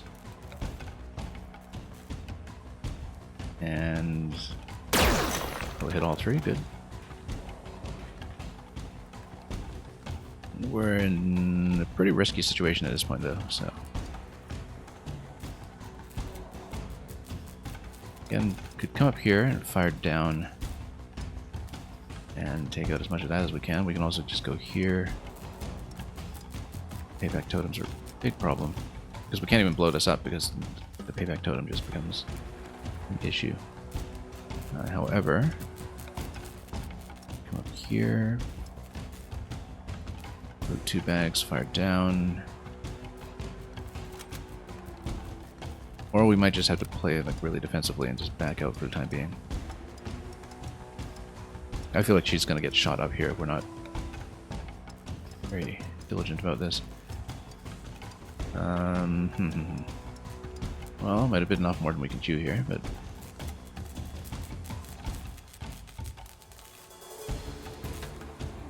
Let's see, if we come here... Sidestep...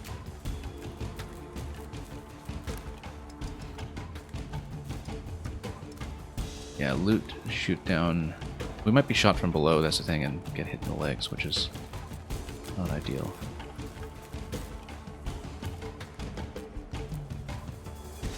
Let's go for it, because maybe we'll get a deflection that hits the fire. If we get hit, then that just happens.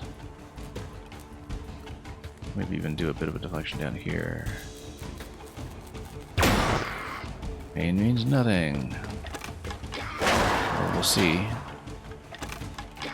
where they try to shoot at this point. I feel like I'm not going to do much, actually.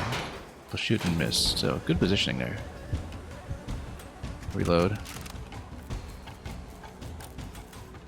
I feel like we might want to heal, but we do have power shot available if we want, but so without perfect aim, probably not.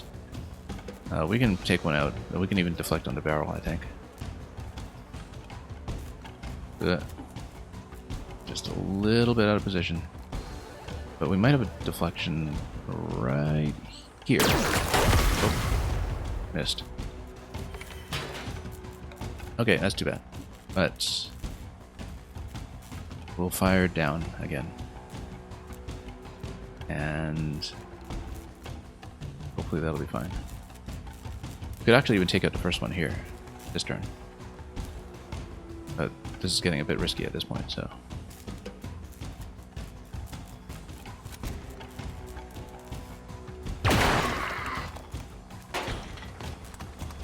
Oh, problem. We're kind of exposed. We're kind of very exposed, in fact. Oh, very, very exposed. That's too bad. That's okay. I mean, you know, this... We knew this was risky. We knew what we were getting into. Wheel and deal and probably just blow this up. Or even just come down here and blow this up. And shoot directly. Yeah, the thing is, if this barrel opens up, we get hit immediately, and so... Why wouldn't we want to go all the way back here? We should have healed that turn, but oh well. That's hindsight. I'm trying to see if we can maybe hit both this turn, depending on the explosion. We might be able to. Go here. So it won't be perfect, but we'll... I mean, this was kind of an experiment to see if we could do a mission on this scale, so... Oh, not quite. Might be dead. Or not. Oh no, we lost his swag. Yeah, because we've lost a teleport and a sniper. That's fine. I guess this will be a 1-star clear. But that's okay. It was a risk. We knew it. We'll probably want to get behind cover here and then shoot this way. Just to get ourselves way out of perceived danger. And if we can get 2 turns up, on this guy without hitting every payback totem on the way, then it might be alright. But the thing is, he's just stuffed full of totems, and I need to flush him out. Yeah, so Epic Swag was here, but it's gone, so much for that. Let's maybe not drop next to the flame barrel. Let's do something to just pull him out of position if we can. Like over here. Just need to pull him out. That's not exactly out. In fact, yeah, if we fire directly into the totems, we'll just get hit like crazy.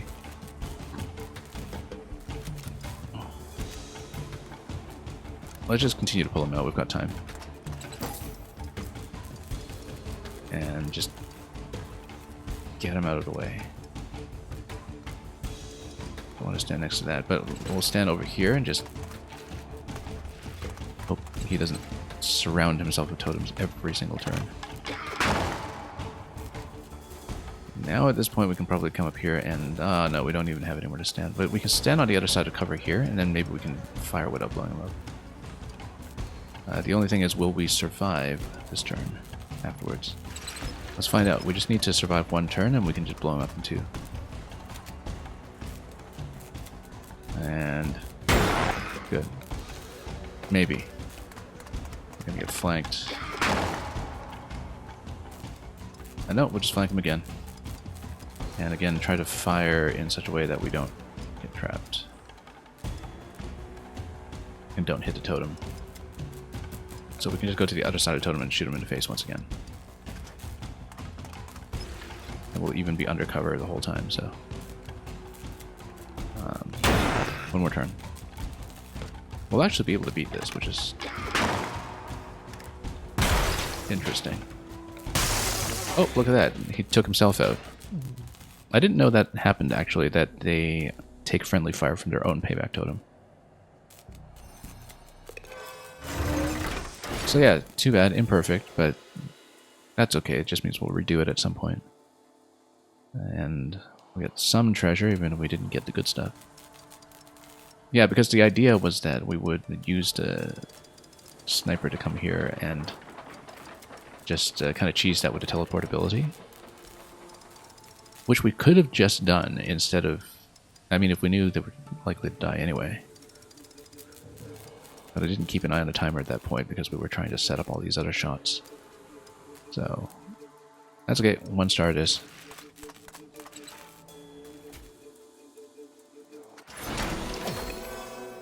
Could have been better, but...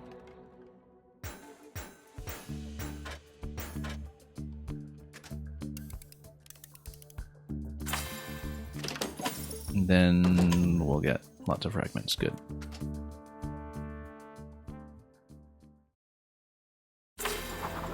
And... oh, that's interesting. That even though this is completely out of the way of the mission space of Frozen Fjords, that we still get the part of the invitation. Or... yeah, there we go. Another invitation ticket. Yeah, so these zones also count. Interestingly enough. Even though we barely touched Frozen Fjords today.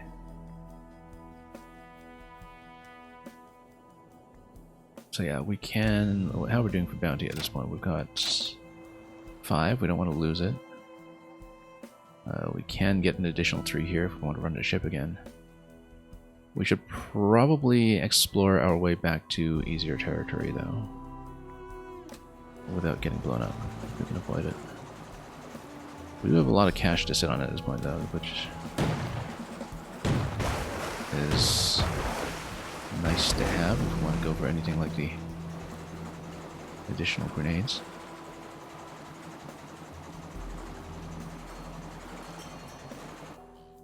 But I actually feel like the melee plus ice protection item from the previous shop might actually be preferred at this point.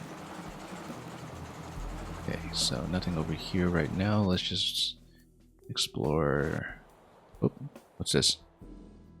What did I just do? Oh, no, I accidentally just went back and looked this up. That was unexpected. Yeah, no, because I just hit the Y button when I was on the map, when I was trying to boost around, so...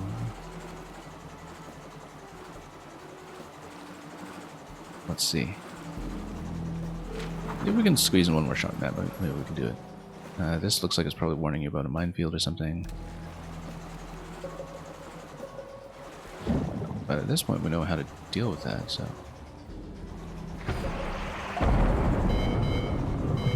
Yeah, we can do it. And then we can just see what unlocks over here, and we can just try to open up some gates if we can. Or even wrap all the way back across in this zone. This is a totally different zone too, it seems.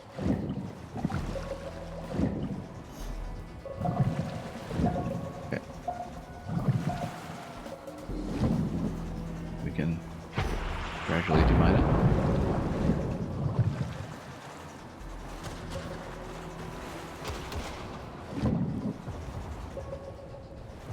Okay, let's see.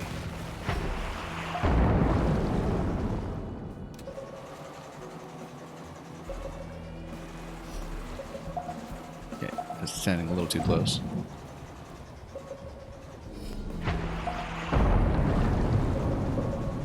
And we've got some more.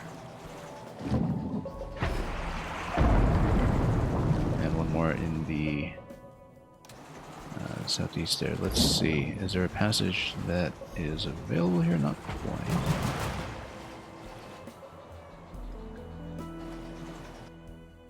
But we might loop around somehow.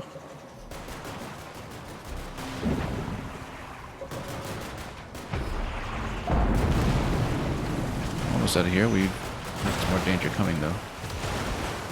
By the looks of it, a school of sharp shots. Ah, yes, this was the... that we heard about. Oh.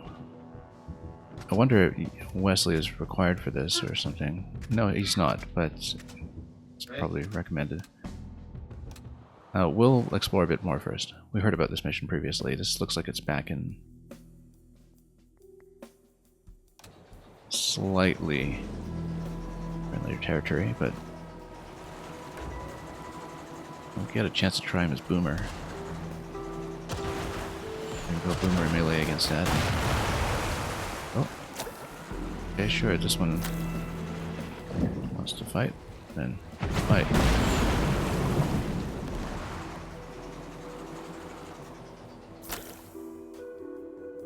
I don't even know what zone this is right now. We haven't uncovered the name of this section of the map yet.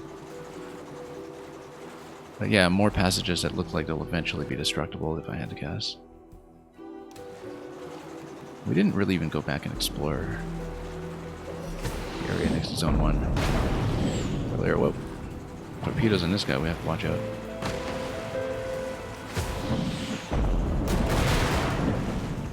So, can't be complacent about its ability to hit me.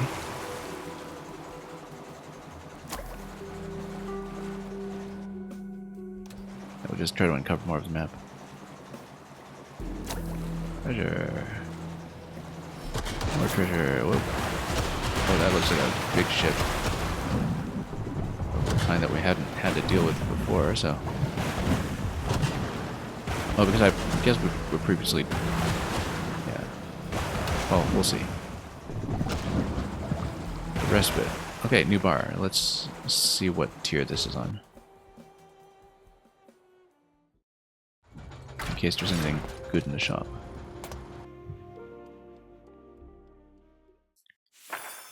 Front line of the Northern Territories, Frostbite Fields. More bounties are available when you end the day. Oh right, we did see the name Frostbite Fields earlier, kind of on the edge of our map, so... let's take a look at new bounties. Yeah, again, much more granularity when it comes to the selectable rewards.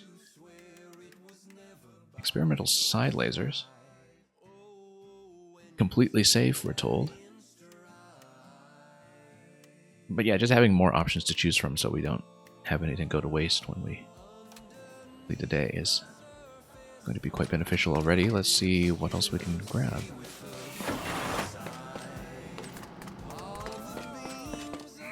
Wait, will you, Steambot? I'm in no mood to think up sufficiently scathing insults.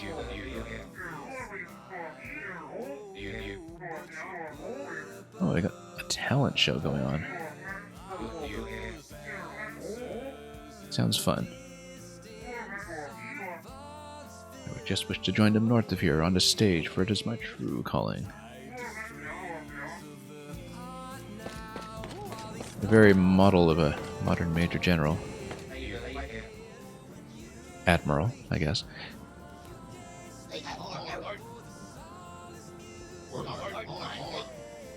Special loot to sacrifice to the sea. I guess we'll look for something like that.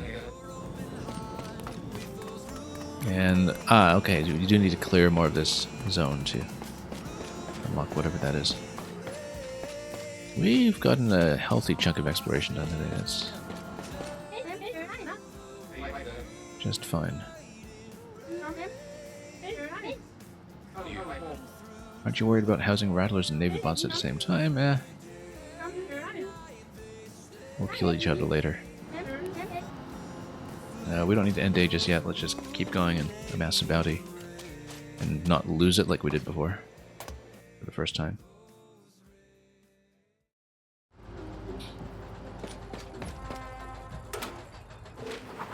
Okay, Frostbite Field, 0 out of 10. We don't know where that 10 is coming from. Well, we've got 3 stars over here. For the Sword Fighter mission. We don't really even know what tier these maps are on, so we'll just blow up some ships first and worry about it later. Got a decent pile of cash at this point for various operations. We might want to try to blow up the big ship.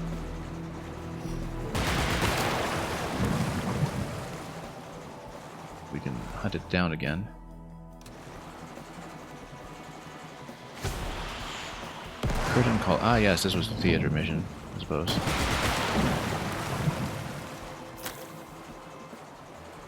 Let's see what that's all about. Ritual Crashers. Yeah, we've got a lot of two-man missions here, actually, that we can maybe mess with. Get the epic lose in time. Oh, get some speed on that one.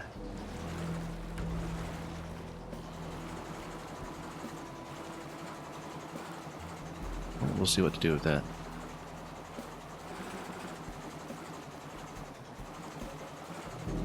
Let's just explore first. So yeah, this actually already, with these 3 maps here, accounts for all 10 on Frostbite Field. So we might even just try to clear it ahead of time before Frozen Fjords if we really want to mess with that. This is more of the minefield, which we'd need to clear on the way out here. That's fine. We'll look around first, though. I wonder if you need to demine it every time. You probably do. Rockets. Whoa, that's quite a seeker there. Didn't expect that. Okay.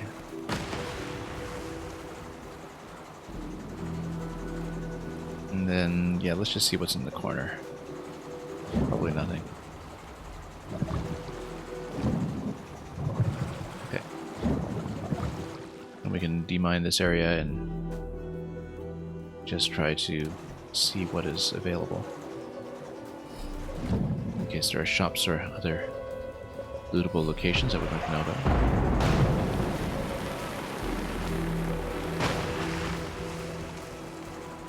And we'll demine everything.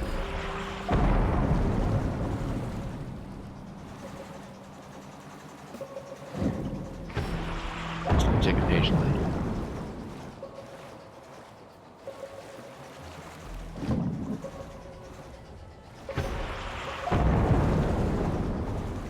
What's up here?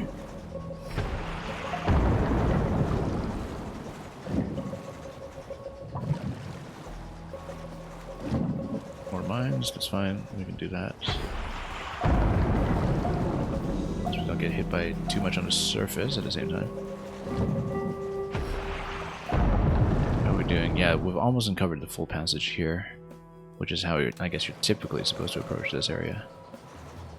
You're not wrapping around a taunt first the way that we did, a long way.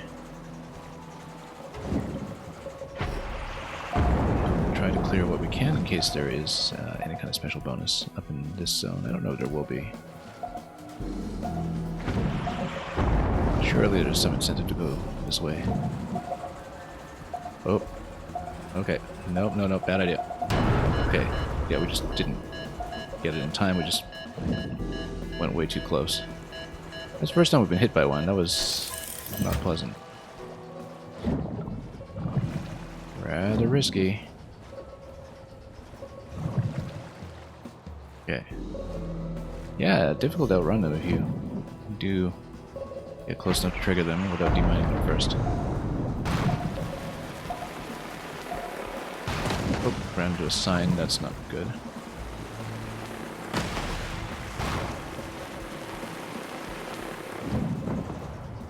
Okay, let's just try to get rid of us.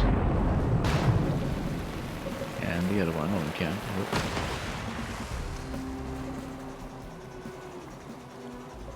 We know there's one over here. I don't even see why we'd want to get rid of these, given that this northern passage doesn't seem to give you anything special. But I guess we'll explore it anyway. Yeah, it just loops back to this map. It doesn't really help, as long as you demine your way across it somehow. And yeah, I guess eventually you need to unlock the Eye of the North. But we'll of course be going for 100% in reputation stars in the game. We can. But yeah, there's nothing going on there. Probably nothing going on here either. It's just a passage going down. But we'll check this bottom middle area anyway, just to have an uncover the map day today.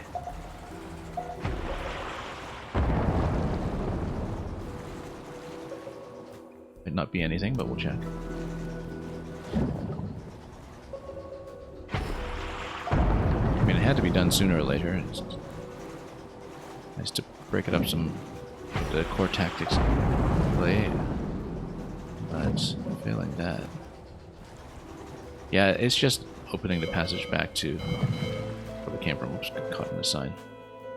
And yeah, we've basically seen all this. So I mean, the two-man missions can be fairly quick. Maybe we can pop some of them, but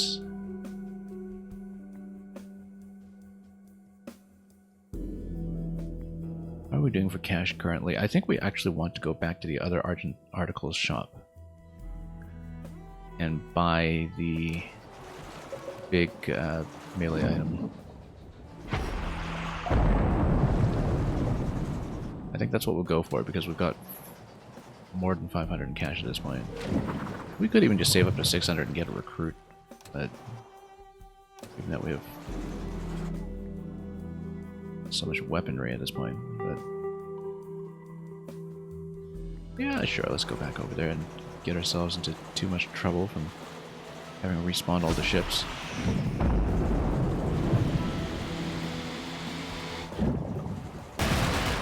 Oh, too risky. Way too risky.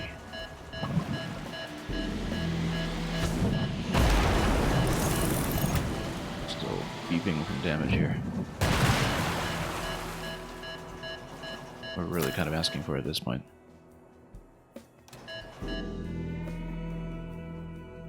Okay, let's see. We unlocked all this. We didn't actually explore this area. We've explored most of what is visible to us on the map in the north this run. We would like to see what's over here. It's just not a mission, obviously. And of course, it will eventually make our way back up in that direction. But if we unlock all the Frostbite fields, we wouldn't take very long to do so, I think, to clear all of the relevant missions. And if we do so this round, having demined the area, then we would unlock the 0 out of 10 bonus, whatever that is. So we might actually prioritize that, but I'd like to get that melee item first. Let's go back there and shop. If we can. Playing a little bit risky here. Just have tons of ship combat today. Tons and tons of it. But yeah, we'll make our way back.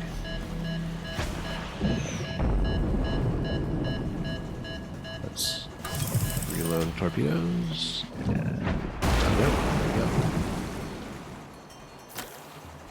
Gets us over 600 for the recruit if we wanted. But I think we want the item.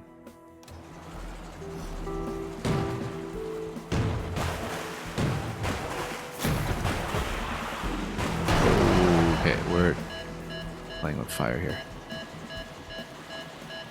Oh yeah, this was the sub that we had trouble with quite some time ago, in fact, when we were clearing out that whole area for the reputation point, so let's not get blown up. We're in the shallows, we can't dive, we have to repair back up to 25% the way we've been doing. And this guy's gonna chase. We just need to outrun, I think. Just face the right way, good. This is what happens when you haven't been upgrading the sub at all. Okay, so here we are. Let's grab what we want and go. And picking up a good amount of fragments along the way too, at this point. What was this even? This was...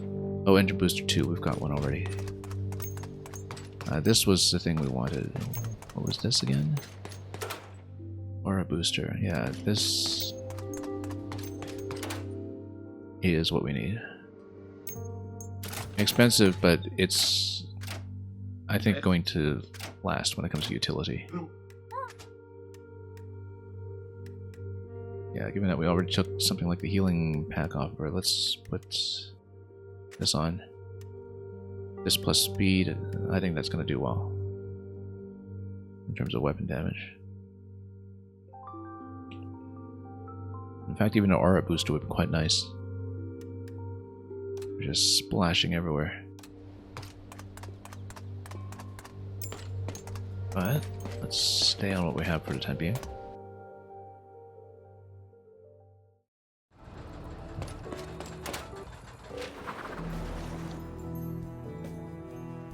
And yeah, we have been doing quite a bit out of the apparently suggested order today, but open games are open for a reason. Race to see you first. And we'll even get the bounty points off this again, which is good for a rainy day. Okay, we should not take too many risks at this point. Since we demined the whole area, we should definitely clear out what we can of Frostbite Fields before the end of day, and then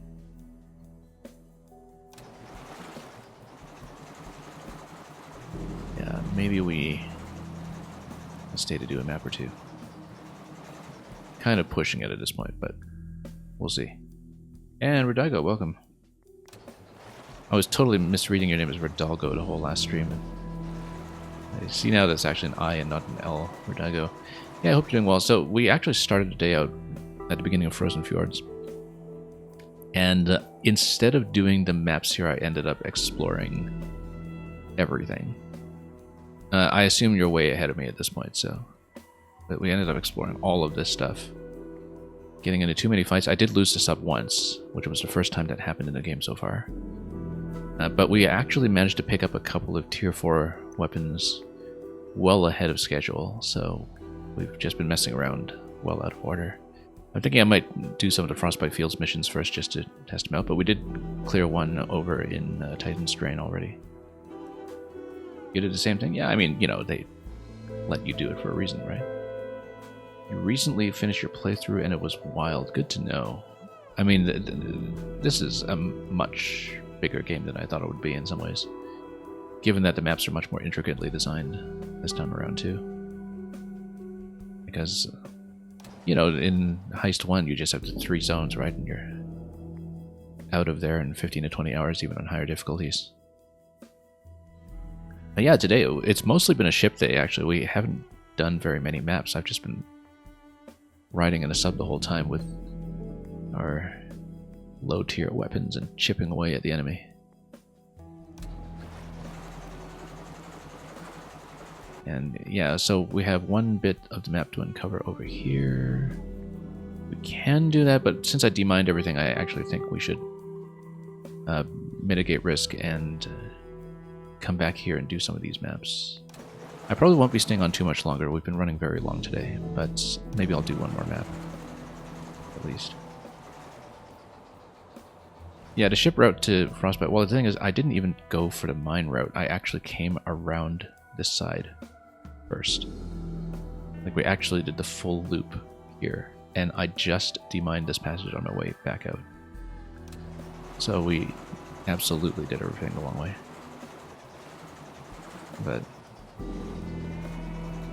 yeah, we didn't go to the north of the rapids, so I was just too low at the time to head up here yet. We'll go back there. We've got unfinished business. I don't know if you've done 100% at this point, but we are going for 100% stars for sure, so we'll do it. I made a big mistake earlier, though, or at least, I mean, I didn't know going in, but basically we did the big map with all of the payback totems everywhere, and I happened to take characters that just had explosive and splash damage in there with me, and that did not go as cleanly as I would have liked, because we just took exactly the wrong characters for that map, not knowing what was going to happen. I mean, it's not that annoying if you know that they're coming. It's more that, you know, I thought, oh, we've got new splash weapons, we've got a splash shotgun, and we've got all these things going on. And I mean, I like just going with precision weapons like snipers and such and picking a map apart, but that one time that I took splash weapons in with me, we paid for it dearly. Okay, let's do the sword fighter boss mission first, because we heard about that in the story much earlier. We just didn't know. Whoa. We want to take this out first. Oh, bad idea. Let's see here. Well, 10 stars are accounted for. We're not getting stars off of that guy, but we'll... Yeah, let's just heal up and avoid it. Time being. I'd like to blow it up, it's just that we are really pushing it at this point, and sitting on 7 bounty as well, so maybe we shouldn't. Yeah, no, let's not yet anyway. I've been basically gunning down every ship I've come across at great personal risk. Like I said, we took our first sub-death earlier on. No, school sharp shots. Sword fighting, scrap the Dean. Yeah, let's see what we're going to take with us. Wesley's got Big B. We haven't really gotten a chance to use it yet. I think we'll take it. And I think we'll go melee. Just to try out the new weapon. Might be a terrible idea, but... Oh yeah, she's got her sidearm and everything. She's going to be just fine. I don't have heals on her, but she's got a self-heal. And he's got big repair, but I think I want more repair in terms of damage. Maybe.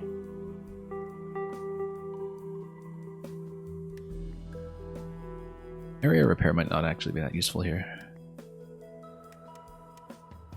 I might actually want to go for the heated plating.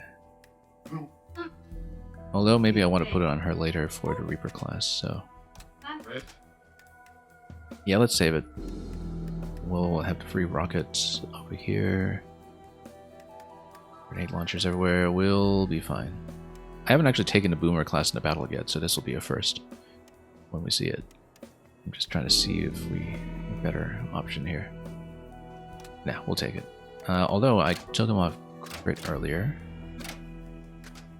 Or do we still want all this crit damage? Or do we want to go Warcry with it instead? It's going to be some kind of boss. Let's just stick with crit damage. See what happens. We actually have access to all this stuff at this point. Yeah, perfect aim with a rocket. I like this idea. Let's just go with it. And let's see what happens.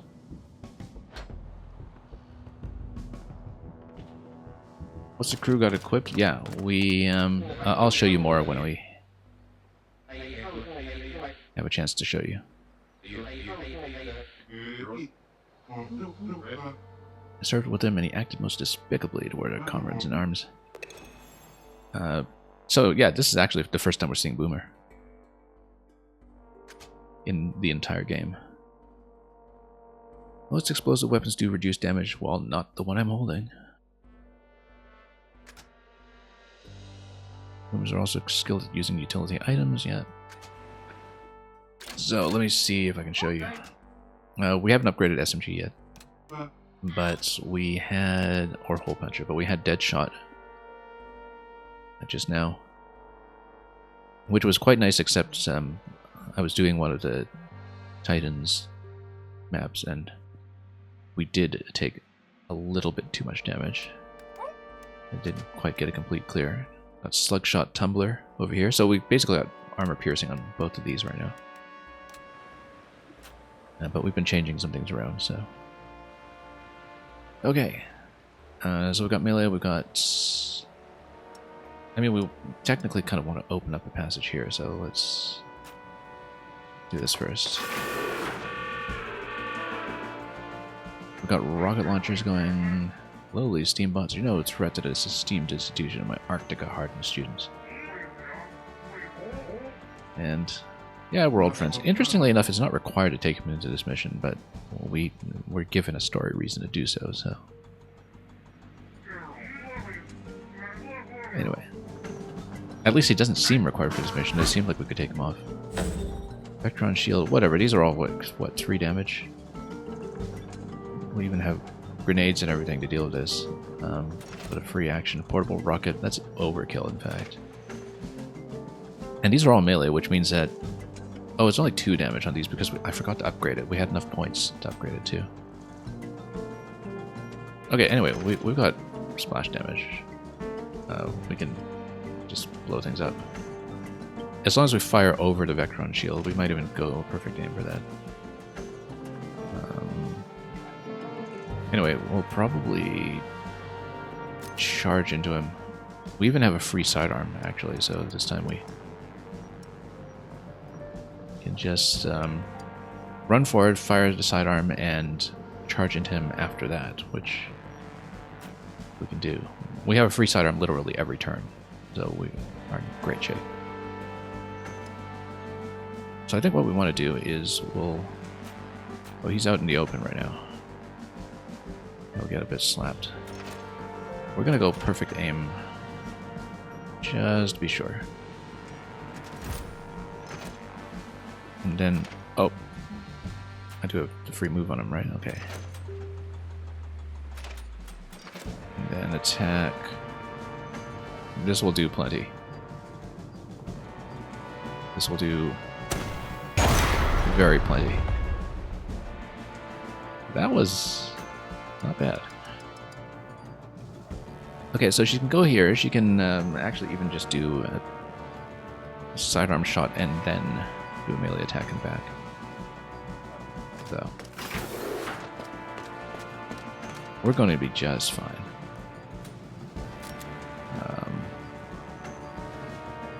And yeah, there's no crit on this one, I think, so we'll just pop. I'm hit. All students cover my tactical retreat. Not today. Just gonna punch you in the face. Useless fools. Actually, did the shield drop on that? Let's see. It did. Okay, that's fine. We can just punch him out, really. and... Or even just sidearm this. Although maybe we want to proceed quickly.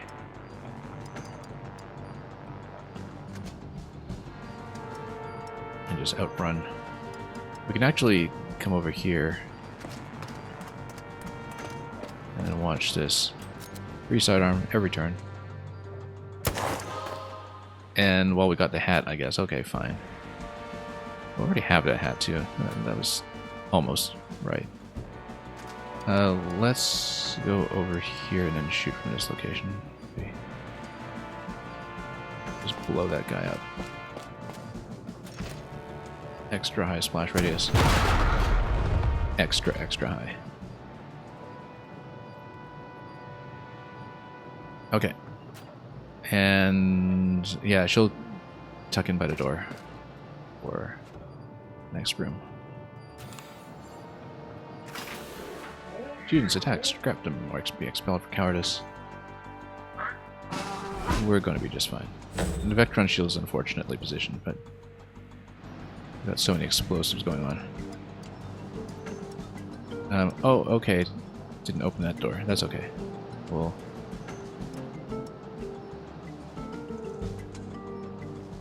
did we? Oh, we don't have perfect aim this turn. That's okay. We'll still blow things up, I'm sure.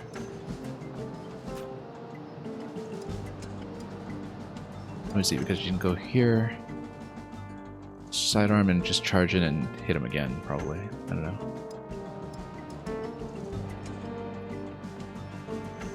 Yeah, actually, even sidearm here and just hit the explosive. Blow everybody up. Let's do that. Because then it might even drop the Vectron shield up front and you can rocket launcher through the rest. Okay, let's watch the aim here. Down. And we'll just charge into him again.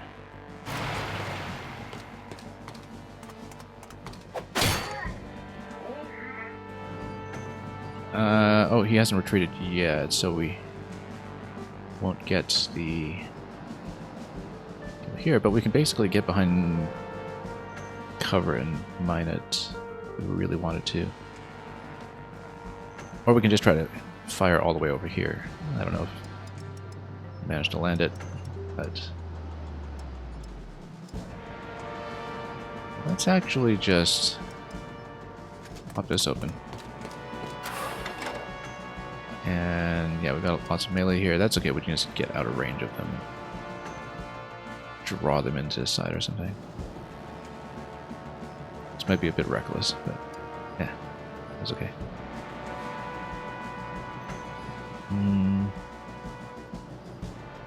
Yeah, that would drop down. We don't want to be in range of too many of them at once. I was hoping for treasure up here or something, but I guess we want to get into a slightly better position. Maybe even here, so we're kind of tucked in on both sides. He's gonna go, and so that'll drop the shield. I think. That's okay, so she can only be hugged to death by so many enemies here, so... And actually, all of them are just gonna be in terrific position for a rocket. With perfect aim on the next turn. If we can.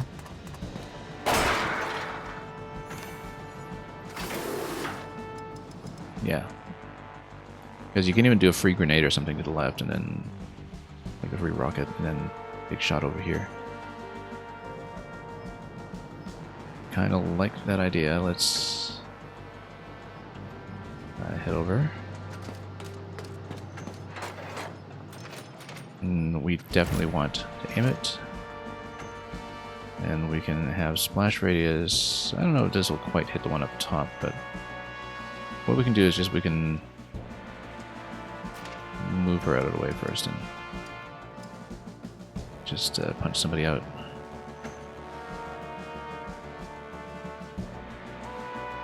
Yeah, I like that. Let's just go this way. Get her well out of the way. That's massive overkill. Then I would go portable rocket on the left, but I feel like that's maybe more than we need right now. Let's see. Yeah, if we leave one alive, that one's not going to reach us this turn. We're going to be fine. Actually, all of these guys are melee. None of us are going to reach us this turn. We might as well just shoot this way. Maybe try to deflect down somehow. Oh, that's almost it. Almost does it. Not quite. The next one should be out of range, actually, so... It's just that the other ones are so well clustered up at this point. You would just take 1 damage from the left, or 1 enemy's worth damage from the left, I guess, in this position if you try to load up the rest. Let's just do it like this. And look at that, even the last one is sort of just outside of range, so that worked well. Taking a few too many hits, but we do have a heal on him. So we'll just continue to blow things up. And try to fire somewhat accurately. Let's go over here. Actually, one thing we can do is...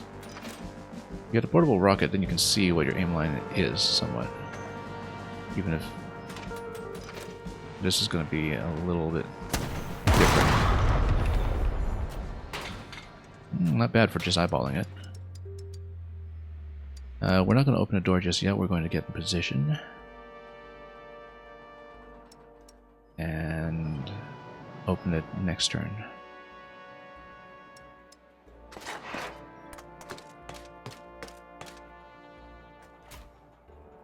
Okay.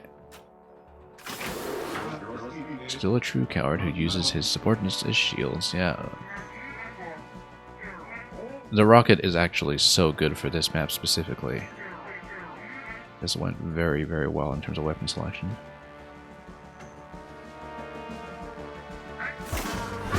Chunky. Oh, everybody's just healthy. That's okay. Actually, they're still weak enough to die to the rocket, so... Let's fire away. Yeah, I think the way that you're typically supposed to do is just kite everybody. And, yeah, we don't have perfect aim this turn, so I don't want to fire into cover or anything, but... Well... Yeah, I think you're clearly, typically supposed to just... let everything be taken out. But yeah, then we'll have perfect aim next turn. Let's just get a really nice shot, maybe up this way, and see if we can hit. You're supposed to pull the melee attackers back one by one, I think, and just not worry about things too much. Usually. So yeah, we just want to fire at this angle. And then there's going to be enough of a drop shot. Oh, oops. It does get manipulated a little bit.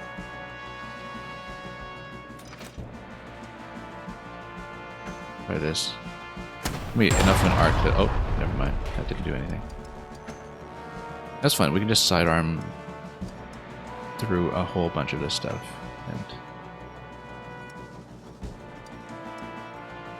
And just shoot everything we can. In fact, we just go here, we can shoot this with a sidearm, one of them will come and slap. But we might be well defended after that, so we'll... Let's do this instead and stay behind cover. And that's even a free action, so we'll probably just pull back here.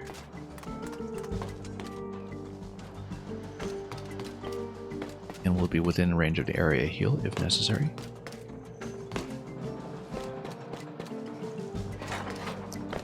Alarm in 4, but with all the splash we have, we're actually not too concerned.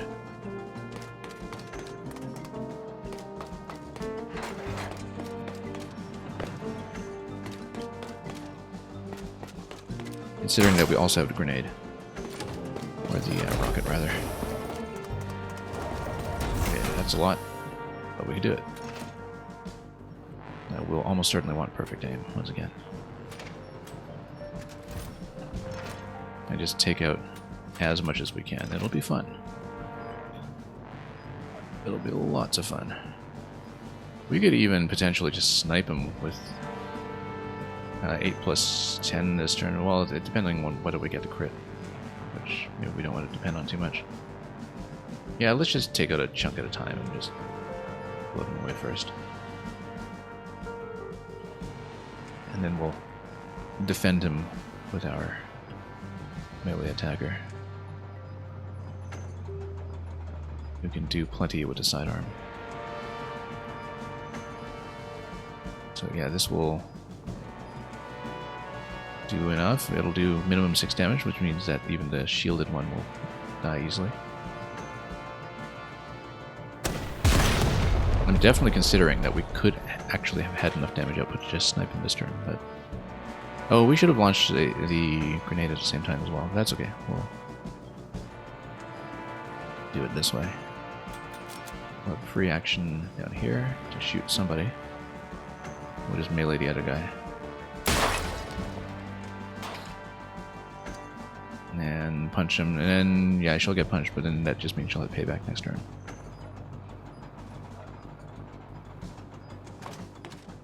Should definitely do it this way. Okay. Be plenty.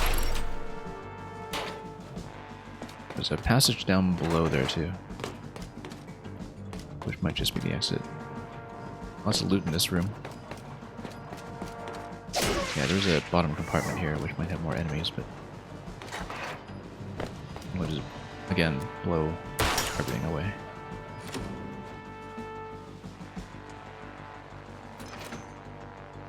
Not while we have friendly fire, obviously, but we'll get her out of here and snipe something. Yeah, I was hoping, you know, sidearm and then a melee attack, but then I'm not really in position to do that here, unfortunately. But we can sidearm, like, shoot this guy and then hit on the left. No, because if you're in melee range, you have to do melee, so never mind that. So we would have to... but you can charge out of that afterwards. Like, you can basically shoot one and then charge the other way. And then use the rocket to blow up everything down here.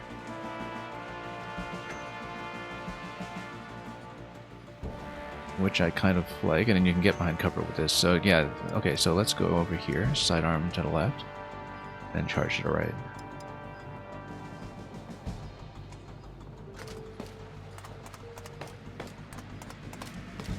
This feels really cheesy to finally have trusty sidearm plus the free action on the brawler. And then do this, and then charge here for 10 damage.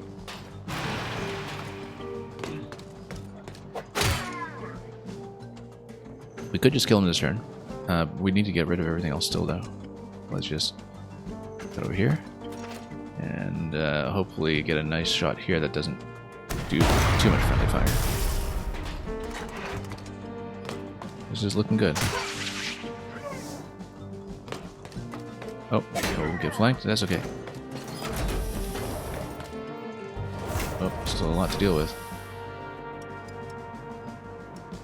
That's fine. We'll scrap the Dean first because it might drop everybody's buff. And yeah, in fact, she can't go sidearm right now, so I think she'll just smack him. She'll just smack him. Capital job, crew.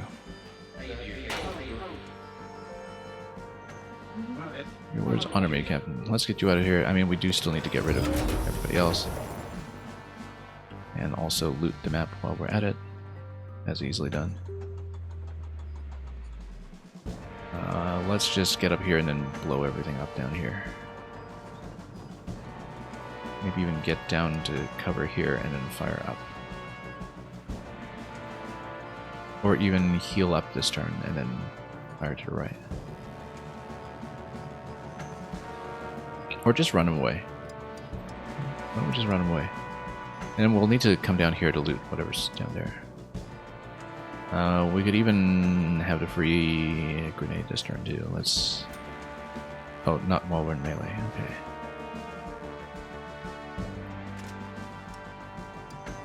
And come up here. Fire down. I feel like that's within friendly fire range though. Well. Then we significantly reduce enemy count. Either way. Or we just come down here and fire right and hope we hit. Let's just pull back. Try to line this up a little bit. Yeah, we want kind of slightly above the head. Ah, it works well enough. They're not going to touch me this turn.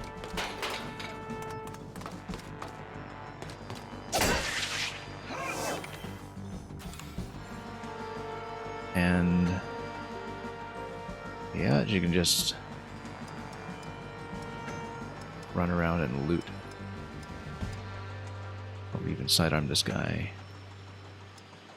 Or we'll just melee into him or something. No, we'll go sidearm.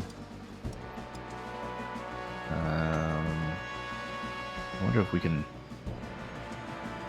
get it in range actually. No, we should just melee this guy.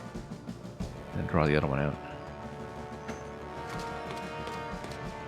Sidearm plus charge this turn actually would have been workable as well, but we're not in a hurry given that alarm's down at this point. Yeah, we'll just shoot this guy right in the face.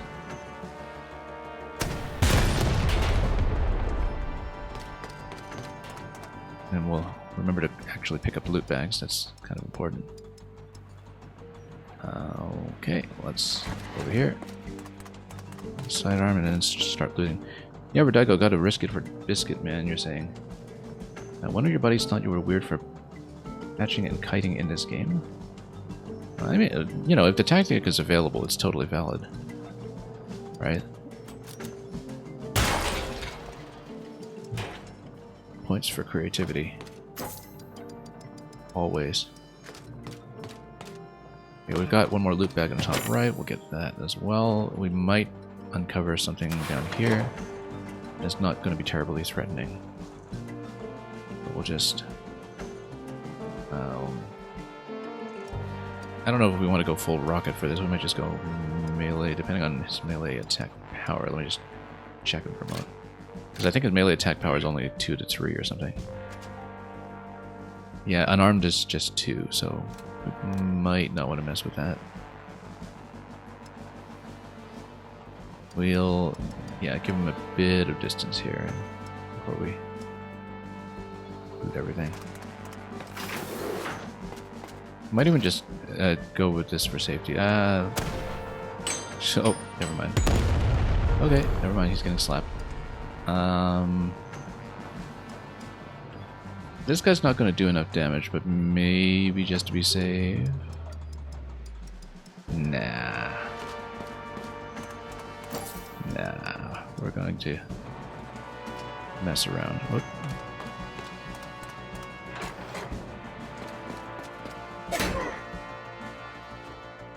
Okay. I'm going to go here and then fire left once again. We'll definitely do some kind of charge attack to get rid of him if this doesn't go.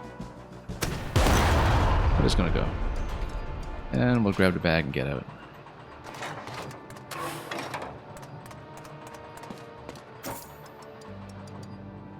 Yeah, good weapon pick this time. Very fortunate. Which was not at all the case in that totem map we saw earlier.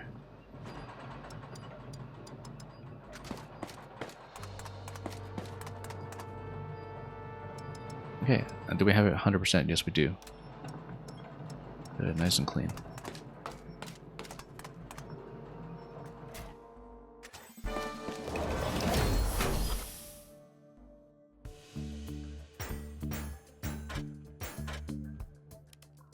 New bounties reached, yeah. We'll try to pile up some more. We have 2 party members remaining. And yeah, 1 additional utility item, great.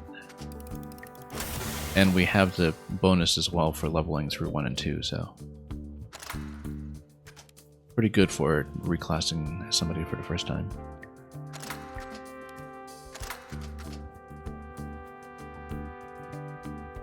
Yeah. And that's pretty significant, actually. We'll eventually want to give him the infinite use grenade as well, to double up on grenades. And yeah, standing behind cover, that would have been very helpful this map, obviously. Kind of like him as a boomer right now. Okay, boomer. The stapler. Yeah, I haven't been too fond of crossbows, but this is actually maybe an upgrade for Reaper right now, where we have SMG Mark III, but we could use the extra damage, perhaps. Given that we'll be putting it on somebody with good aim. But heavy reinforced plating. Won't shield your fragile emotional core, but your cold hard outer shell, yep. Not bad. Stapler is actually really good. Yeah, I liked the tier 1 crossbow briefly. And again, we get these off every map. Doesn't matter which map we do.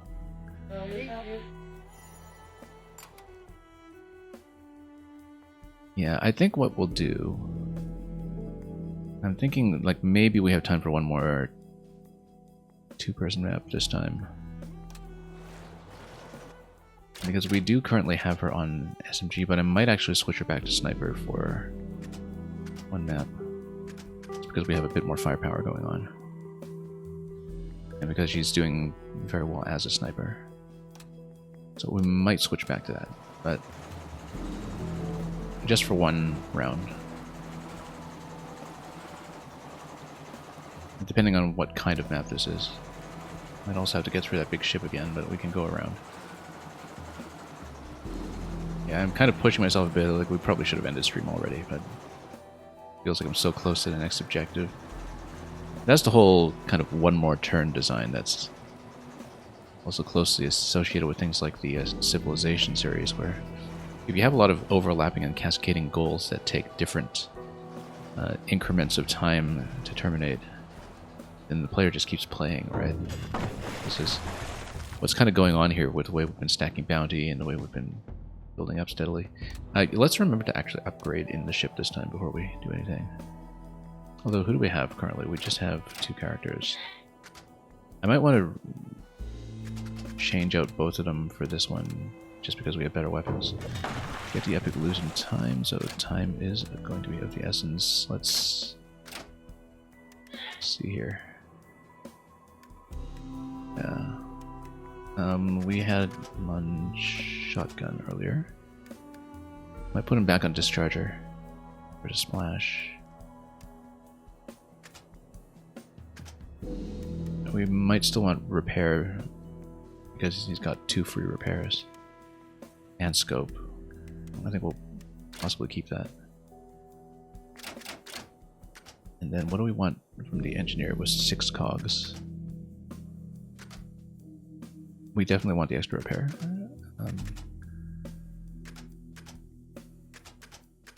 And we'll definitely go cover. We are kind of going for speed, so we will want greased up. That means we'll also go aura. Yeah, because then we'll really speed through the map potentially. Now, do we want to go scope? Or do we not? Plus 3 HP might be good here. Yeah, we obviously can upgrade from this. We don't know if Children Frozen will be an issue here. Let's see. Maybe not. From the description, it doesn't look like an icy map, but it is a frostbite area, so who knows.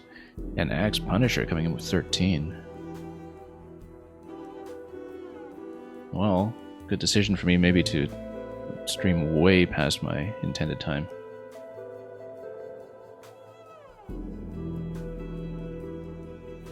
And I hope Mario Kart went well over there. Yeah, we're not going to stay on for too long, but I'll have time for maybe one more map since people just came in. I'm way past how long we normally stream, so... what are we doing here? Let's Oh yeah, we want to upgrade the sub. We might want to get a class upgrade for backbiter damage or something. Do we want to stay on Reaper? I was going to put her back on Sniper, actually. So we can really clear out the map a little faster. But this is not too bad either. 6-shot damage on her, yeah. I think we'll go Sniper, actually. And that seems like the best option at the moment. We'll switch around a little bit. So heated plating, we might actually just go with the +3. We'll eventually get better sidearms as well, but I actually think that maybe an additional repair pack is not a bad idea right now. Or even just like lots and lots of power. Like lots and lots of chunkiness. Since this is just going to be a 2-man mission. Okay, so what do we want to plug in with Reaper? We've got 5 points. Well, we'll take all 3 then, obviously. Or, oh wait, do we... No, we have 4 points, never mind. We actually do want crit, because she's a sniper. So we'll do this. With Warcry. We might actually upgrade some of the class abilities this time then. Let's go back to the sub to do that. And yeah, welcome to everybody coming in from Axe. I hope the races were treating you well today. We had a great time in this game. It's normally a tactics game, but today we're mostly just taking our submarine around the overworld and exploring and doing things out of order. Which I guess is what sailing maps are for whenever they appear in video games. It was true of Wind Waker, it was true of Xenoblade 3, and it's true of this game. When you get a chance to sail around, you just do it. It's true of Sid Meier's Pirates, because conceptually that's just what that whole game is. And yeah, we get to do his little character story here, having scrapped his former mentor. Okay, so what are we buying? Personal upgrades with the current party are all set. Did we want to save anything for something cross-party? Extra cogs aren't powerful, but I feel like we actually want the job upgrades at this point. It's tempting to go for the tier 2 as well, but I feel like we want to go for backbiter for sure, and yeah, greased up with the engineer ability. Yeah, let's grab both of these actually. We'll have 5 left. We'll just save the 5 for now, just as a bit of a buffer in case we want something. I don't know if we benefit from the 1 extra cog too much at the moment, but not too much, so let's just go and let's play the map. And we'll definitely log off after this map, because I've been on way too long today.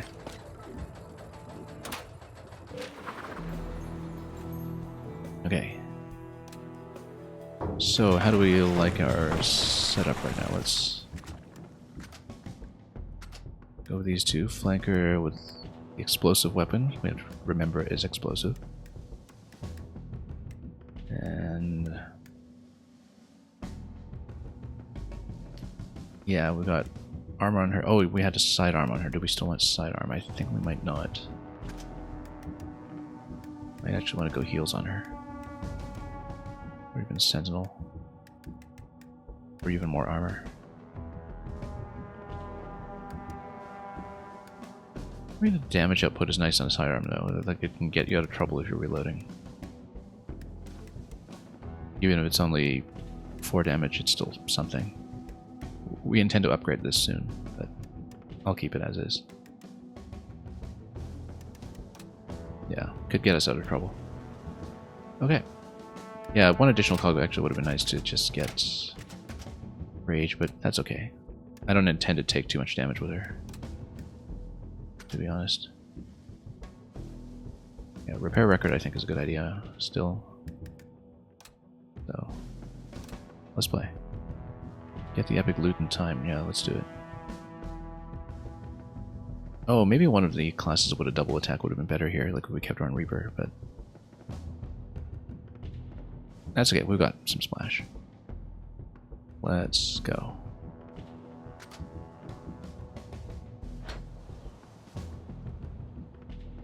Okay, almost certainly the last map of the day. Let's do this.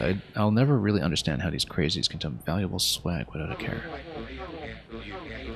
Okay, Godspeed. Yeah, we want her within range for the aura, which means that we'll open the door together, basically. Or loot her first. And then open this door with him here. And get greased up in both. It means that she can pop this and then fire upwards with a buff. Just kill this one right away. And let's see, yeah, he can also come up here. There's going to be the totem, but we'll deal with it.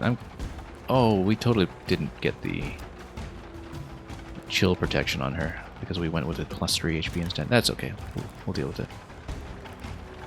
Base damage, but we're going to be down by 1 because we're not going to get the headshot. However, we can just take one of these, or splash damage with Backbiter. Yeah, we'll just go Backbiter with him. Wheel and deal up here. Let's go wheel and deal. And come up here to loot this from range. So we're ready next turn. Then, oh, we're chilled. That's okay.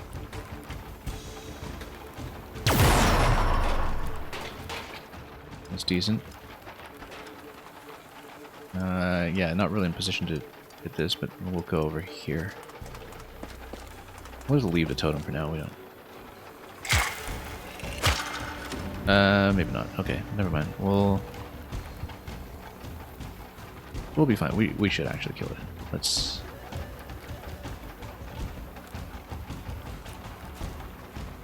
Well, let's open this first so we can run.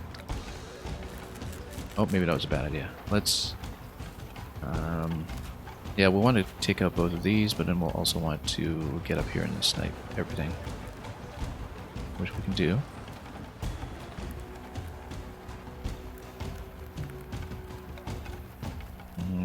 Let's see what position she'll take. Probably. Yeah, it'd be nice to come over here to basically do everything from range, but we'll also have splash damage on this guy though, so we should actually take him. And fire from up here, perhaps.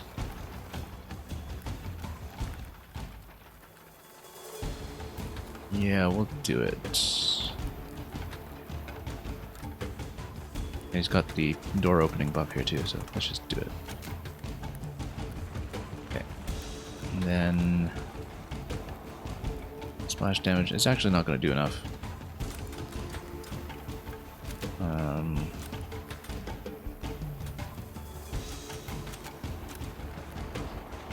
That's okay. Down here, we'll just step back and shoot everybody. Except all of this is iced up, so...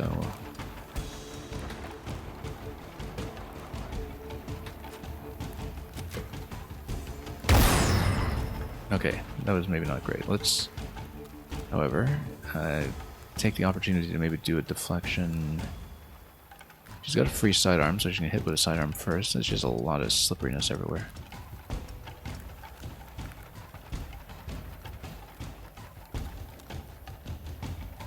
Yeah, we need to make sure he's not frozen at the end of this. Let's...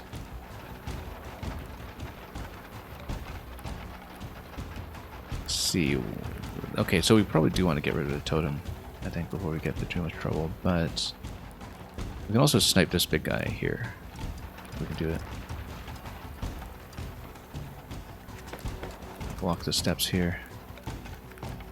Not that it'll be terribly effective. 69 on the crit. So do we want to power shot it just to be safe? I don't know. Let's just roll on the crit. Okay. That'll work.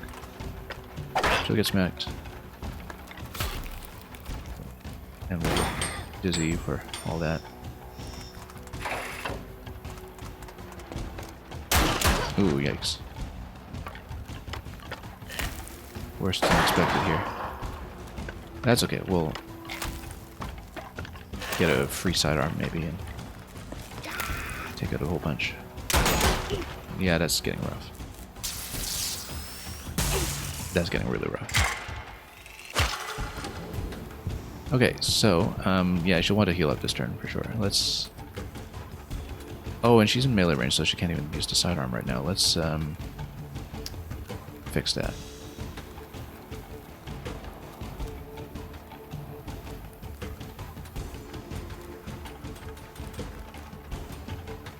Smoke bomb is a good idea right now. Allies with an aura 1. Yeah, we'll want to take them down, but we don't want them to be frozen 2 turns in a row, so we actually do want to use the smoke bomb this turn, I think. Except, oh, is she hobbled right now? She can't actually move. Oh no, she can move. Okay. In that case, we'll probably like sidearm over here and smoke bomb. And we'll just stand here and be invisible. Invisible doesn't necessarily mean you can't be hit, though. That's the thing. And then you can do piercing damage across all of this stuff. And possibly be okay. Let's see, we need to find somewhere where we won't be chilled. You have to really watch where the ice is on the floor.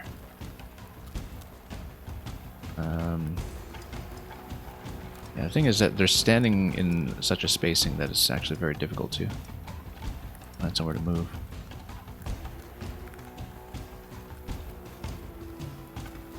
Because this guy's in the way, basically. Well, she can afford to maybe get chilled 1 turn. It'll be damage, but then she can heal up with maintenance protocol on this guy here. Let's check their melee damage for a moment. Unarmed 2, yeah, that's not good. Unarmed 2. But there's an aura bonus, right? Oh no, he's on flanker right now, so it's not going to be the case. Let's see what we can do. We can do splash damage from up here, perhaps. This is going to be a tough turn. Or we can run here. And then fire left and then smoke bomb out of it. But we can't reach that. Okay. So I need to find a good smoke bomb position where it's not iced, but we can also fire.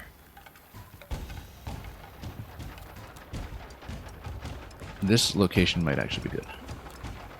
But we can't really fire out of that. What we can do is sidearm this. Yeah, we actually do need to get rid of this totem. Let's think about this for a moment. We get over here. Blow away a whole bunch of this stuff, basically. Maybe put on some cover belatedly. Well, it heals 4 to you and any allies within aura 1. Yeah, we definitely want that. So we want them to stand beside each other at this turn. We'll heal up. We'll also smoke bomb. We just need to figure out where that's going to be. Probably down here. And then we can still fire out of that. Potentially. So let's say we bring her down this location. And maybe we can still get some kind of deflection shot. Or even sidearm first. No, we can't because we're in melee.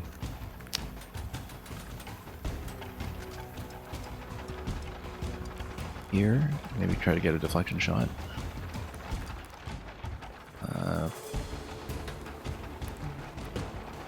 Stand behind the cover. Yeah, we'll do that. He's gonna come down. We'll blow up the invisible.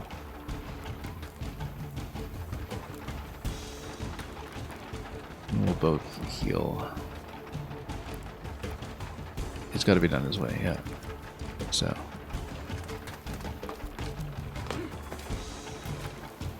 Down. Smoke bomb and heal. Okay, so.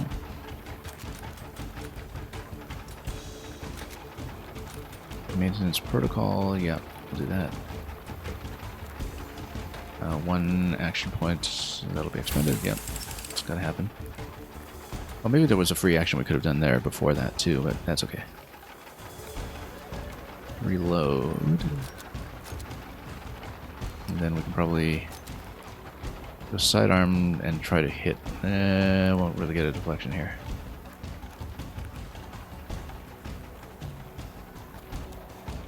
Maybe we can try to hit the totem, actually. That might be better. Not with a stun gun, with a sidearm. So we can like maybe hit this cover and go down? No. Why?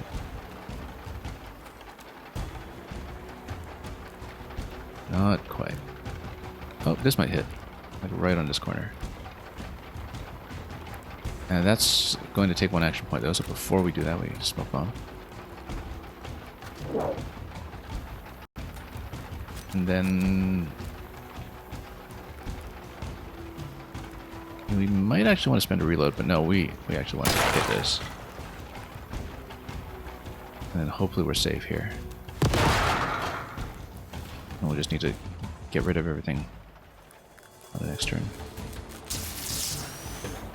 Yeah, that's a huge problem that we spawned that, and it's so far out of the way.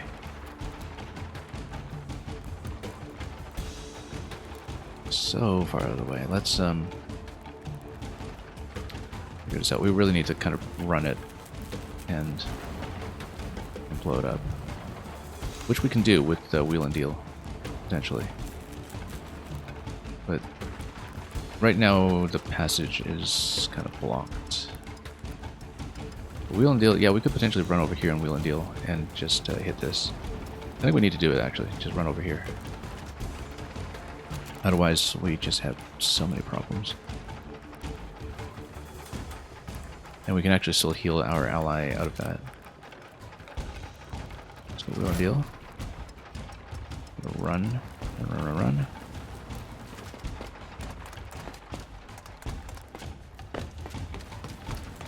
And hopefully get a good shotgun splash out of this side. That'll do enough. We will need to heal here. And let's just try to deflect this way. Good. Okay. She's got to pull way back. Way back and just play sniper from a great distance. I want to save the sidearm, I think. I wonder if we can get a stun gun shot off of this guy. Not really. So it's better if we just kind of pull back and snipe. We might be pretty far back in time for the extra loot, though. We've been spending way too much stuff. Essentially. So get the epic loot in time, that's going to be a bit of a tall order, but let's say we come down here. As long as she doesn't get hit from up top, maybe we're okay.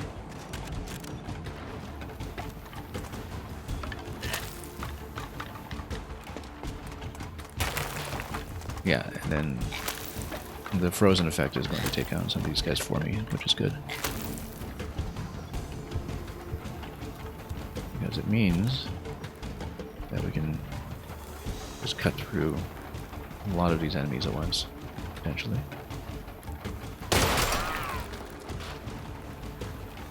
Yeah, this one, we won't even really care too much about it. We can just shoot. And loot. You even just stand here and then shoot up. Except it might drop this, that's the concern. So.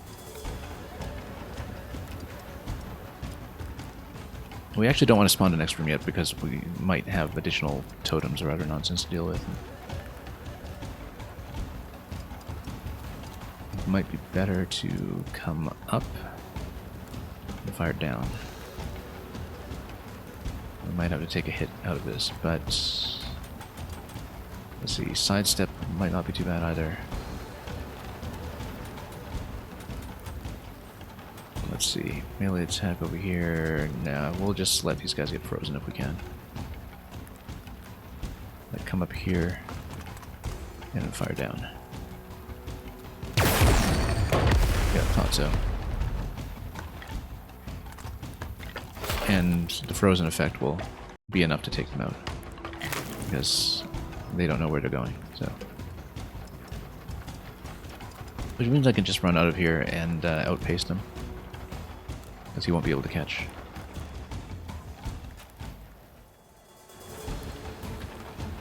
Likewise with this one, I'm actually not too worried about him at this point, but let's just get ready to open this way.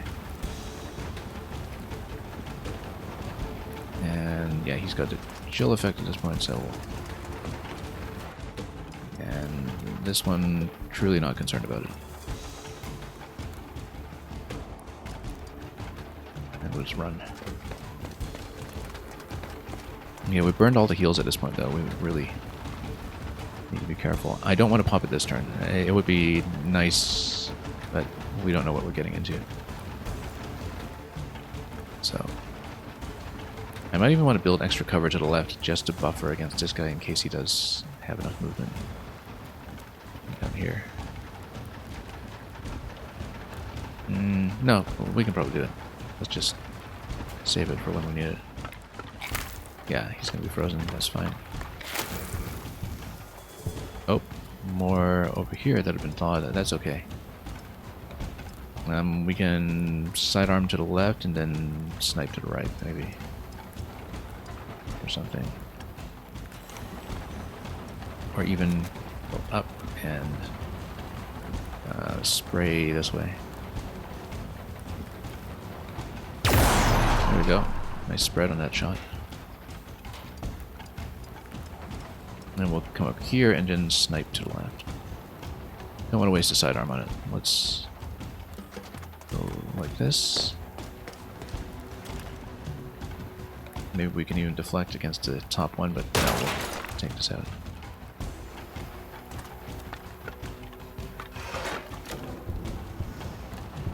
Okay. So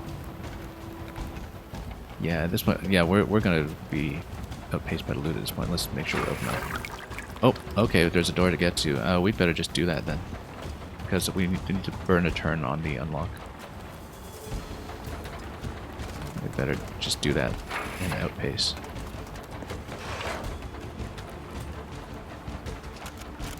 And then down here, we go. Did we grab all the loot up top? I should have checked. Whatever. 38%. Yeah, I wonder if we missed a bag or something because I didn't actually check thoroughly. This is a lot of locks to figure out all of a sudden. Okay, there's one area here that we can unlock. I guess we'll just go for it and see what pops. Loot sacrificed in 5. Yeah, this might be a bit tight. Kind of think that we'll have issues here. Now we need to wait to proceed. We might have to burn the turn on this, which means we should position her like over here at least. Let's see what happens.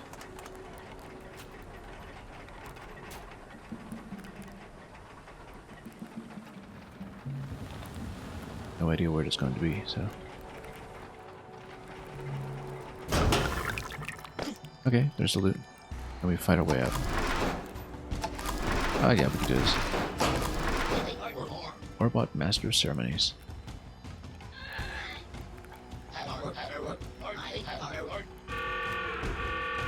Alright, let's get out.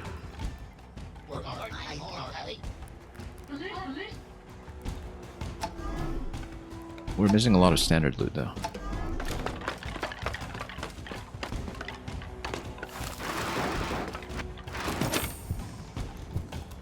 Well, we reached this quickly, at least, and Wheel and Deal can get him out quickly.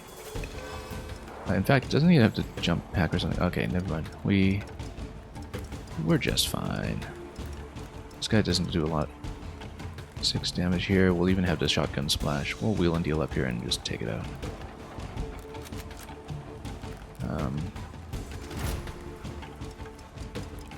We're just fine. It'll take no time at all. Backbiter will just one-shot him.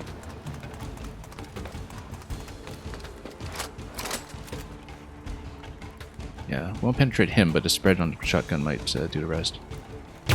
No, it won't, but that's okay. And yeah, we can just snipe through the rest. No issues, I think.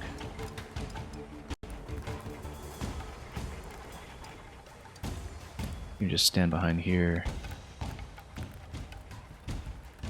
Yeah, we have 50% loot bags right now, so we'll actually want to pop the doors for the rest. So we do want to get behind some kind of cover.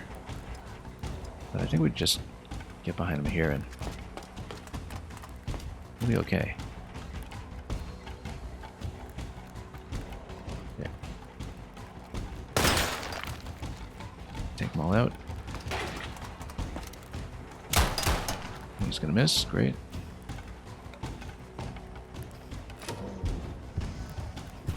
And we'll just run and take him out.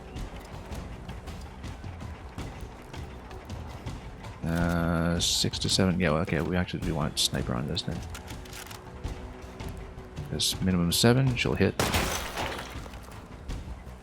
Now, this is probably the exit, but we'll therefore go here first. Because there's more to look at.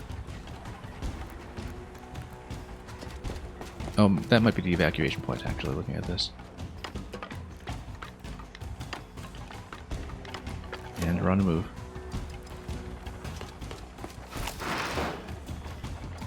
We'll just grab this. It makes sense for her to be behind here, given that she's a sniper. This is really not concerning. We might want to put up cover, that's the only thing. Good time to do so, perhaps. Then we'll just have another turn cooldown on Wheel and Deal, and so we're going to be okay as long as we just make it to one of the loot bags. And also take out everybody we can. Let's just put some cover. And then splash damage. Okay, this doesn't quite get me the angle I want, but oh well.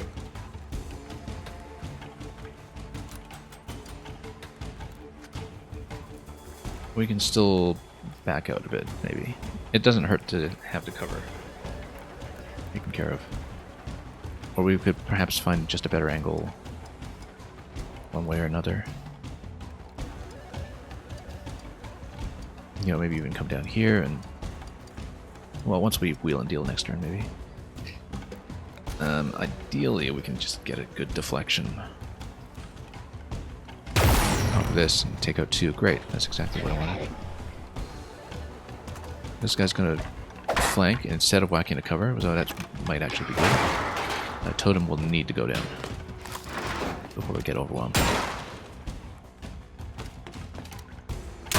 Oh, close.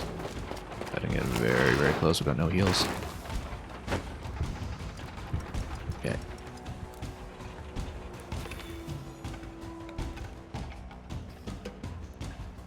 Alright, that's fine. We'll come back here, and we'll get a back shot on this guy. And we'll just need to snipe the rest. Maybe do a long, long shot from over here. I think we can do it.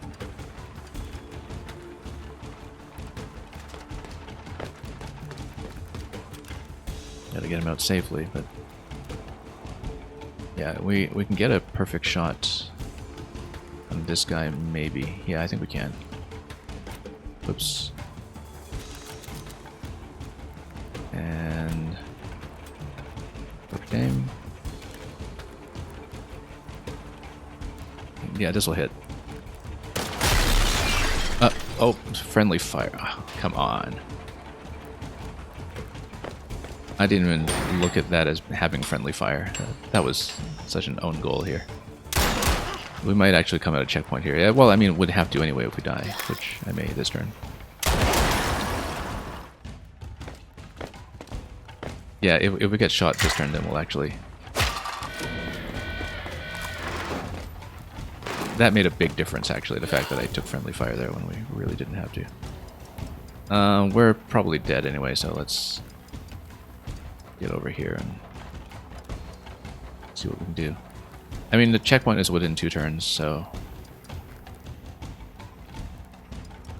Yeah, this turned on me very, very quickly, because now we're just in a jam.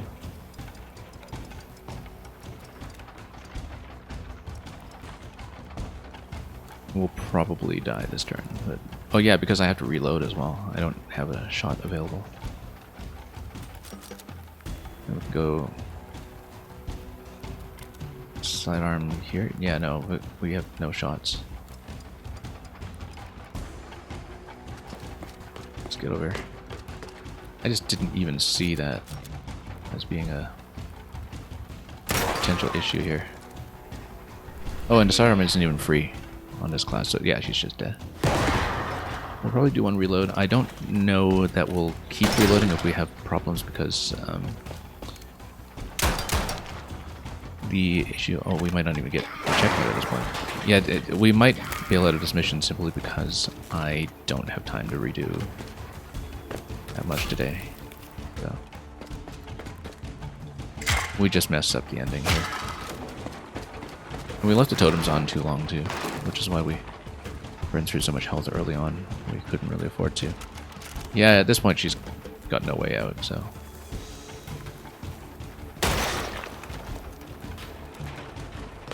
One last stand here, and we'll see what the reload point is, and if it's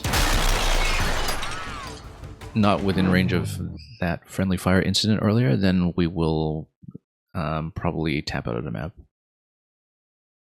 Because I think we got ourselves into an unwinnable position just from taking that shot too early. Like this shot here too early. Yeah, because I didn't think about the explosion from the ice barrel. That's the entire problem here. So we'll land at the perfect shot again, but we need to get him out of here. And shoot this guy from the back. And try to make our escape next turn, which I think we can potentially do. Even though reinforcements are going to be pretty heavy. We'll get the back shot. We might even be able to loot here. I like that, actually. Because then... Oh, can I actually splash him? I'll splash myself because of splash damage. Let's... Okay, this was silly. We normally don't... Okay, no, we can't even reload manually right now, but that's okay. Whoops. Didn't think about how close I was standing. Alright, so this will likely end in failure for the same reason again. But the sooner we do it, yeah, we should just reload the checkpoint there. I think she'd be outpaced anyway if she tries to get out at this point, so we... But then we'd at least have... Like, if we take the death on a sniper, we'd at least get our other character out safely.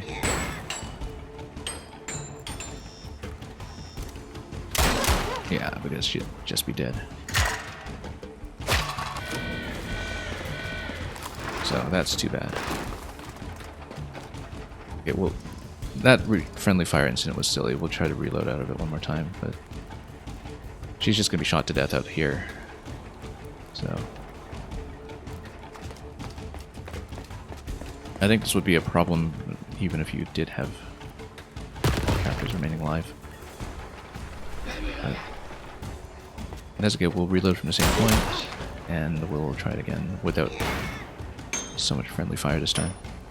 Or self-damage.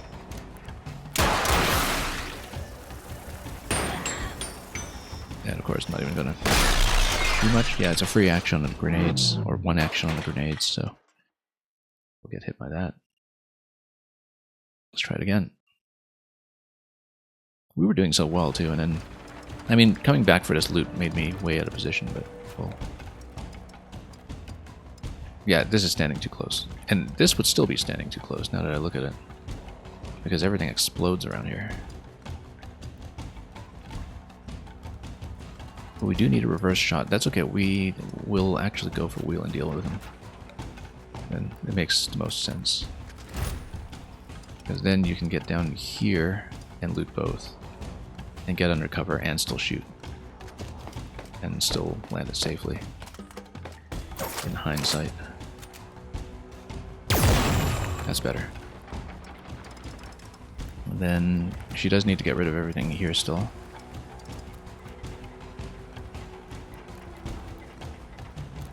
Unless we want to take cover and just wait for it to respawn. So she can have a bit more running distance next turn. Which might be a better approach, but only because we know what's coming. I actually like that better in some ways. Because then we can get a clear shot through the middle. Instead of spending perfect shot now. Yeah, because otherwise we're stuck without a sniper shot next turn, so let's just go now. Oh, except these guys are up top. I totally forgot about them. That's okay. If we have one character alive, then we have one character alive. That will just happen. Totally forgot that they were up top.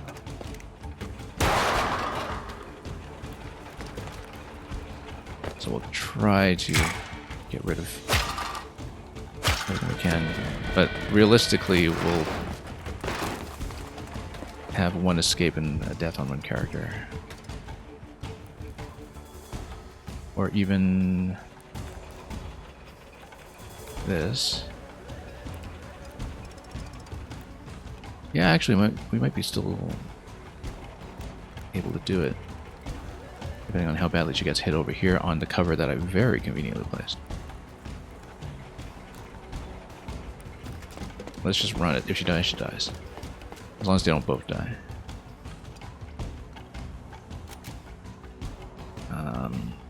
Means we probably can't grab the loot, but thank you so much for the follow. Okay, we don't want to take splash again from my own shotgun because that was the issue I had earlier. But this cover should be well out of the way, and so we'll sit here. And playing first run on veteran. I mean, I played the first game on veteran, right? It's not a big deal. This game is noticeably a bit harder in the initial ramp up on veteran than the original Heist. So we've had a lot of missions where we did need a second try in order to get to the point where we could, you know, actually get out safely. Wow, the fact that they decided to go grenade might actually save me here, unless of course these guys start shooting, which they might. Look at that, everybody is deciding to drop grenades instead of shooting me. How convenient. Is he gonna shoot? He's gonna shoot. Oh, one damage. We might actually get out safely. We're actually gonna get out safely.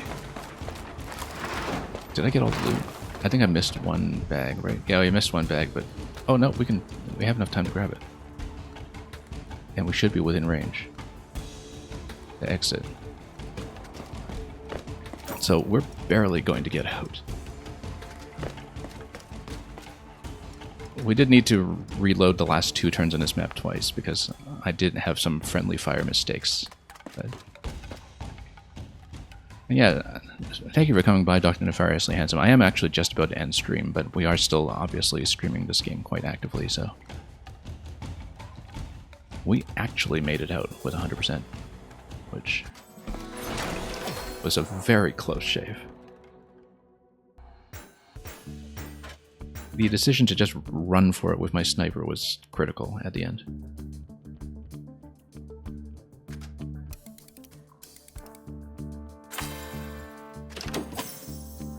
Rocket Launch Mark III, we've got better.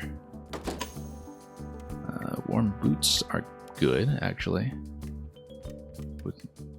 We just totally neglected to put onto heated plating this round as well because I thought, it doesn't look like ice is going to be an issue. It was an issue.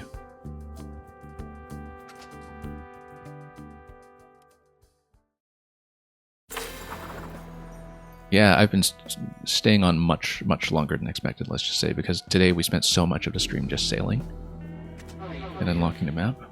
I don't know how much you've done already, how much you finished yourself, but I found this to be a very fun difficulty to play on for sure, even though we have had to redo some maps for full stars. Okay. We might want to check out at the bar, and then I'm going to check out of the stream. I don't think, given the current state of the sub, we're going to go for any more reputation on the field. So let's think about how much we're going to cash out. We're going to cash out 17. We actually want more... probably more cash at this point. Let's see. Oh no, sidearm for sure. Sidearm 4, we want that. That's priority. We have better alternatives for a lot of the other weapons, but sidearm 4 is a big boost. And so we'll spend 5 after that on 5. That seems pretty simple. So let's go back and not run into any ships that blow us up. And we'll call it a stream from there. So yeah, we started the day out over here, and instead of doing the maps in Frozen Fjords, I just decided to explore everything. And we looped all the way around here the long way. Spent a lot of time demining the oceans. And yeah, we're not going back here for the extra 3. And yeah, we just wound up all the way here, and I'm kind of going for the full 10 in this zone. Just to see whatever's behind the door at the bar. So that's where we'll start next time, almost certainly. We'll start here.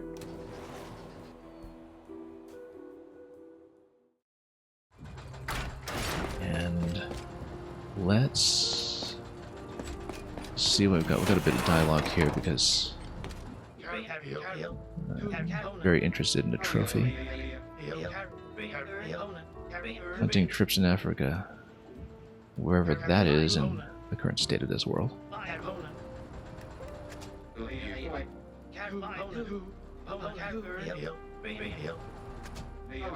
Everybody's interested in the trophy, of course. Okay, we'll rest up, we'll cash out. We're not doing anything beyond that.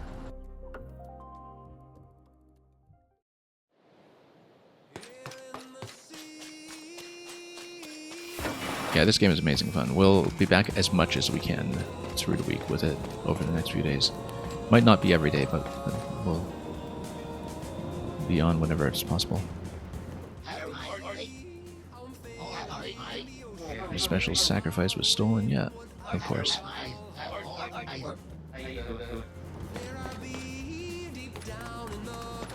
Okay, let's get out.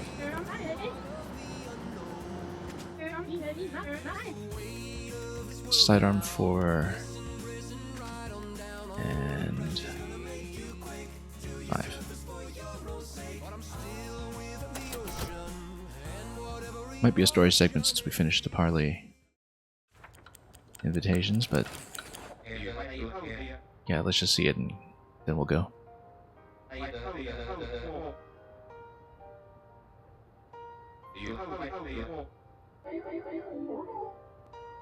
Cold, clear air of Arctica. Much bigger series of zones than we expected. It's pretty clear where the finale is going to be from what we've explored in the map. But we'll get there. The long way.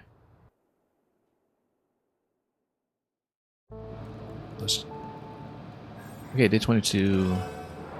And the parley's tomorrow. We'll probably do more missions before we get anywhere close to that.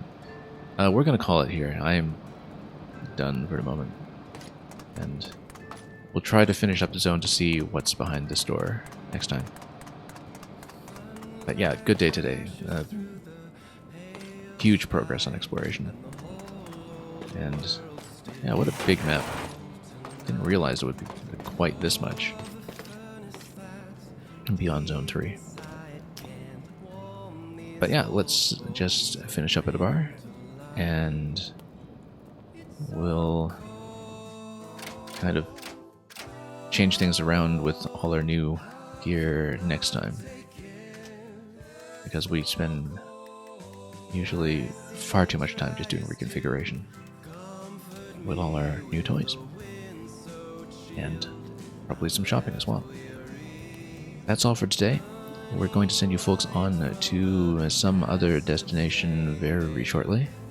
Thank you so much from the raids from both Mr. All Games All Day much earlier and Axe Punisher more recently.